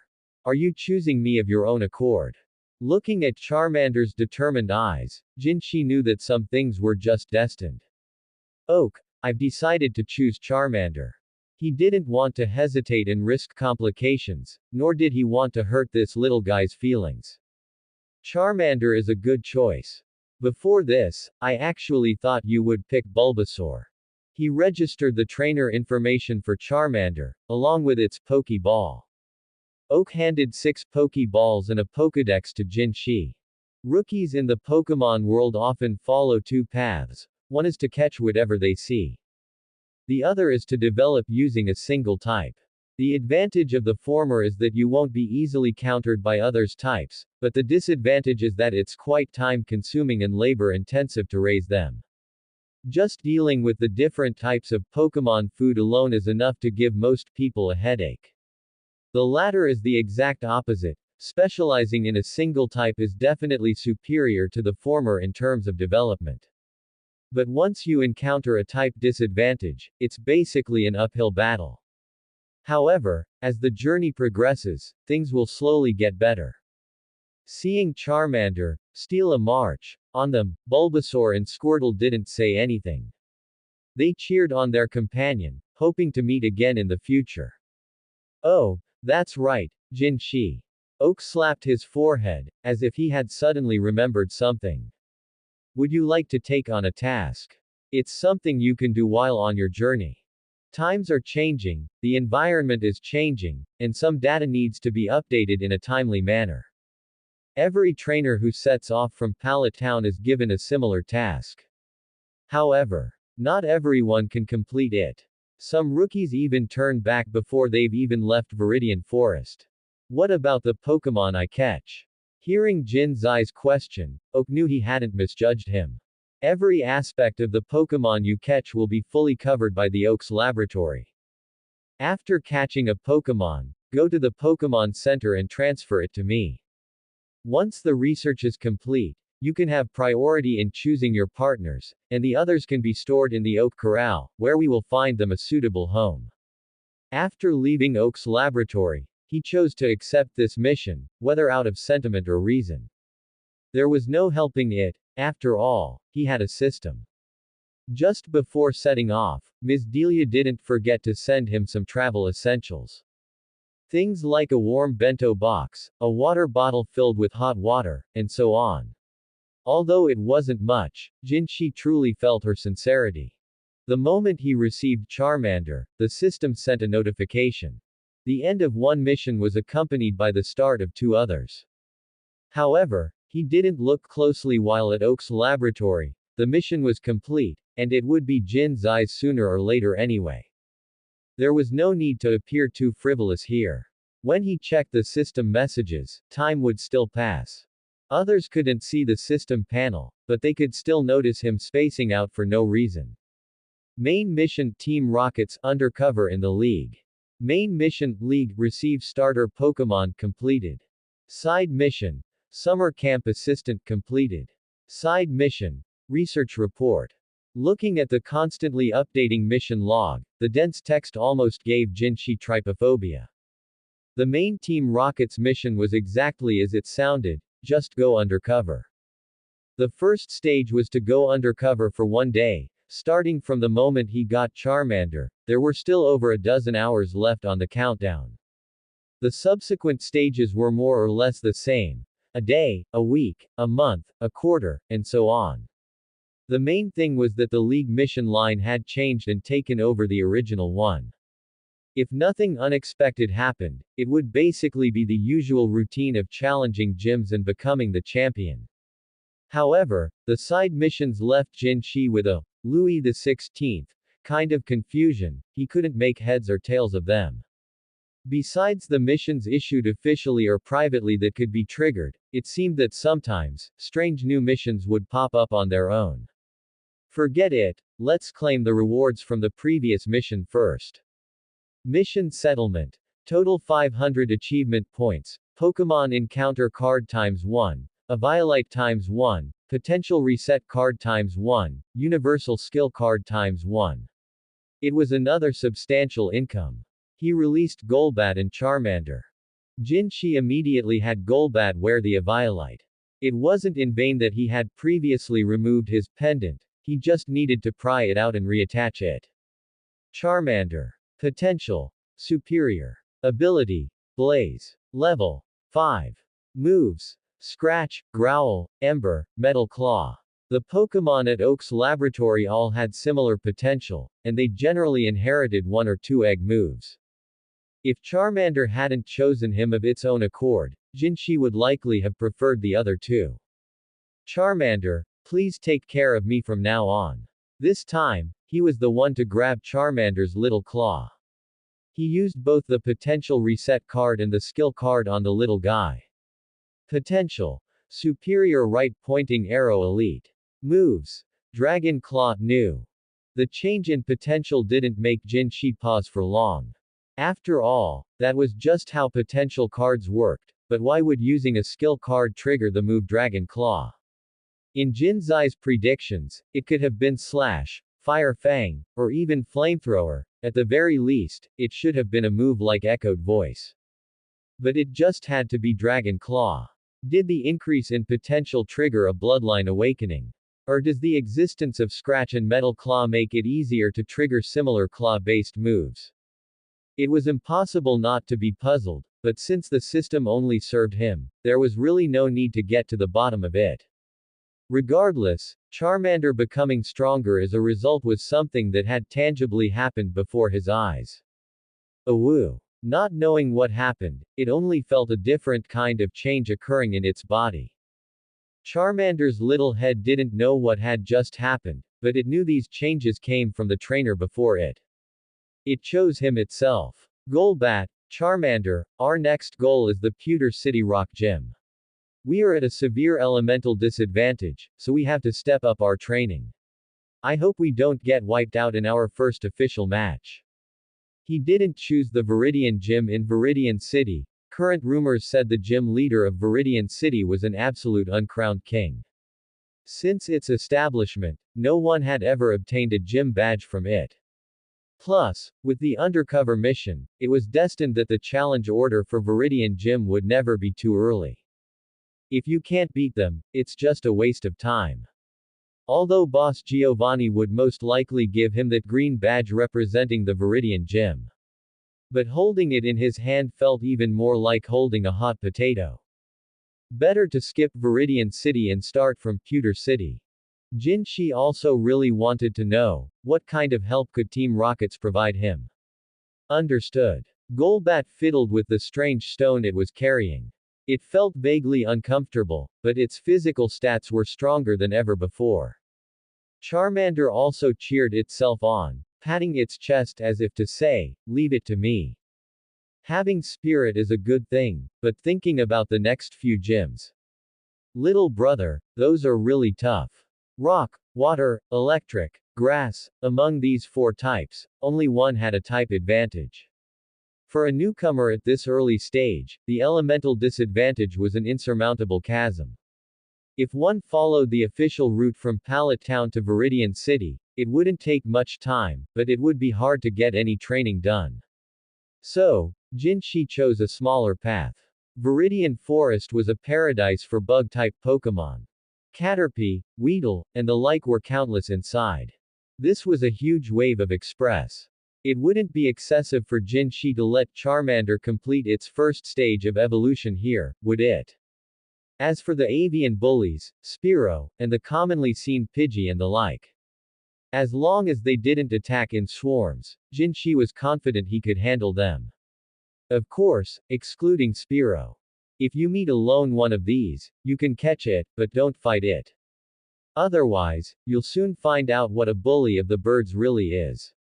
A flock of Spearow that blocks out the sky is enough to make you regret your life. Prepare some berries. Jinshi didn't mistreat those express babies. The crops in his portable space grew really fast.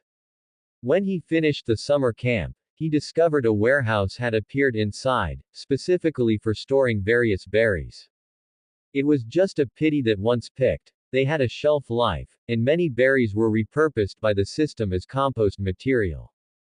Oran berries will do. Not fully at ease, Jinshi reminded the system. After all, he was going to take a beating. Other berries that cured status conditions weren't as effective as Oran berries. If only it knew the move Sweet Scent. There were quite a few Pokémon in Viridian Forest, but among the bug types, especially at the early stages, not many were actually brave. Golbat could find them, but just as it arrived, they would scurry away. So far, they hadn't fought a single battle against a bug-type Pokémon. The grass-type Oddish became a frequent visitor. Except for catching one oddish, the rest all became express for Charmander. I admit this is your territory, but I'm not made of mud. Even if these Pokémon could run fast, with Golbat chasing and Jinshi taking Charmander to cut them off, there would more or less be some harvest. Let me see. Oddish, Weedle, Spearow, Caterpie, plus Charmander, is there one Pokeball left? This could be considered completing the research task assigned to him by Professor Oak, while incidentally capturing some Pokémon. In this era, there is no Pokédex transfer mechanism. Even if one has more than 6 Pokeballs, they just stay in one's own hands. Only the transfer devices at the Pokémon Center are available for official trainers to use. As for whether there are residents on the road who have installed their own transfer devices, that depends entirely on luck. Wait, why can't I develop it ahead of time? The slow to realize Jinshi discovered a blind spot. This technology already has a finished product. Point-to-point transfer technology. With a few modifications, it wouldn't be much of a problem. But now is not the time for that. I need to find a way to contact you or Team Rockets, and I hope it won't be too troublesome.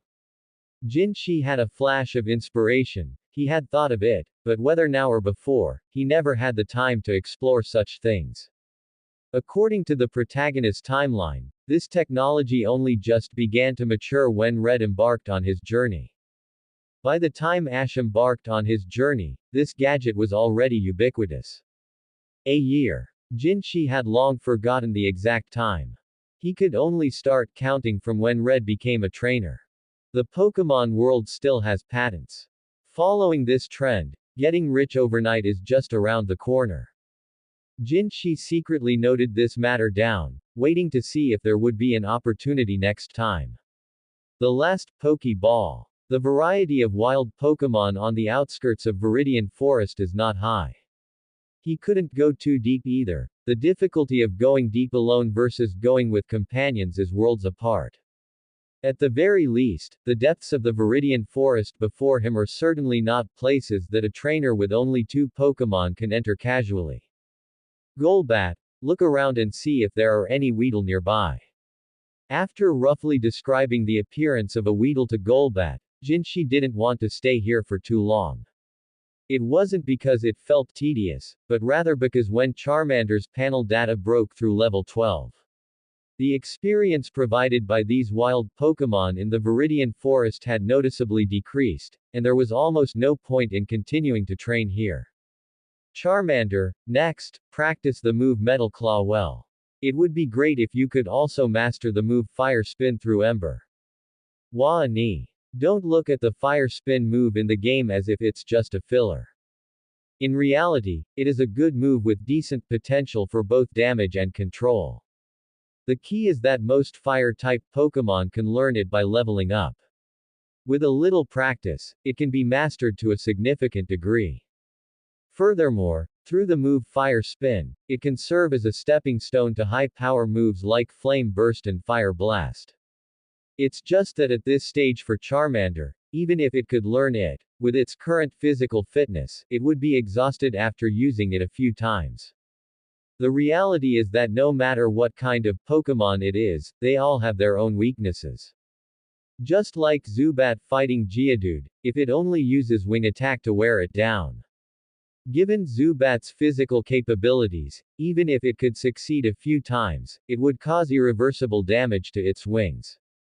Charmander spat out a few sparks and quickly covered its mouth, nodding to show it understood. Training is the same. A moment of carelessness in this Viridian Forest could potentially start a forest fire. It is precisely because Jinshi has set his goal on the Pewter City Gym that he is letting Charmander hone its melee combat abilities for now. For the first few gyms, training in the area of fire moves can just take its natural course. Staying here waiting for Golbat, Jinshi didn't forget to check on Charmander's physical condition. Even with the system's assistance, the specific actions still fall on him, the trainer. As expected, is it more inclined toward melee combat? Jinshi gently pressed on Charmander's muscles.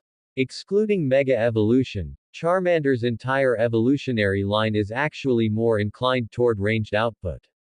Or more precisely, what people often call a special attacker. Even if a trainer knows nothing, as long as they focus solely on special attack development, for this species, it actually wouldn't cause too many problems. But that applies to the general Charmander species. Where there is a hole, there are exceptions.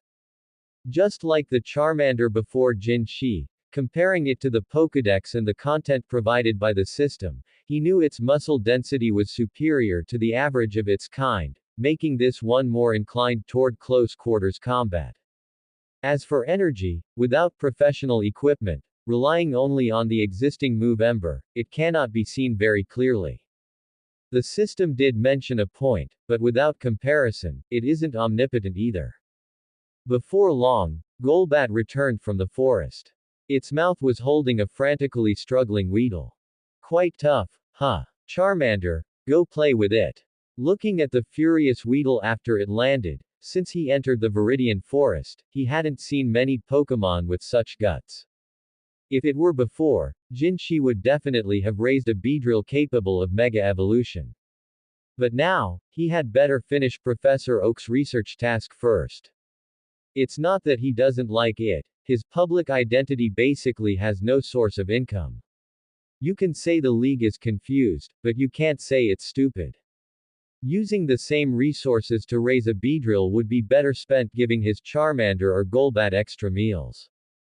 Jin Shi knows that a mega-evolved Beedrill is very strong, Boss Giovanni has one. But so what? In the history of the entire league, or rather the entire history of humans and Pokémon, is there likely only this one case. Even if replicated proportionally, it would just be a second Beedrill of Boss Giovanni. But the resources invested in it cannot be simply brushed over. Wah ni. The eager Charmander looked at the Weedle before it with bright eyes. Since entering this forest, it has fought many bug-type Pokémon. It naturally knows how to deal with them. Watch out for Poison Sting. Watching the Weedle's attack, even though he knew it was no match for Charmander, he was still worried it might fall into a poisoned status condition. Fortunately, Charmander had slowly become familiar with this in previous battles. Although it couldn't use fire-type moves, its claws reflected a metallic luster, easily blocking the Weedle's poison sting. Jin Shi didn't offer any reminders, just quietly observing Charmander's battle. The coverage area of Metal Claw is still slightly insufficient, and the speed is still a bit slow. Jin Shi kept these problems firmly in mind, whether they were skills it already knew or assistance from the system. These skills were just usable, they wouldn't be interrupted due to the skills themselves. But there were still many problems that needed to be solved. That's the end of part 2. Part 3 is coming soon. Thanks for watching. Please subscribe and support our channel for more stories.